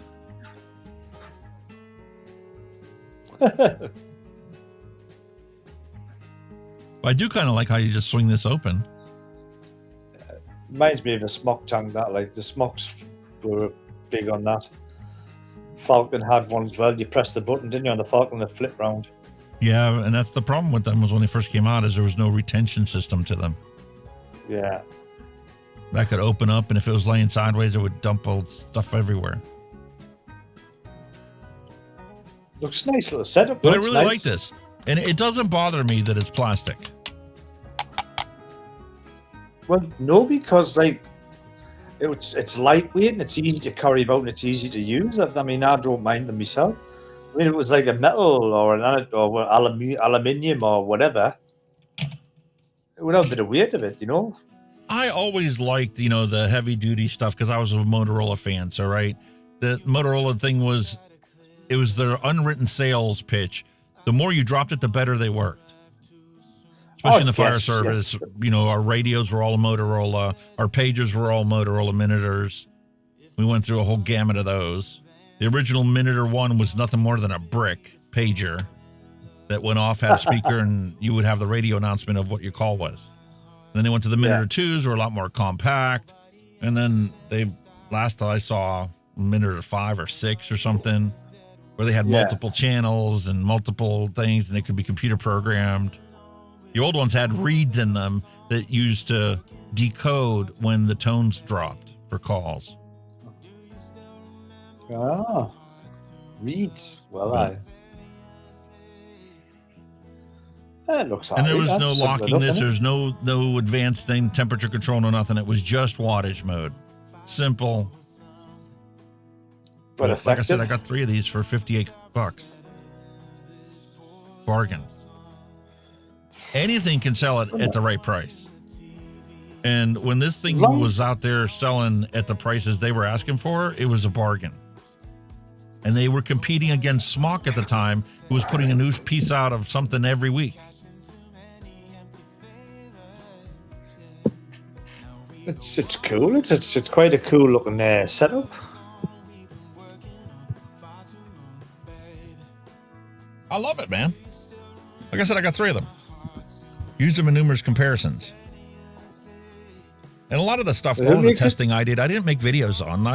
I got something new. I tried it, used it until the coil went bad, tried something else. So it makes and it then we smart. started doing this show where all these retro vapes get used up on the show instead of just me fiddling, farting around on the weekends. Well, this is it. It's pretty cool. Neil Pitt said that these drip tips work really good in some of the burrow mods. Aye. SMOANT Taggerz. That's what it is, isn't it? That's a good point. I mean, I just lost it. What's that? I had it here during the first half of the show. What did I do with it?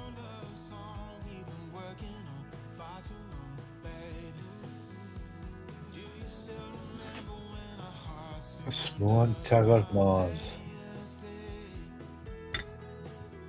Again, that's only 2019 as well, that mod. That's only 5 years old. So for technology that's not that old, you're getting a bloody good deal. 3 of them for what you paid. Without a doubt. I really don't know what I did with my all-in-one. It was sitting here. There it is. She's hiding. You've just had it in your hand. I know. But I cleared off the desk in order to do the overhead shot. It looks good on there, but it doesn't fit down the whole way. It's only got one of the lower O-rings to make the seal because that one's recessed.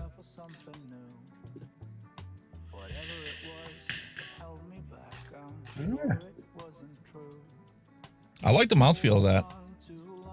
It's a lot bigger than it looks.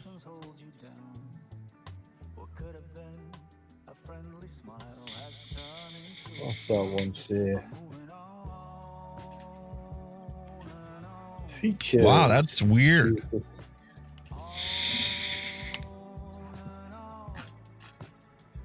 As in? Really cotton. Really has a cottony flavor to it. Granted, it's been a long time since I've had OG Blue, but definitely has a cotton flavor to it. It's probably one of them tanks where you got to bed it in, isn't it? Well, back in the day, 5 years ago. Ah, yeah, you wouldn't have thought so back then. I mean, wasn't that long ago, was it? Listen, that's why the Falcon got to be so popular. And that's why, like, Freemax was doing T-fiber cotton, and they were doing flaxseed and all kinds of other wicking materials, because a lot of the original stock coil tanks had an off-putting flavor from the wicking. And then some, like Sigelli, had legit machine oil on the coils themselves. Oh. According to this, it has got a bit of a menu on it. The Taggerz? Yeah. Three clicks don't do anything. Just hang on. Pushing the fire button and the up button doesn't do anything. 1 to 21. Down button and fire doesn't do anything. It's got. Apparently, it's supposed. I don't know if this is a newer version, but apparently it's got a TC mode on it. NITI not this stainless one. steel. Variable wattage mode. And the Taggerz? Yeah. Taggerz 200. Let's have a look.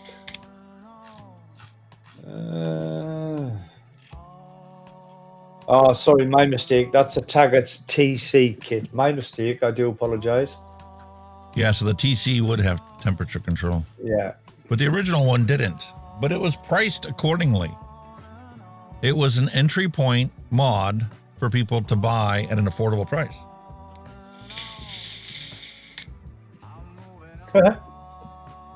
You can still get it for $22 to $32 as a kit. Really? Yeah.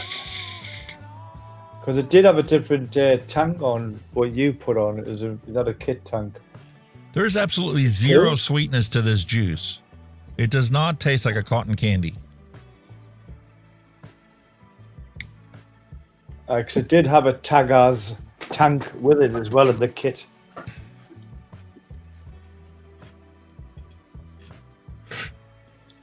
Yeah, pretty cool. The tank actually looks a bit like a blinging a pod, to be honest with you. But there you go.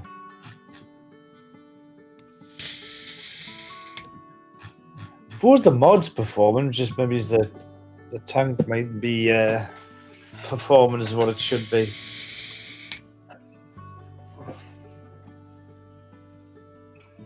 The OG Blue has got plenty of flavor to it, so even wide open, you get the same flavor you're getting when you have it closed down. Ah.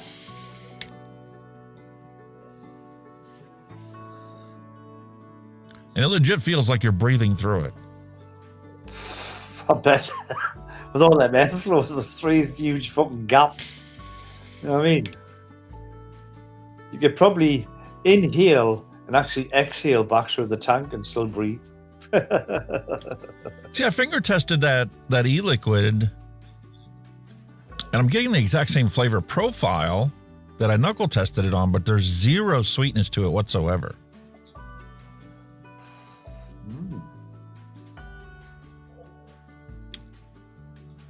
Hype, pink, and blue. I'm trying to remember if I've tried that. I know I've had Hype e-liquid before.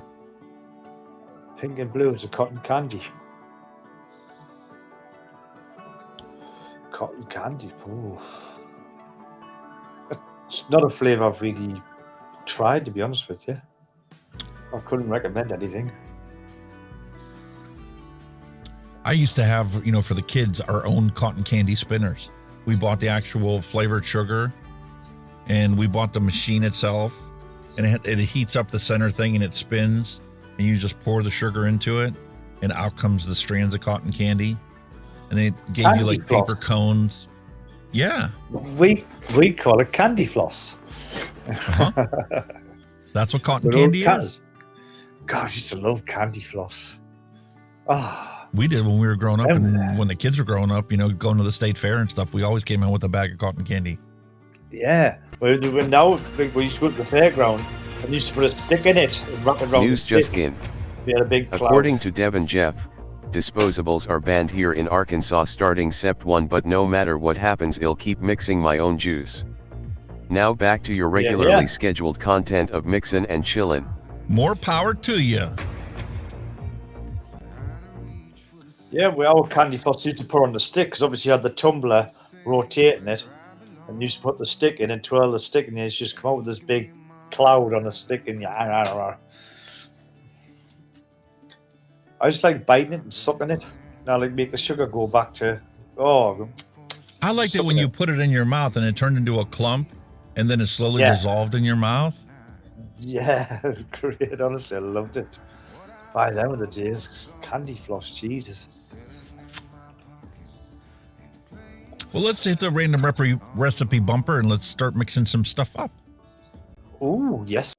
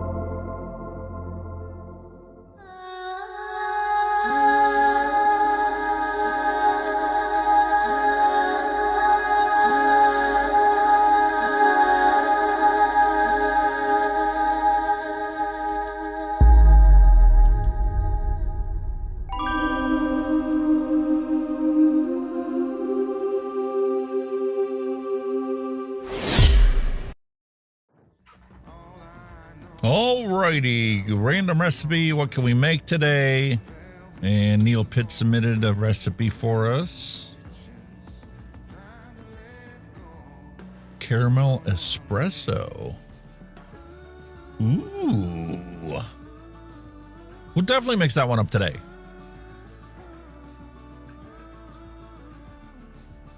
I'm missing ingredients. Maybe we won't mix it up today.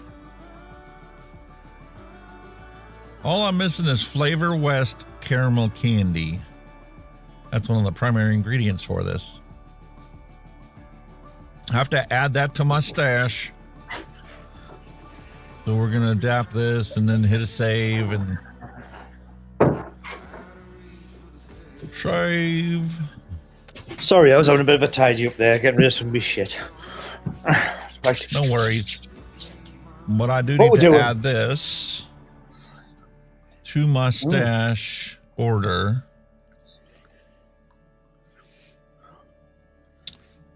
Close that out. Don't need that. Flavors to order. First off, we need to take the zoom back to the default. Some of these, I want to quickly close some of these windows because starting to get that, you know, that when you're being warm all day and when it's nighttime, you get that sudden chill. I'm starting to drop. It's getting like that now. So I'm going to just close my windows. I'm still listening. Hey, I already have caramel candy on the must-order list, along with Flavor West Peach. I don't have any, but I do need to order it, and it's already been on my list. Must have 2 Neil Pitt's recipes that have that flavoring missing. Ah. All right. So let's see what else we got here. What else can we mix up? Coconut banana cheesecake. Advocate for Liberty created that one. Neil Pitt's, Dave Lloyd did a key lime pie. Ooh, high percentage. High percentage. Ooh. Owl's banana trinity. Raspberry cheesecake. What? Almond kernel cool.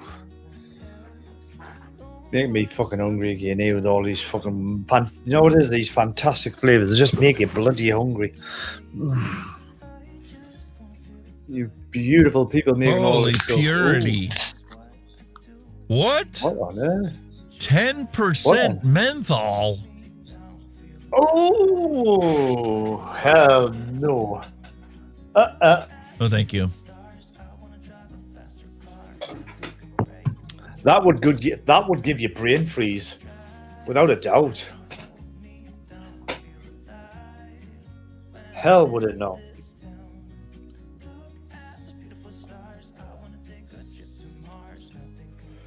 Ooh. Milkman, one hit wonder. Milkman. So we have 4% Bavarian cream from TPA, 2% cotton candy, which is ethyl maltol, 10% ethyl maltol in PG. Marshmallow from TPA at 3, strawberry at 5, strawberry ripe at 2, commonly associated together, commonly paired together. Sweet cream TPA at 4. We have the sucralose ethyl maltol sweetener, which is TPA sweetener, at 1%. Yeah. And vanilla bean ice cream at 5%, suggesting a 10-day steep. I was thinking of a steep time now with the creams in, like. Mm-hmm. Sounds nice, though. I'm going to mix this one up and not today on the show. I'll just add that to my mix-up later. Add it to your favorites. Flavor. Just... What was the original percentage? Leave.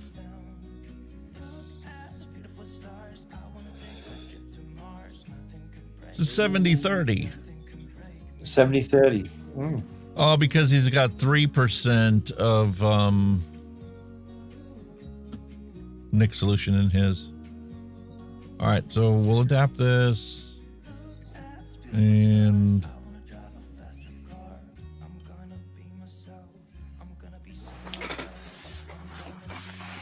fucking eyes, Jesus.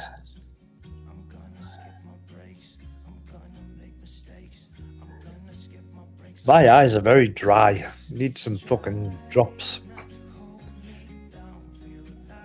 Dry as a stick. We'll make that up another time. Looks that nice. was one of the flavors from cool. One Hit Wonder that I did not have. Ah. What else Gotcha. What else we got? Gotcha. I was looking for a cotton Gotcha. candy. Yeah, you were, weren't you? The ELR is legit using cotton candy as one of the ingredients. Ah.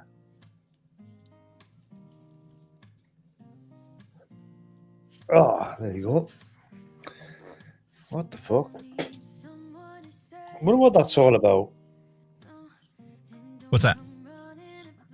No one you ever rubbed your eyes and when you open you've got them fully coloured clouds in front of you. You ever done that? What the fuck's all that? Why Sure why have. clouds? What the hell's all that about? Funny coloured clouds. Miyagi Simple Blue Raz Polar Blast. Ooh, Polar Blast. It's only 1%, nice. like. And it's just used in Flavora's Blue Raz. It's probably more like a shaken, like just a single thingy, like a flame. Quick and easy shake and vape. Yeah. And this is the classic. This is essentially what I was doing the whole time. Liquid Barnes Blue Raspberry is the base. Add some sweet raspberry, sweet strawberry to it to amp it up a little bit. Ah. Simple but effective, eh? I was looking for somebody that would have mixed it up from individual flavor profiles. A long time ago, I did watch Wayne do a live mixing where he came up with a blue raspberry e-liquid, and it didn't use anybody's blue raspberry base. He essentially made it from different flavorings. Yeah. Cool. Michael Redfern has a recipe here. Breakfast at Sandro's. Old school Fruit Loops. Fruit Loops. Oh. Fruity Loopies. All right, we're going to mix this one up. Since he's normally a regular on the show, let's actually try his recipe and see if we can do a review on it. Why not? Make a little one. Breakfast at Sandro's. I like the name. And I said, what about breakfast at Sandro's? Said, I think I remember the film. Yes, I recall, I think, the book on the life. And I said, well, that's the one thing we got. No, you don't want to hear my singing, folks. They'll be leaving the stream like friggin' rat up a drain pipe. Poof, gone. This isn't technically going to be exactly his recipe because I have the DX removed version of Bavarian cream, but I think it should be close enough. It should be. Get an idea of it, and we won't hold it against him if it doesn't turn out because I don't have the non-DX Bavarian cream from TPA. Oh, me. All right, so Fruit Circle. What was I looking at down there? Let me go on. Fruit Loops. I haven't used this one yet. You haven't used it? God. No. There's It smells kind of perfumey. I get the essence of Fruit Loops. Okay. From TPA. Cool. All right, so Capella's Juicy Lemon and Flavor West Blueberry. Can't find the fuck I'm looking for. That's still there. Is it still there? Have I still got that? And I was having a look through my stash a sec. Where is that tank? Where would I have put that? Still can't find the fucker. That's the cremailed. I think this is the first time I've used this Flavor West Blueberry. Really? It's got a sweet smell to it.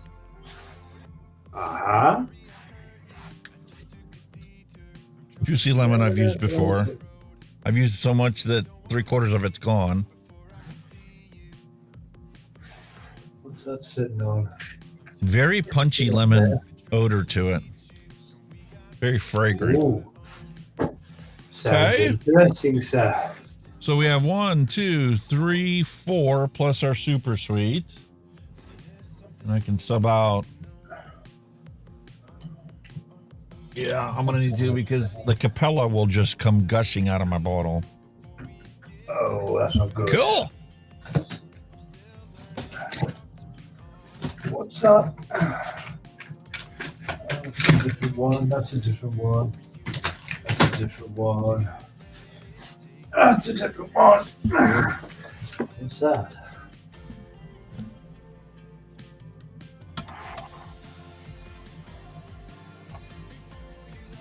All right. I'm going to edit this. Oh, shit. Oh, yeah, that's it. What's that on Take there? that down to a 3.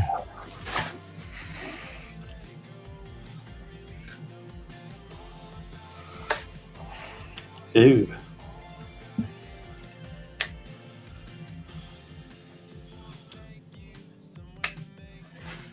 Ew. What's that on there?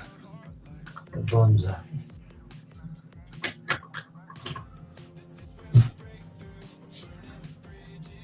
Holy moly.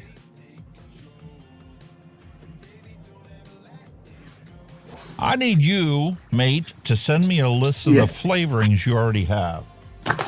Oh, God. I did have one once upon a time. Because I know I've sent you a bunch and you've ordered a couple on your own that were one-shots that you wanted. So I would like to take as a challenge the flavorings that you've already got in your possession and come up with a recipe that you can mix up one day for the show. Oh, that'd be interesting. That would be So cool. something something that is going to turn out to be vapeable, not necessarily your favorite flavor profile, but something that I think that you would enjoy and you would have the satisfaction of mixing it yourself. I'll definitely have a bit of experiment with it because I mean I've still got flavors of last year as well. Not Christmas gone. Yeah, between both years, I've sent you flavors both times. Yeah, definitely. I'll definitely have a scoot through them for you, no problem. Cool. Alrighty. That'll be like a challenge, Alex. I always love a challenge. Mm-hmm. Let's clear that off. Holy shit, you've got a bright t-shirt on today. Looks like a fucking space galactic NASA. galaxy. NASA. It's a hood. Fucking hell. From the Bit spacesuit. of space exploration. Bit of space exploration. Our lot's just I don't know if it's going to be sent up. It's going to be sent. They're going to send a new satellite up into space that can map all the forests, rainforests on the planet, and figure out how much carbon it's absorbing and how much carbon they're releasing. Never ever been. It's using a different wave to actually map out. Here's all my the whole forests, issue with this whole carbon propaganda that's out there, okay? You can take a look at the trees from the 1800s and see how big the growth rings are in that, okay? Yeah. You can see modern lumber and how the growth wings are in that. And you can take fundamental science and understand the fact that the more carbon dioxide is available to plants, the faster they will grow so long as they're provided with enough nutrition from the soil and enough water and enough sunlight, right? Oh, yeah. So the problem isn't that we've got too much carbon. We've got the same amount of carbon that's always been on this fucking planet. Yeah. Right? And the more plants we have, the quicker they grow and the quicker they convert carbon dioxide into oxygen. Mm-hmm. So the problem isn't that we need to burn less carbon necessarily as much as it is we need more plants, more forests. Well, that was kind of some of the thing behind the science, because obviously there's been shitloads of deforestation for crops and what have you, and and that's part of the problem. We're actually deforesting quicker than what we are growing forests. That's pretty much what they're saying. Yeah, but to think that we can legit impact an entire planet with just our carbon consumption. Yeah, but like I say, you need the vegetation, to take the carbon out, and vegetation is getting less and less. So even though it sounds like a simple solution, like plant more trees, but it's an ecosystem. The planet does have an ecosystem, and if you fuck it up, then you're going to have fucking problems. It's as simple as that.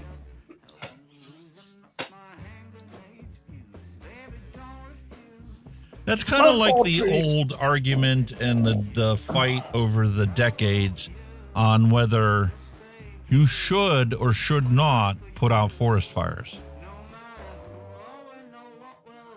The fact that you have a forest fire and things burn down to the ground is a regenerative process that has been in existence since the dawn of time and the birth of this planet, because lightning has always set out random fires. And I think that I do agree with that. It's a natural process, where you obviously get rid of the old to bring in the new. And if it's like what they say, it's like an old housewives' tale. What they say, when you cut your hair, it grows back thicker. It's the kind of the same thing for the forest type of thing. You cut the forest down, they grow back in more lush or whatever. But it's always been a natural phenomenon. Like you say, forest fires have been happening fucking since the dawn of time. The whole point is a lot of those forests that burn down to the ground, some scientists argue you should leave it the fuck alone. Other scientists say you should replant them. Not really. I think it just regrows itself. I think the reason we attack forest fires is obviously because civilization isn't here. They've got houses in the middle of them and all that bullshit. So they're trying to protect property and goods, aren't they? At the end of the day, they kind of control it. Dusty Country Road said the power is out everywhere, might not come back on for a while. They've got a power cut where Dusty is. Power's out. Yeah, if you're going to have 80 to 100 mile an hour winds, it's going to take down the power lines. Yeah. Well, I hope it's not as that bad when it hits you, buddy. Jesus. Tornado now on the ground in East Liverpool, Ohio. Ooh.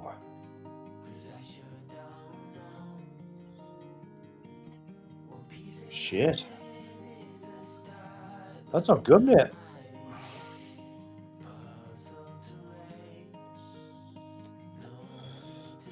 Just see Alex now trying to mix that with a 100-mile-an-hour wind sweeping through his house. I'll make this fucking juice if it's the last thing I fucking do. I'm doing it. Doesn't bother me. Weather doesn't bother me. Nah. We had the conversation before. I would love to go storm chasing. Archimedes, hello and welcome. There's nothing you can do about it. It's Mother Nature, isn't it? There's just nothing you can do about it. It's going to happen, isn't it? Archimedes brings up a good point. He says, but we are controlling the weather. I do honestly believe that there have been controlling the weather and manipulating the weather for a long time. Cloud seeding is a real technology phenomenon that's been scientifically developed over the past, 5 or 6 decades.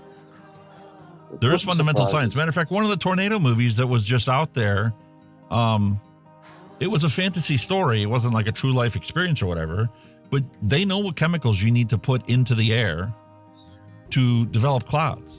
And then once the clouds are there, the normal, radiation from the sun is going to heat it up and it's going to cause evaporation. The clouds are going to get bigger and eventually it's going to cause a rain. The dimming. Whether you believe that we're being, cloud seeding by all the airplanes that are leaving all the contrails that don't belong out there or whatever.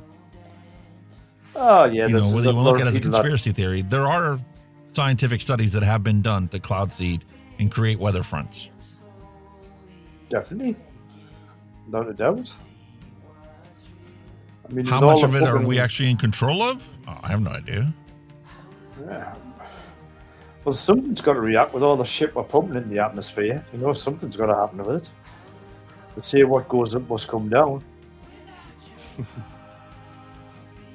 I want to know how come nobody ever talks about how the fact that, our use of pharmacology to treat health conditions has grown exponentially, just like the pharmaceutical companies' profits have, right?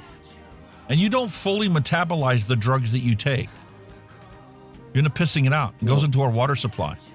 They've already done scientific studies in some areas to measure for pollution and found pharmaceutical products in the water supply, in the local water supply. Well, believe it. So there are legit people that are consuming drugs that they know nothing about just because they're using tap water to make their coffee and prepare their soups, and that's their normal consumption of water. That's why our health's shit, because some of the stuff, whatever we put down the drain, obviously ends back into the fucking water cycle, so it does come back. I mean, look at the argument with plastics and all the microplastics. They reckon the seas are washed with microplastics that we can't see.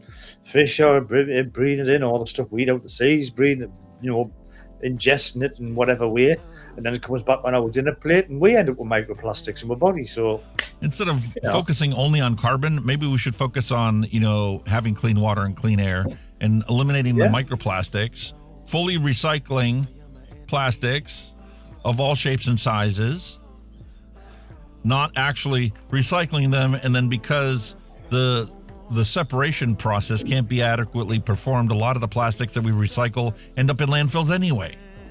Exactly. Because there's a big farce on how much of this can actually be recycled and how much of it is cost effective to recycle. Like, you can take any plastic whatsoever, shred it up, and make like park benches and stuff out of it, right? Yeah. Henning Nam, hello and welcome. But to recycle it into another plastic bottle is just not feasible with certain types of plastics. I get that, yeah. I do get that. I think plastic's been probably one of the most nuisances pollution-wise. I mean, if anything, we should start reducing our plastics and go back to what we used to have, paper bags and shit like that. It was much more simple then. You know what I mean? The problem is when you have a society that's only driven by greed and profit, it's not cost effective for you to use glass bottles. For you to use glass bottles and establish a recycling program and the transportation costs, they're calculating it based on carbon usage now. But for you to make glass bottles for sodas and for water and to ship them to customers, they look at it as cheaper to buy the plastic. I can't understand that argument, because glass, once it's made, it can be used so many times. I mean, we used to get infinitely milk bottles. Yeah, we used to get milk delivered in glass milk bottles. You used your milk bottle, you washed it out, you poured it out next day. The milkman took the empties away, sent them away for whatever, cleansing, disinfecting, all that shit, and they got reused for again, and they lasted forever. Now they've gone. Dusty County Road says tornado warning for East Liverpool waiting. Steubenville, now you're proud. That's Steubenville heading straight for you, mate. Steubenville. It's heading for you, sir, apparently. I hear the wind's kicking up outside. When I went out to get the package, it's still clear outside. Yeah. You get some clouds in the sky, but it's probably only about 50% coverage. But looking up the little gap in my window covering. I see the trees moving out there. I hear the wind whipping every once in a while. Ooh. Hope it's not too bad for you, man. I'm not worried about it. If it's my time to go, it's my time to go. You've got the three little piggies attitude. My house is made of brick. You can huff and you can puff, but you won't blow my ass in, motherfucker. Wow, man. Essentially, yes. Mother Nature at her finest. I like watching them, but I wouldn't like to be in one, so to speak. Beautiful things. Tornadoes are magnificent, but I wouldn't go chasing one. Fucking hell no. If you have ever experienced an actual structure fire, let alone been the crazy asshole running into it, because the person that supposedly lives there is supposedly still inside, a tornado is not going to scare the shit out of me at all. Doesn't faze me. No. I can see it. I'm getting an awful lot of leakage out of the bottle. Leakage? I don't know why. Strange.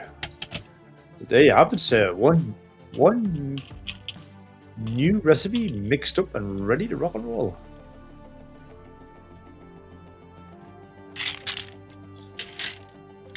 I love that. If I get this, when I get this Flavorist Apprentice show set up, I'm going to have to order some more of these bottles. All right. Little 10 mils. Yeah, it's actually a 15 mil bottle, but it's perfect for making 10 mils.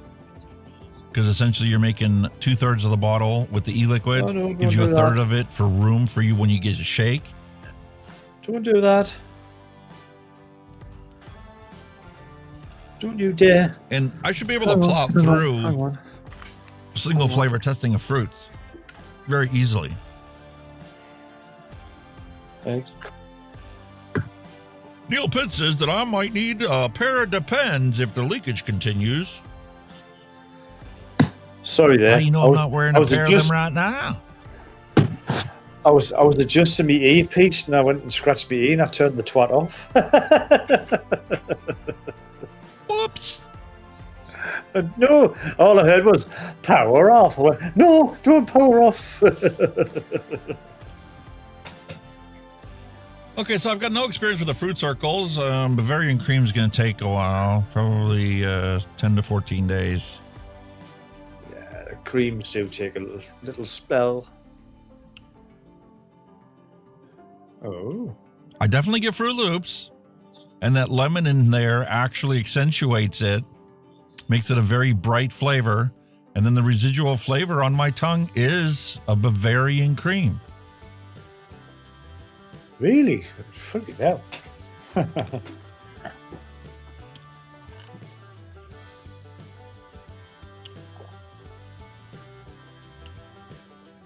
I'm just trying to debate if I like it or not.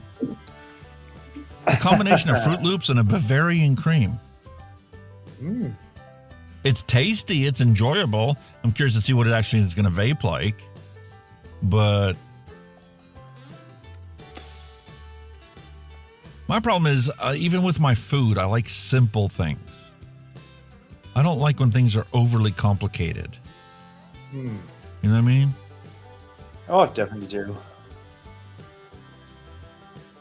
And all the flavors that went into this are still fully recognizable in the e-liquid. They're completely separate.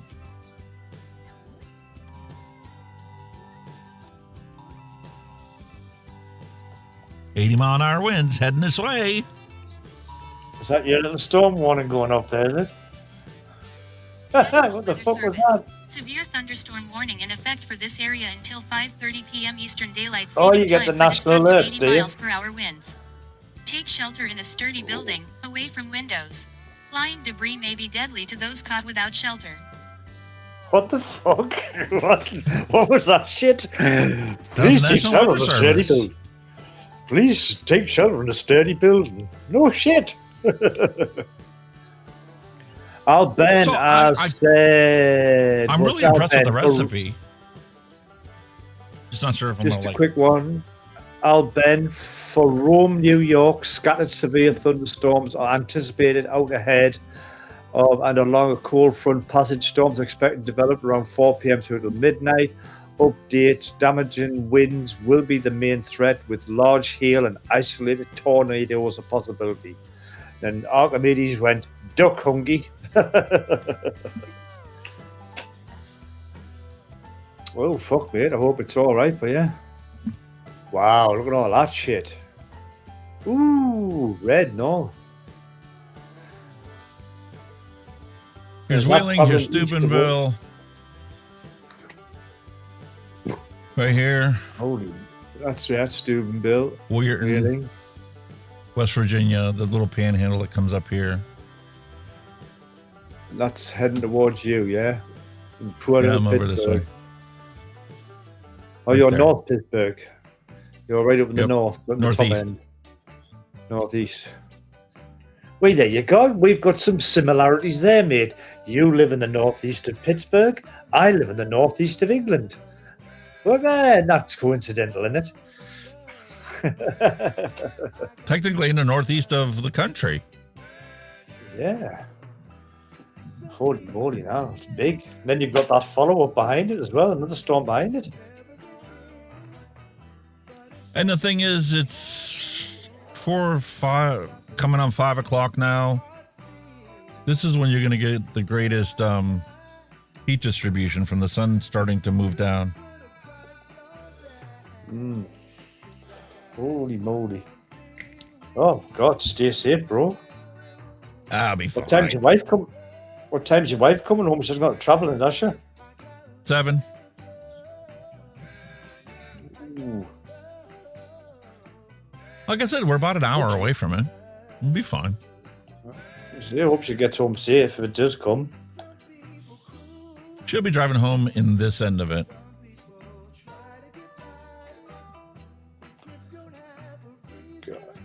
I'm more concerned about this right here. Yeah, look at that one. That's red, red, red. That motherfucker. Right there. Ooh. Yeah. White. That's bad, mate. That's nasty. And that one looks much bigger as well. Ouch.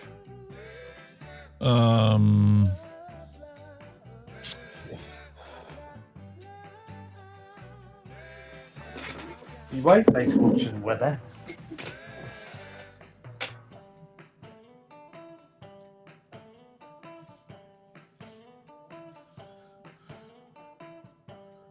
Doppler radar is what I'm looking for.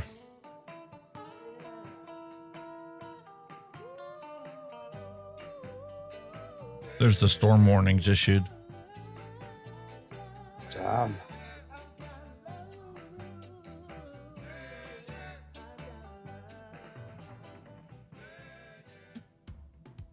Oh, God, well. Very interesting. Keep your fingers crossed. You'll be okay, mate. You'll be fine. I think you guys are used to it, man, out there. You just deal with it all the time. You know what I mean? Yeah. You're used to that shit. We would probably shit with popping pants over here if we got it, like, but never mind. But then again, Britain, fucking hell, half inch of snow and we come to a standstill.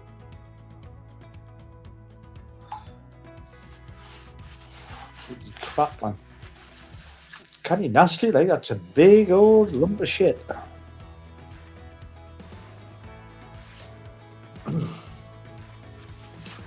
Holy mother of God. Well, look in New York. Oh. News just in. According to Devin Jeff, Elon Musk is king and the tariffs are making us rich. Now back to your regularly scheduled content of Mixin and Chillin. I don't know about the tariffs making us rich. I do think it's balancing the imbalance of trade that's been going on and progressively getting worse for a long time. we ultimately are going to end up paying for any tariffs that aren't transitory. Let's put it that way. I get where he's coming from, but I think he's gone a bit too fucking high with some of them. I mean, we're okay with them at the minute. I mean, we were only 10% anyway, so ours have never changed. So it doesn't really Tariffs are meant us. to be a negotiating tool, and the final finger on the scale to keep things balanced appropriately or proportionally, right? When they go into a trade war situation like we are with China right now, where it's just gotten utterly fucking ridiculous, 150% tariff, reciprocal 100% tariff, increase it this week, you're eventually going to pull that to a halt. Perfect example is Gamers Nexus has been doing a trip that, self-funded, where he was going to manufacturers of PC components and computer systems, right? And there you've got at least a 6-month lead time between when you place the order for all the parts to build the system and the point of the parts are all assembled and being sent out to the customer, right? Yeah. The biggest problem with this trade war right now is they can't predict what prices are going to be 6 months down the road. Six Pack Kid, hello and welcome. So at the current prices and the current tariffs being implemented on parts that aren't typically classified as a computer part because they're just screws or panels or cables, those are all going to be subject to the tariff. And those prices alone are enough to essentially destroy their business, because nobody's going to want to pay $300 for a computer case that used to cost anywhere from $50 to $100. It's not just that, because, like you said, they're passing all the costs onto the consumer. So therefore, you're talking about economic fucking shit happening all over again. We're already living with fucking price hikes now, without any more economic bullshit. Stuff's gonna go through the roof, man. And like we've said in the past, everything's made in fucking China. So if you're making everything expensive from China, it's us, the consumer, that's gonna feel it, not them. Oh shit. Nope, turn off. You turn off. Get off. That was weird.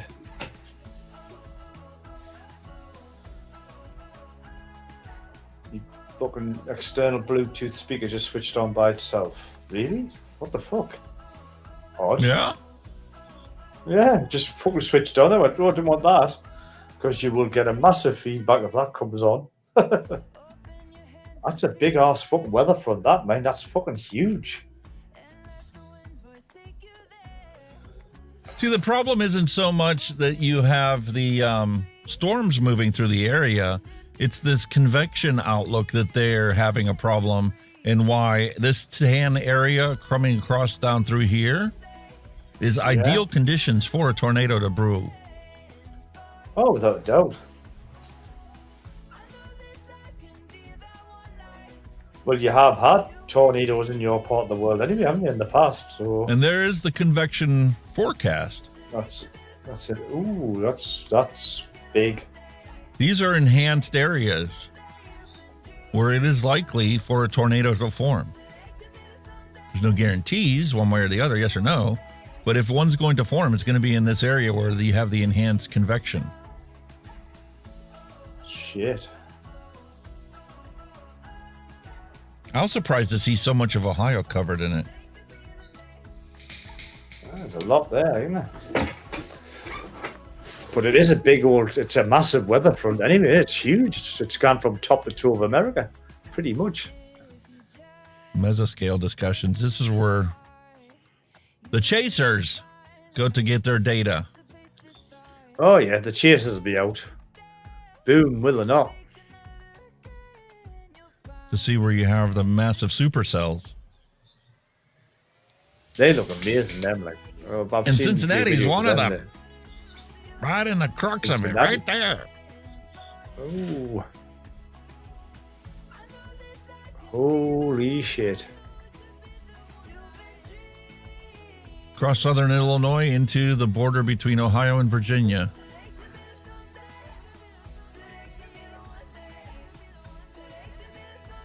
Oh dear. I hope everybody stays safe. Hope you all stay safe. That's the main objective. There's fuck all you can do about it. Just stay safe. Wow. Thank God we don't get stuff that bad, thankfully. We don't really have much else going on the rest of the week. Today's going to be the worst day of it. Oh, it'll just blow through. Once it's blown through, it'll be gone. Fucking.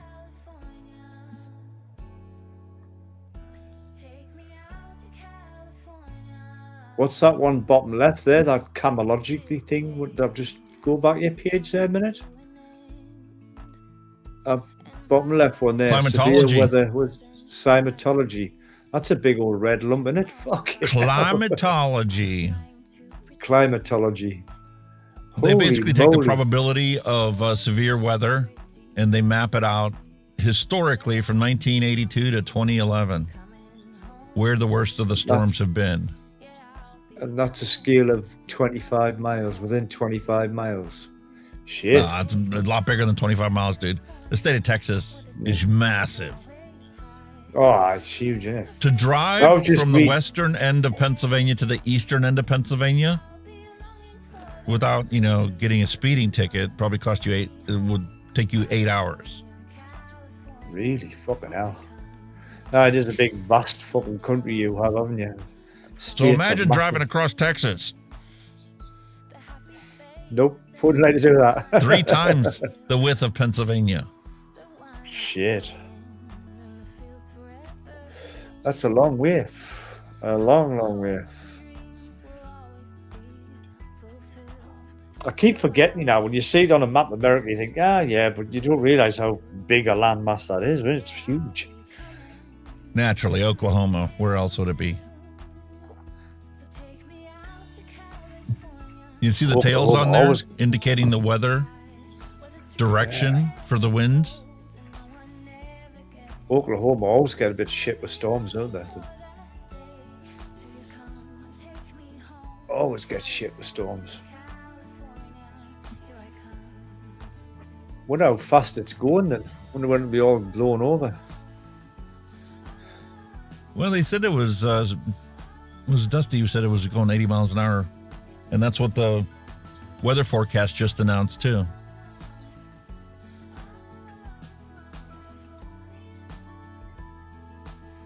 The fucking wind speeds and shit. Oh, dear.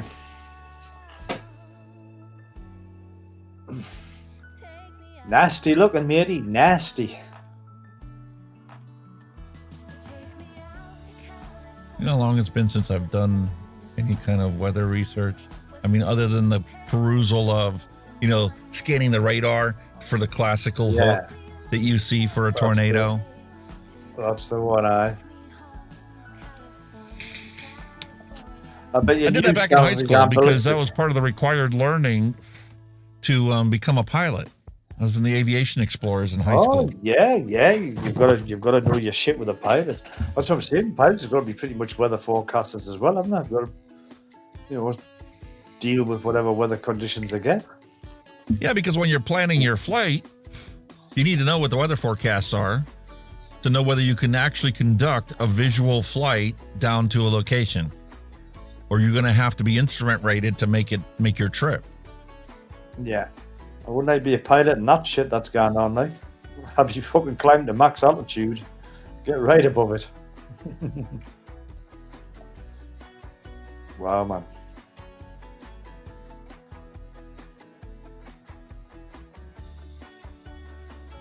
Well, there you go.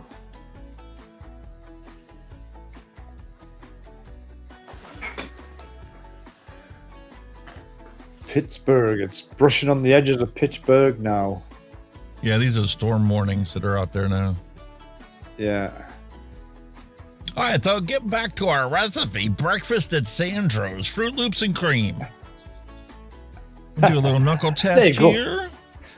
It's an added bonus, people. You're getting a detailed weather report on the storm. An added bonus. Public service information, as we call it. I really like that knuckle test because the first thing you get up front is that Fruit Loops, and it's very bright. The lemon isn't as forefront as it was when I first did the initial shake. It's kind of blended its way into the Fruit Loops, leaving a nice, bright, crisp flavor. But the residual flavor on my tongue is the Bavarian cream. Very clear separation on it. Now the question is going to be, are we going to be able to notice that on an inhale and an exhale? Oh, that's the thing. Just touching on what was said before, Neil Pitt said China companies will just build companies in countries that have cheaper tariffs, come into the States and still undercut American companies on price. Yeah, that's true. And it's not a China thing. That's a business thing. If you were running a business, let's say like, Gamers Nexus visited these different companies like, the computer manufacturers, like even the people that buy and build keyboards and mice and other peripherals. And if you order it from China, you're going to have to pay the massive tariffs on it. But if you order the keyboards and mice and the peripherals from Vietnam or something that's already made the arrangements and is essentially a duty-free, you're just going to outsource your parts to a different country.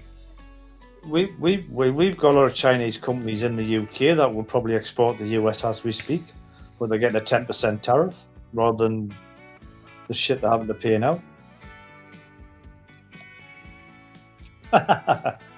Neil Pitt said you've got to go outside and be a weather reporter when the storm hits with your camera. Fuck that. Hunky down, wait warm. I go live on my phone. Fucking hell. Hell's bells. I won't be standing outside as soon as the hail starts flying, though. I'll be standing inside the house looking out. Right. That thing will take your head off if it's a big golf ball, cricket ball size hail. Jesus. That's really good on the shake. I want to see what this thing actually develops into.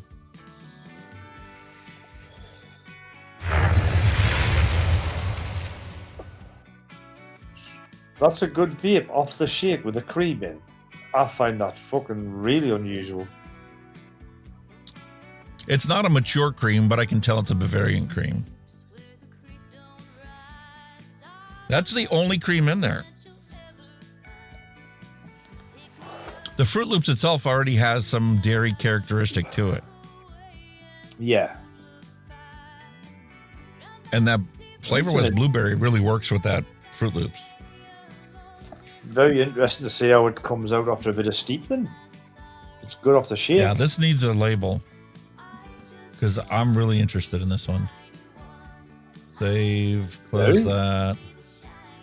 Close that. I mean, he's got it down as an MTL recipe, I suppose, but yeah, it shouldn't. So the flavor's going to be punchy. Yeah, that is mouthfilling. Yeah.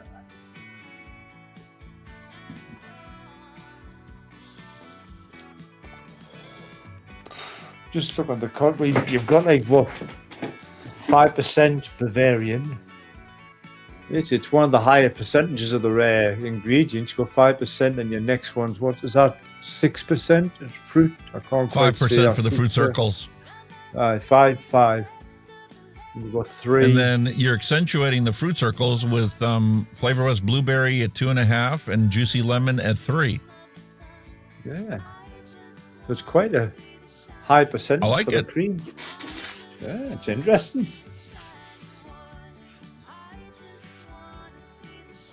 Hopefully it gets a bit better with a bit of steep time, mate. Might be a nice little banger for you.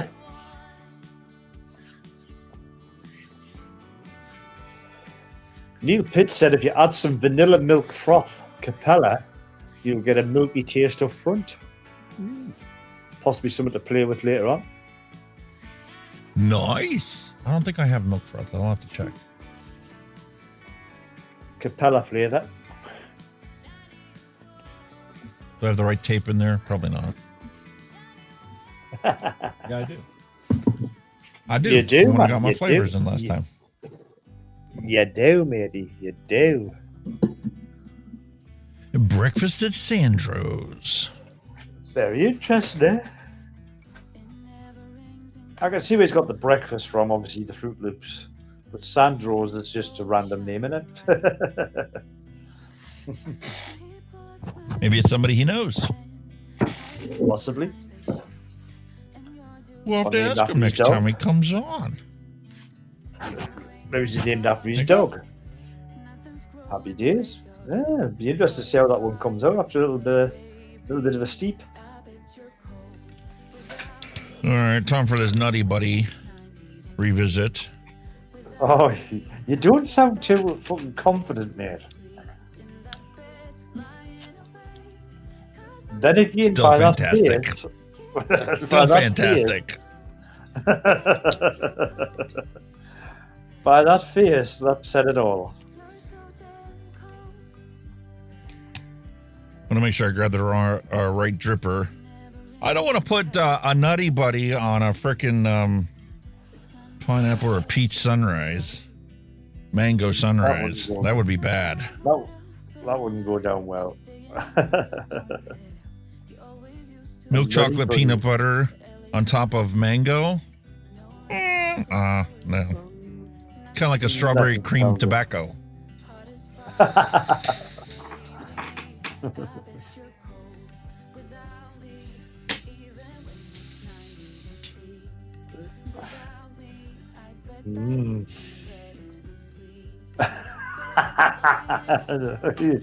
He likes it, boys and girls. I fucking love it, dude. Hello, John McClintock. How are you doing, sir? Welcome. What's up?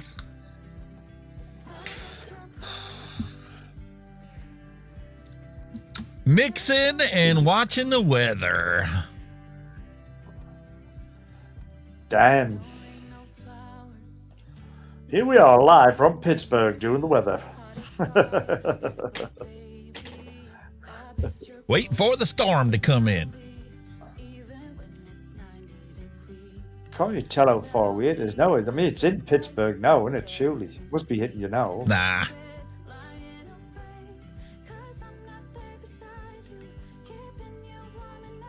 Never know. I mean, I'm just clutching so, but it might fizzle out by a bit by the time it comes. You might lose some of its power, you know, you don't know.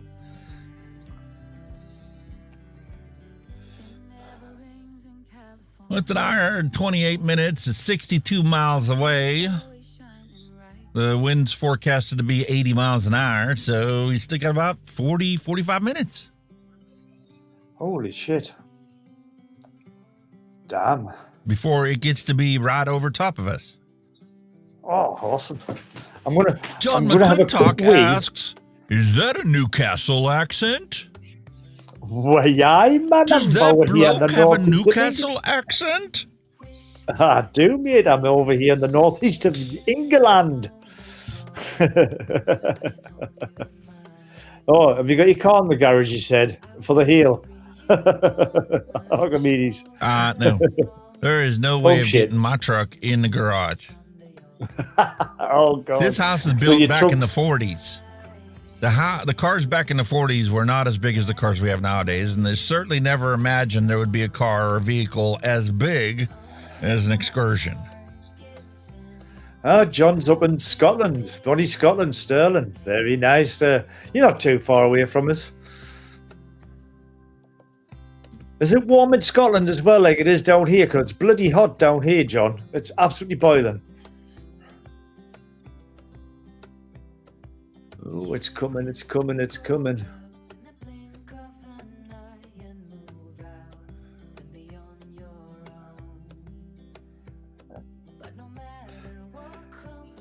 See, you want one with a live track. I mean, ask me that's live, that does it exactly live, you know, like fucking, it's coming here, it's coming here. You can do the countdown. I hear the wind's whipping outside. Well, the trees are really going a little crazy out there. Got pine trees out back. Our temperature today, Neil, was maxing out at about 23 degrees Celsius, which is pretty warm for us in the UK. I think down south London, it might have been peaking about 25, but it's always hotter down London way. But it's in the past history, it's never been known for Scotland to get sunshine. It was always classed as a cold, wet, and windy place. And yet, when Scotland get heat waves, you're like, bloody hell. All Ben's cars are in the barn. So basically, if you get all that hail, your truck's got to take the brunt. Yeah. Ain't the first time. It survived golf ball size hail before. It never took the windows out. Knock on wood. Smash the windows in. Oh, that's a pleasant thought. Anyway, at least it can withstand a They bit don't of build them like that anymore. So what year is your truck? How old is it? 2000. 25 years old. What is? It's finally got to the point where I no longer need to do emissions on it anymore. What make is it? Ford Excursion. A Ford Excursion truck. Ah. What engine you got on that? A fucking 3-litre V8 V10. or something? Or V10? Oh, fucking hell. What? Get the fuck. 8 miles per V10. gallon. Holy shit. No wonder it's sitting out there parked up. Fucking hell. V10. Holy moly, motherfucker. Yes, sir. I bet it's fun to drive, though, even though it's a gas guzzler. Yes. Yes. And it was even more fun driving down to Gatlinburg, Tennessee for the Smoky Mountains, because they have what's called the Serpent's Tail. It's like 128 turns within like 5 miles or something. Holy through the mountains. Loved it. I think, what do you call them? When I used to wheel at dealers, when they had the workshop in America, they had a truck in, and it had the Chevy. Oh, what was it again? No, it was the Camaro. It was the Camaro engine in it, or something. The new Camaro engine in it, in this truck, and it was ridiculous. It was no good as a truck. It was just ridiculous. It was just too fast, too powerful. It was ridiculous. Oh, what was it called again? Oh, name a classic Camaro, man. The sporty Camaro. What the hell is it called? The new one? I remember. The new latest Camaro that's out. What's it called? Trans Am. The revamped the Camaro when they revamped the Mustang. You know, when they brought the new Mustang out for Europe and now they've done the same with the Camaro, but I can't remember the name of it. But the big fuck up engine in it where they put in a truck, and that was a V10. It was fucking ridiculous. Oh, what was it called? Oh, it was in a truck. See that new one there? See that the 2024 Camaro? But you know the performance one, man, the big one. Oh, what engine was it again? Oh, it's pissing me off. The engine options for the stock one is 3.6 liter V6 or a 6.2 liter V10. I mean V8. I think it had the V10 in this truck. It's a Camaro truck, is what I'm sure it is. What the fuck was it again? Oh, God almighty, man.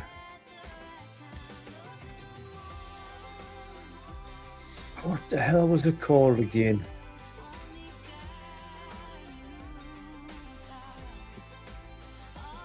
I'll have to fucking jump through Wheeler Dealers again and find it for you, because it was crazy, this truck. It was just ridiculous. The speed it done was just... again, it was about, like you said, similar figures, about 6 to 8 miles per gallon. It was just fucking ridiculous. Oh, what the hell it was. It was the truck. I think that's the Camaro car, but it was a truck with a Camaro engine in. I can't remember the fucking name of it. That was the car. It was a black truck. I remember it was a black truck. Oh, what the fucking hell was it again? Or was it a Camaro engine in it? Was No, that's it. The pennies dropped. Dodge Viper engine in it. It was the Viper engine in it. That's what it had in. It was a truck with the 8.3 litre Viper engine. That's the Dodge Ram SRT. That was it. Holy moly, was that a monster. That's it, the Dodge Ram. Man. Where am I getting Camaro from? It was nuts. It was just ridiculously fast, that truck, right? And even he was sitting there saying, there's just no need for it because it doesn't serve, it just does not serve the purpose of a truck. It's just a boy's toy. That's basically what it was.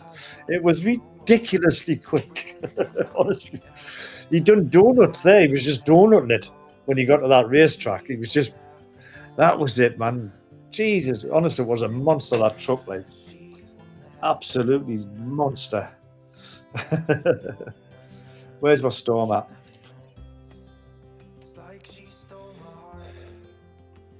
We're creeping in. Let's see if we can do this. All right. He's going to stick a webcam at the window, aren't you? Yeah. Why not? Well, that's cool. That's a good idea.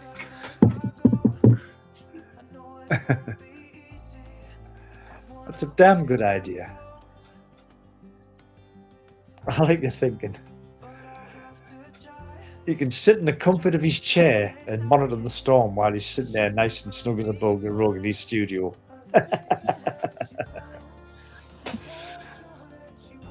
That's cool. No, I was going to say we had security cameras, but they just work when they want them. It keeps dropping the fucking internet all the time. It's a pain in the tits. He's having a look and all that. He's having a look. He's playing about, folks. Alex is a live storm chaser, sitting in the comfort of his room. Love it, love it, love it.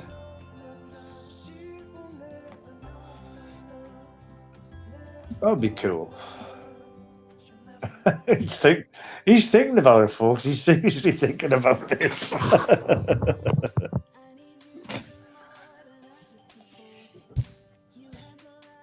There goes the power flickering. Oh, I hope you don't get a power cut. We're going to be well knackered.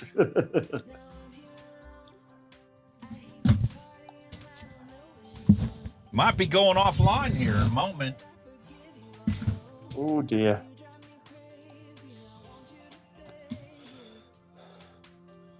Way window view.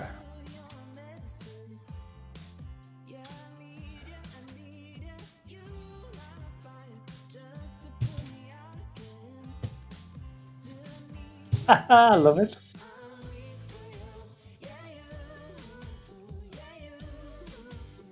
You see the old tree starting to sway about there, like.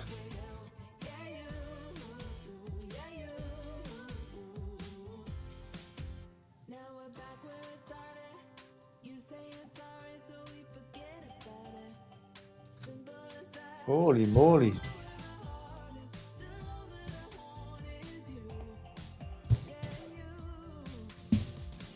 Power's flickering away.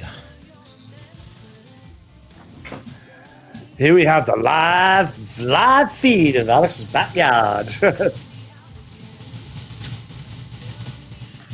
Fuck, you can hear it.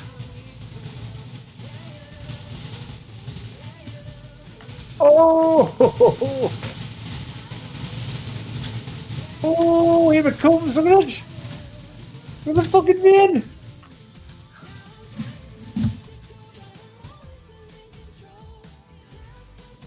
That kind of swept through a bit. That was just the beginning.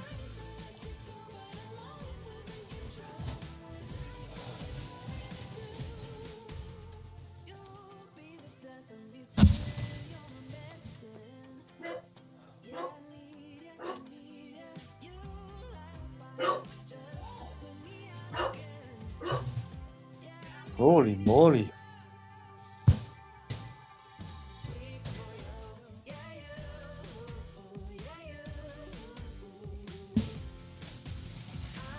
See, them trees are rustling around a bit.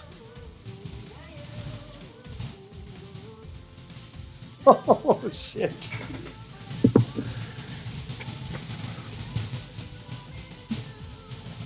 Fuck. Fucking hell.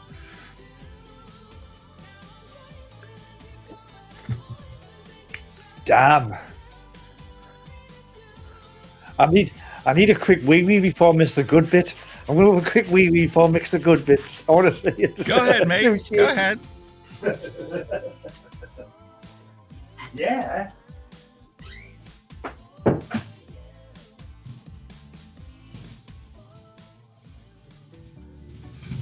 Where might she be?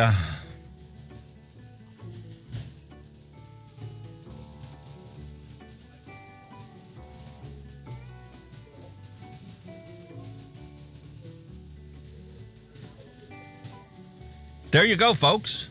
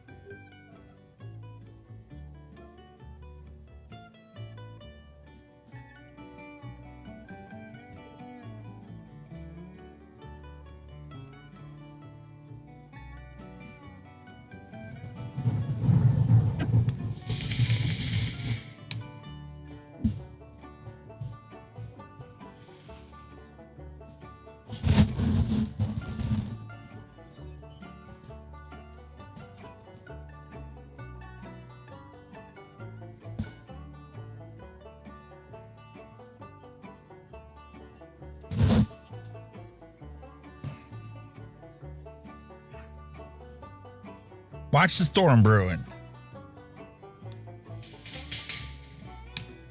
That's kite flying weather. Sure is.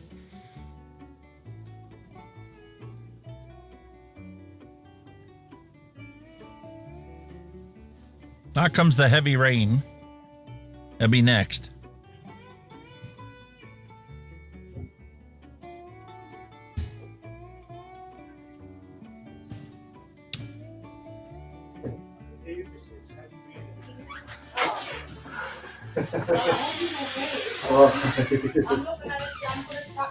Well, you.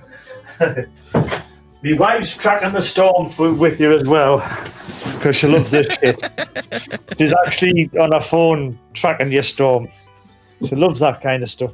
If she wants to do a storm chase, and it's on her bucket list. She'd love to do that. Oh, them trees are waving about. Hoping that them trees come down, like, if them winds catch it. Ah, she'll be fine. I like your confidence. I love your confidence. Just, it is what it is. Like I said, man, we've had weather way worse than this. Really? Wow. That's what we meant.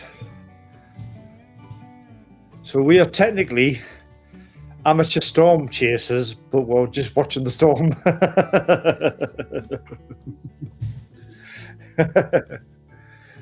Holy moly.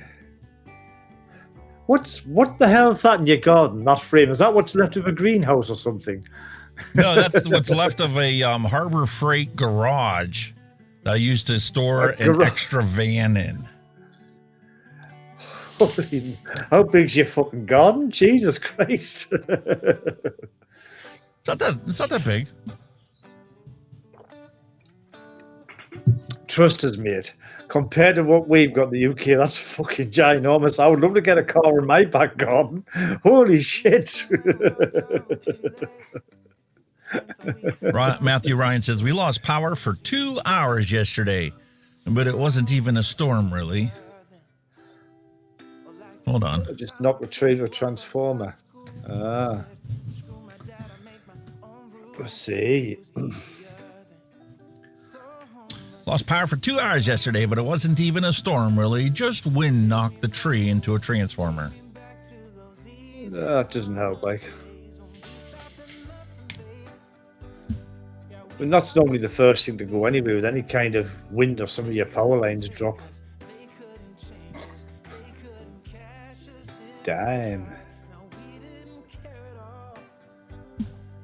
Pretty cool. That's kind of cool, that, like. Minnesota, don't you know? Minnesota. Oh, where he is, Minnesota. With 95% wholesale price on vape stuff. Holy shit. Oh, that's not good. Something like that. I don't remember exactly what it was. The worst of it, yeah, the front. The front is technically here.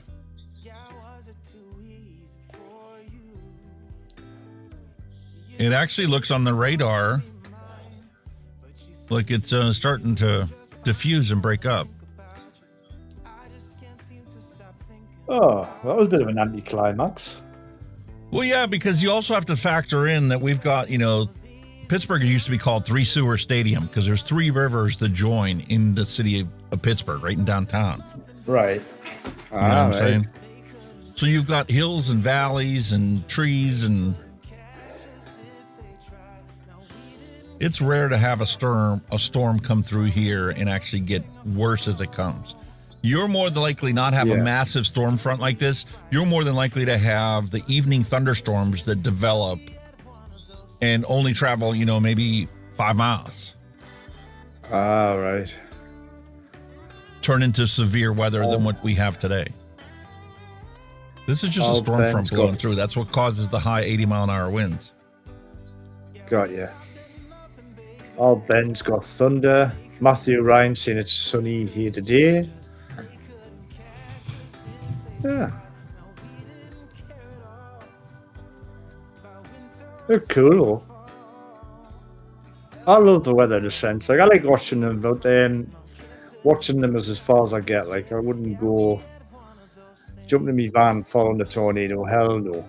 Nope, not having none of that shit. I'll watch it from a good distance. Yeah, and the worst of it's already passed over us. That was biggest anticlimax thunderstorm I've had in a long time. The red's kind of gone, hasn't it?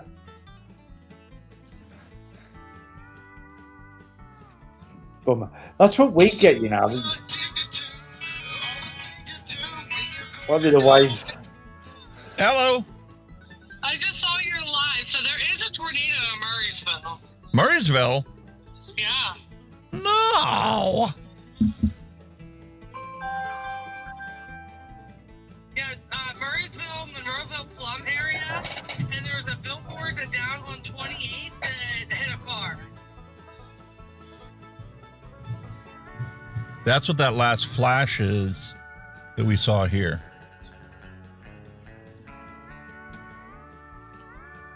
Is that Mersville as a tornado, yeah? Yeah, so this is Murraysville, the city of Murraysville here.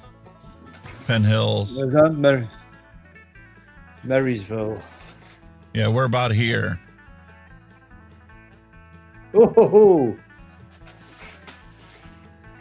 zoom in there a bit more. Marysville.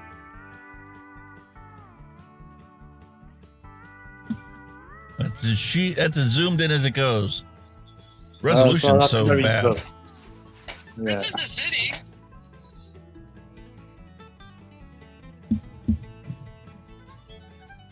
There's the city of Pittsburgh. Ah, shit. Nothing.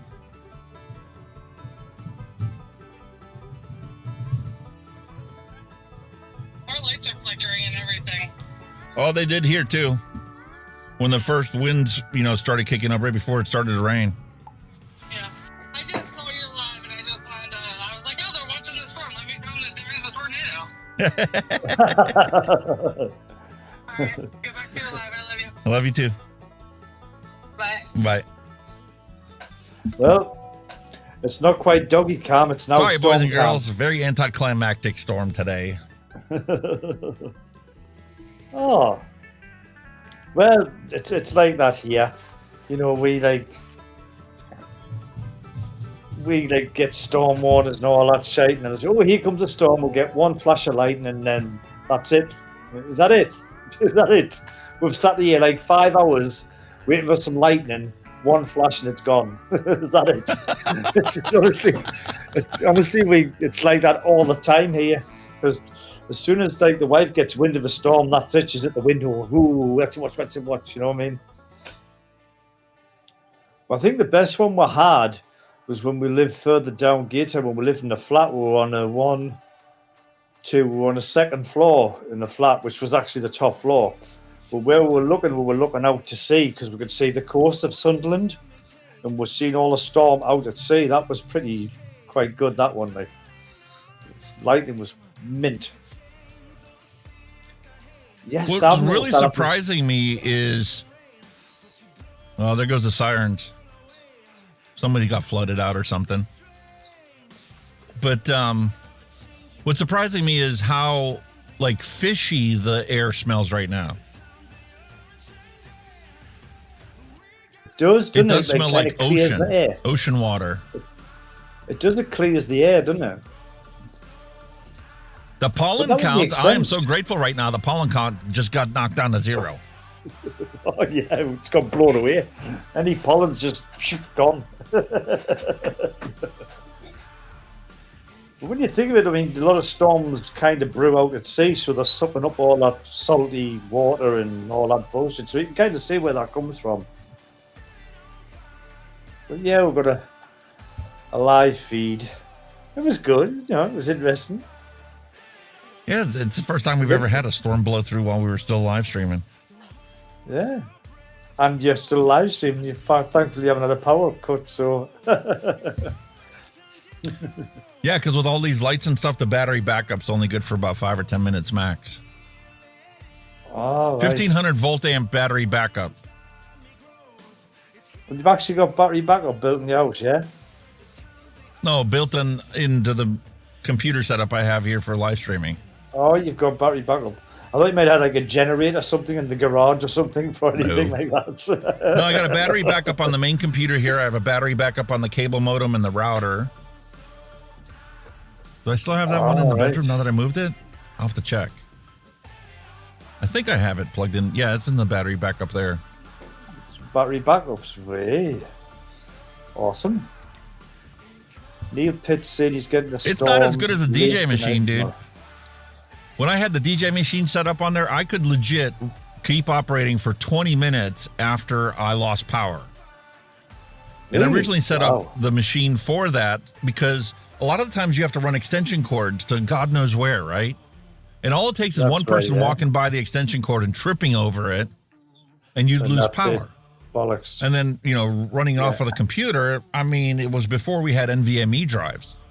It would take a good 5 minutes to get the system back up and running again if I lost power. Yeah.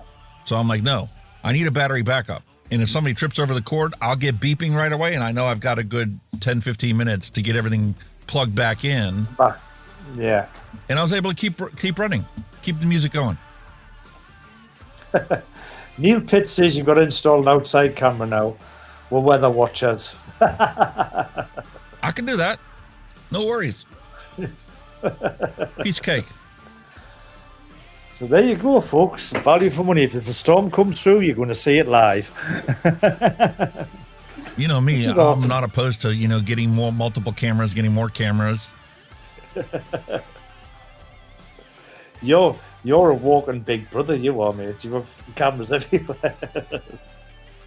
We all have Ring cameras on our doors nowadays to replace our doorbells. That's one thing I never bought because I find them so fucking irritating. Oh, I freaking love it, dude, because there's been plenty of times, I'll get notification that somebody's out. Because we had a rash of cars that got broken into, and my wife is really good for leaving her purse in the car. And all it takes is one person walking by, smash the window, grab her purse, and run. And we'd have no clue when it happened, how it happened.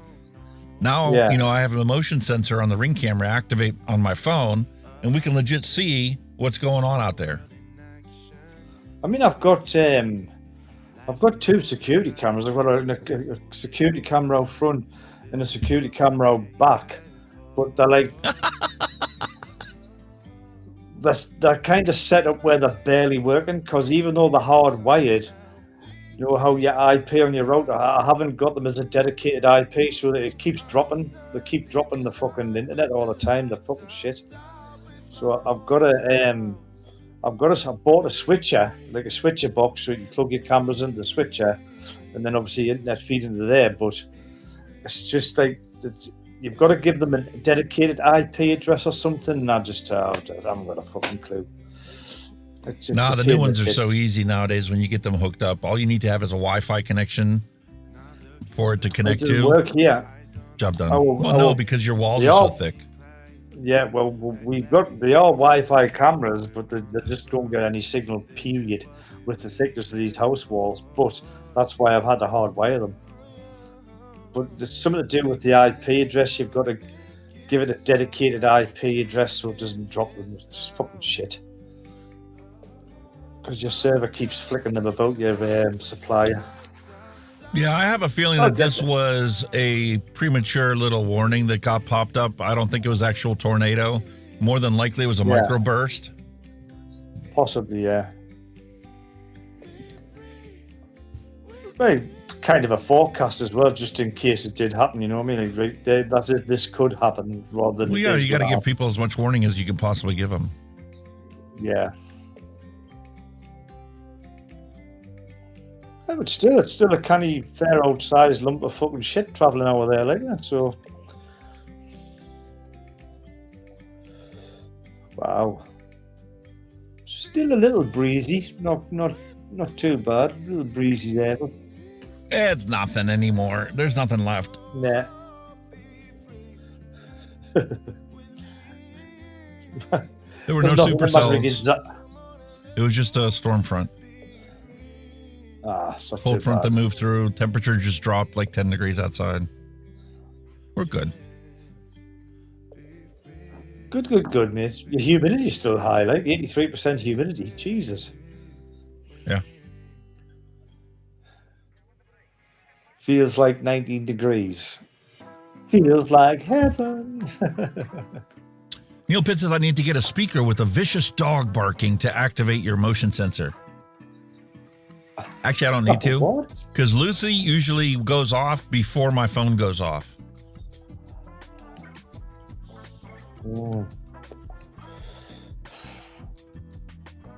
That's the whole idea of having a dog. That's your early warning system. Yep. Mine's gone weird. He keeps barking at everything lately all the time. He barks. He's just gone mad. When you walk in the door, he starts barking at you. Then you just randomly sit at the top of the stairs, randomly start barking as if someone was at the door. You go to the door and there's no fucker around. Nobody there. Your wife said, Lucy, well, sorry for the disappointment. We didn't have any tornadoes. Yeah, no hail. It is.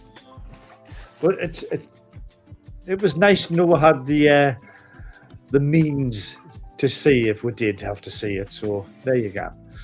Kind of gone wrong with that. That's the nice thing about having a webcam hooked up that wasn't even hooked up on here, because it was originally set up for a tutorial video that I did that I actually didn't even have on this OBS. It was on another OBS. But I don't know if mine will reach my street view. Hang on a minute. I'll have a go. Hang on. I want to be able to see my street view. Go to webcam. See if we can get my street in. Oh, well, my street view is pretty shit because it is now dark out. Pitch black outside. In fact, you're just getting the reflections off the windows. Fucking nothing to see here. It's dark. There you go. There's my picture that I sent to Hunky of me playing me balls.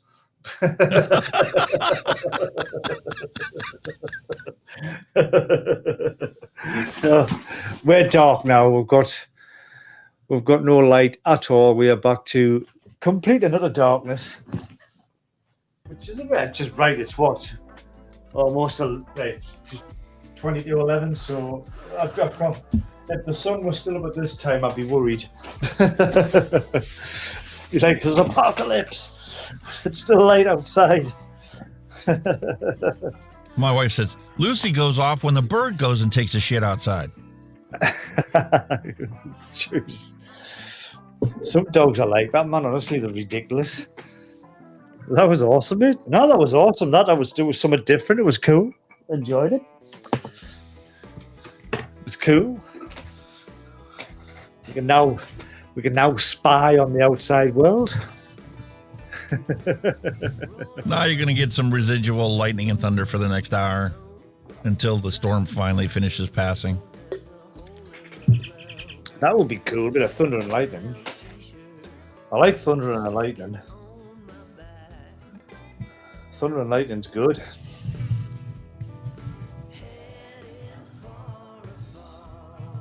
What's that? Speak for that area. In the city, it's got dark and windy. Rain is wild.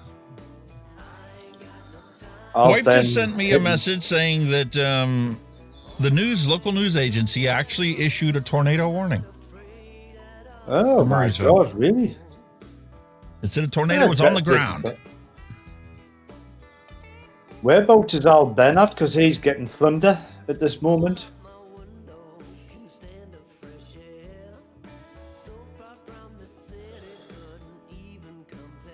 Whereabouts in the world are you, Al?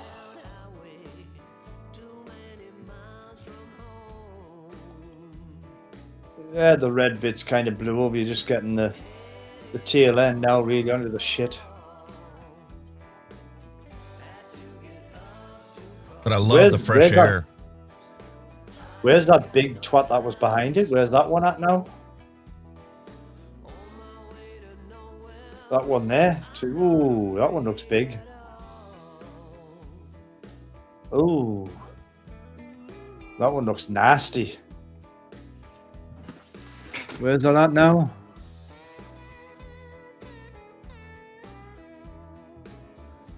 Outside of St. Louis, between St. Louis and Louisville, Kentucky, heading for Cincinnati. Ooh. Cincinnati. Got some nice red bits in it. Probably mostly wind and rain by the looks of the back end of it. Here's me. It's probably got wind and rain at the back end of it. Who do you think you are? A fucking weatherman? Nah, everybody's a meteorologist at heart.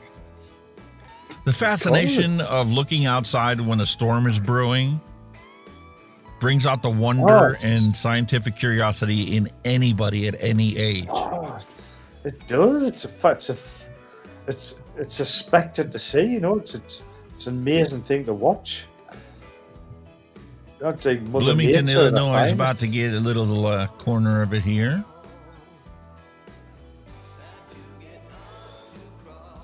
Well, how fast is that one going? It seems to be motoring along, doesn't it?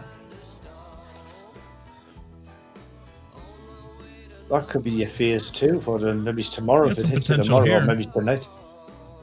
Yeah.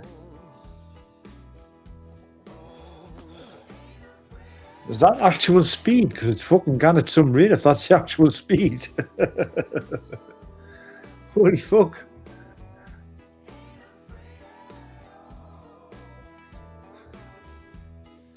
Two-minute intervals for each picture. So it's sped up a little. Shit. Ah, that big lump of red there. Mallory, you got nothing to worry about. Is that where Mallory is, up there? There's nothing in Chicago. Oh, does she live in Chicago? Chicago?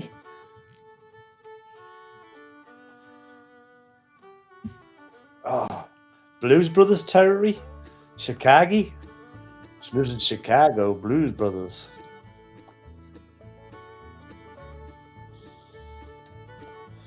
That's awesome, though. Good stuff, yeah. Thoroughly good stuff. Live tracking of the weather systems. Awesome.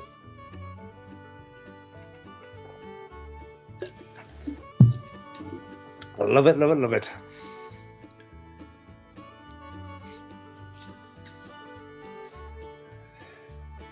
Oh, shit. Take action now. They do kind of like in your face dramatize it. Like, do they already take action now? What? A warning means a tornado is on the ground or has been indicated on radar in the shaded area. Find a sturdy shelter in your basement or safe room away from windows. Do not be putting webcams in your window and watching the storm come. Nope, we're doing it. Okay. We're doing it. Sorry. We're doing it. Bullshit. We're having some of that. Wow. So here's an actual picture somebody took. Ooh. To identify it as a tornado. No, that's not a tornado. No, that's not touching down. You haven't even got your spiral yet, man. There's no wall cloud. Nah. You had one starting to form. You have the appearance of a funnel. Yeah, but it's not coming down, though. It's not touched down, is it? You also have to understand the terrain in Murraysville. Murraysville is nothing but hills, trees, and then you've got like 22 cutting right down through the middle of it. Yeah. It would be very hard for a tornado to develop in Murraysville. Especially not with the energy that this storm brought. You would need a slower moving storm to allow the convection that took place to create your actual full-size funnel. I heard, so this is something I heard that it was interesting. I don't know if it's true, right? But they reckon, you know, when the lightning bolt touches, when the lightning bolt comes down and touches the ground, right? When it actually comes down and hits the ground, they reckon the lightning bolt travels from the ground up because it's an earth. But you just see it when it's lit up. You don't see it when it touches down. You see it once the current develops and exceeds a certain amperage. Yeah. But they reckon it goes from the ground up when it earths to the ground. I never knew that. I don't know if it's true. Sounds interesting. But it would make kind of sense. I don't remember the fundamental science of electron flow. It's something to do with it earthing at the ground. I think it basically ground up, and then we see it flash when the current is connected or whatever. We don't actually see it ground go or hit ground, whatever. I don't know. It was just something I heard, and I didn't know if it was actually true. That's when it hits the ground or it hits an object, you know, like a spire or a bridge or something, you know what I mean? But it is what you call an earth. See, that's just sheet rain, isn't it, at the minute? Just rain coming down in sheets.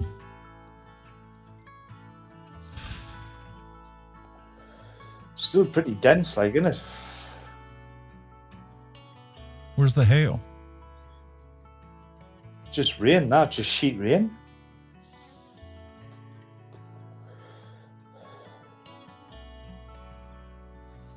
Ooh. There you go.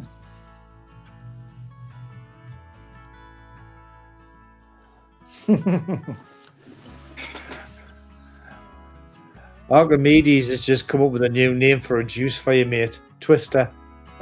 Yeah. I knew that was going to happen with 80-mile-an-hour winds. We already had one building in town where the roof was partially torn off of the last major storm that came blowing through.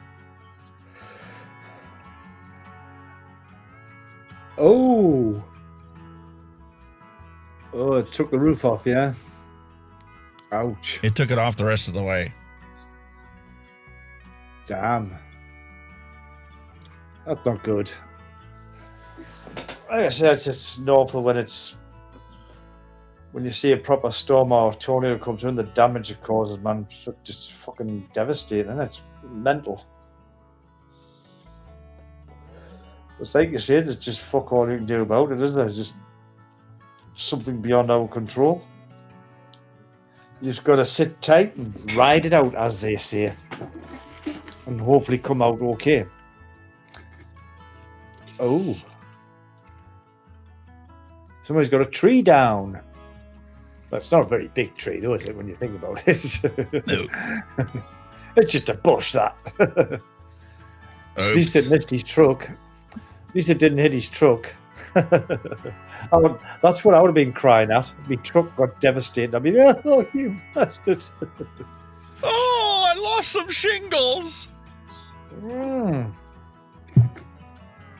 What's the post? I've lost my roof. No, you haven't. What's that going to take you to fix? 20 minutes? If that. Put the screening back down.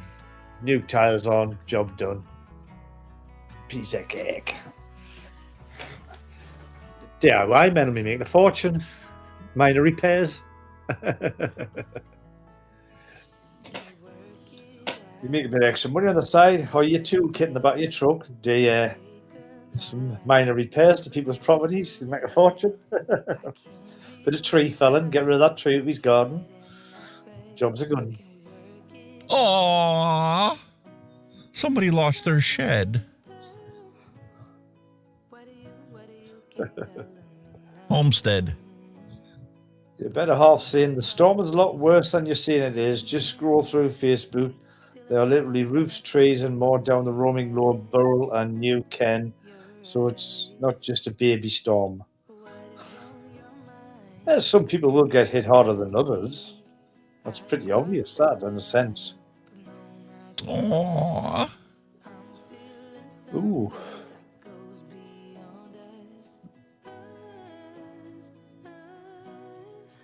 Ooh, that's kind of nasty. Oh, the poor car.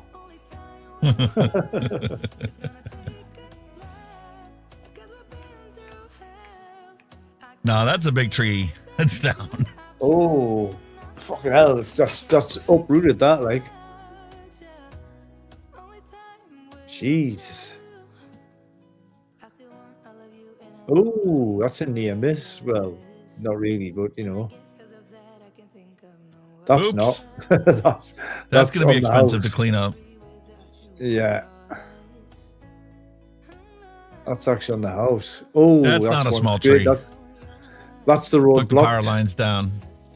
Phone lines down. Oh, it took everything down, hasn't it? Wow, look at that. The colour of that sky, man. Jesus. Oh. That's actually snapped the whole tree, that. Jesus. It's actually snapped the trunk. That's rooted.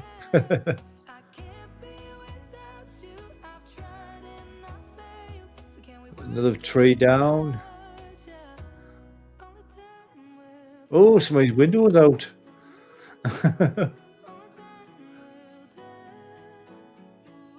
Ooh, I see what they're thinking now with the tornado. I could start a little thing there, but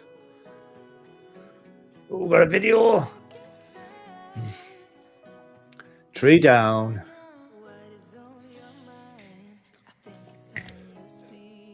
Looks like it's missed the power lines anyway.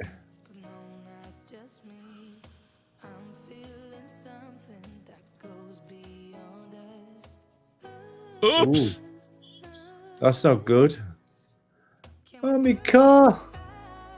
Somebody else's roof come off. Power lines broke. Street lights are out. My bloody car.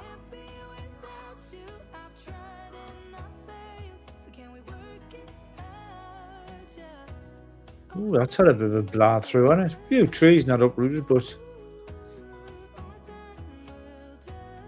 holy moly. That's probably a microburst. I don't think that was all wind shear. Pulled the siding right off the house. Siding's gone, aye. The bin survived. All these trees are snapped off.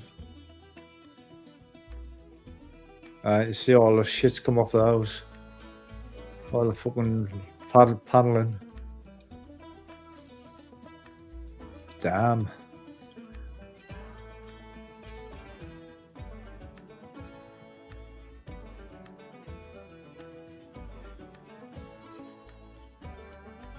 National weather, 5:30, destructive 8-man takes shelter.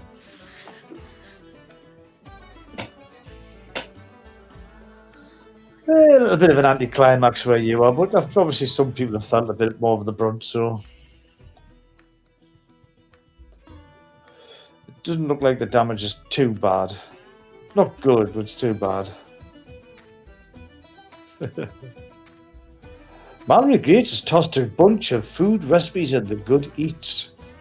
Ooh. Ah, cool. Cool. Looking forward to trying some new stuff out. My wife and I are always, on the hunt to try and find something new. She sees stuff on Instagram all the time and TikTok and, oh, we got to try that. We got to try that. Your wife would be pissed if she lost a shed. You know how much the sheds cost these days. Fucking tell us about it. We already did lose it. The canvas got ripped a long time ago before we got rid of the van. That's what I'm saying. We got rid of the van. She's been cleaning up the yard and stuff, burning all that stuff up. All I have left is the frame to take down. We thought about, actually getting a new cover for it and, putting a lawnmower and stuff in there instead of the garage, but. Let's just build one. Build a timber one.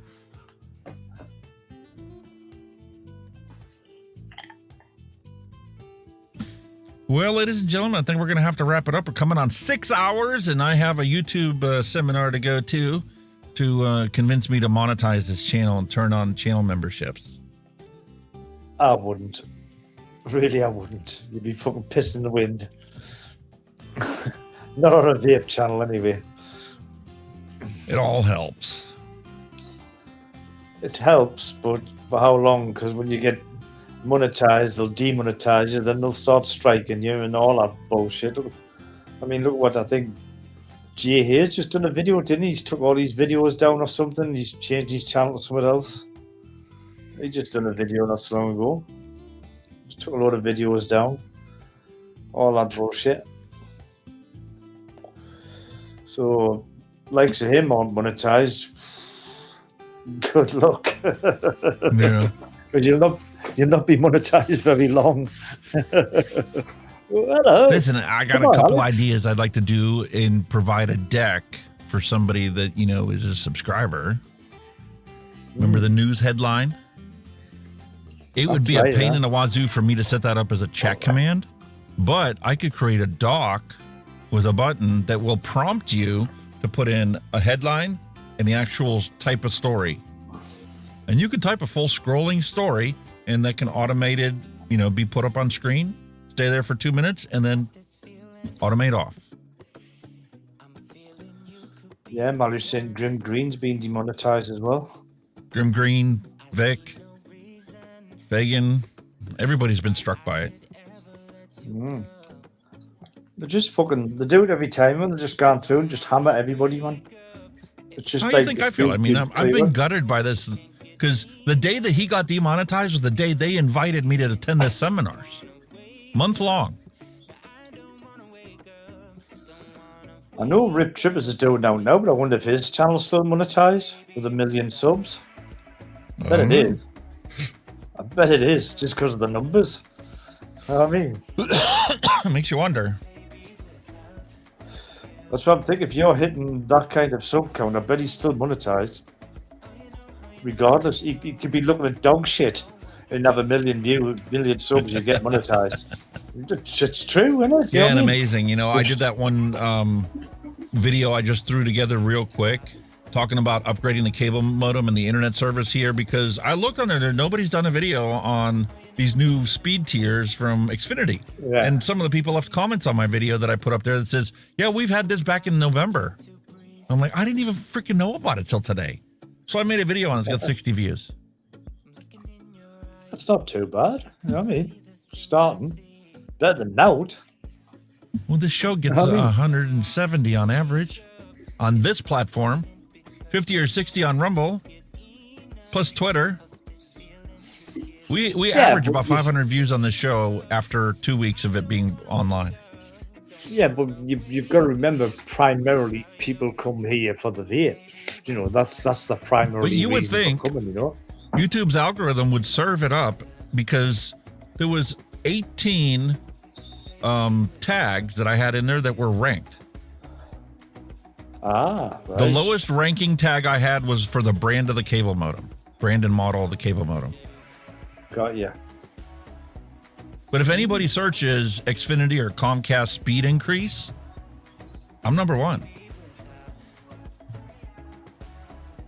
Maybe nobody's searching for it. I don't know. Maybe it's one of them. I mean, is that just been recently rolled out in your area, or has it been out a while? I just got the tech notification for it a month ago that they were finishing the upgrades in our area. That's exactly why Nick is on Twitch and not live streaming on YouTube. He does the replay on YouTube, but he live streams on Twitch because he still gets monetized on Twitch. Got ya, yeah. Just Rumble monetizing. All right, so anyway, peace, love, and Hunky Vape is my wish to all of you guys. We'll be back same time, same place next week. Maybe we'll get another storm. Yeah. Cheers. As always, thank you, boys and girls in chat, for joining us live from Pennsylvania, storm watching, amongst other things. But as always, boys and girls, on your way out, please hit that like button, all that good stuff. If you're watching on replay, please do the same. You know the drill. Anything you want to put on the channel to get on the live show, hit that Discord, hit the Facebook, hit the social media. Everything you put up, we will definitely try and put on the show. And as always, folks, been an absolute pleasure again. Where did that time go? 6 hours? Jesus Christ. But until next week, we shall all see you same time, same place, and hopefully with a storm, maybe. You never know. You all take care now. Bye-bye. Bye-bye now. Thanks for listening. We'll be back next week again for a fresh round.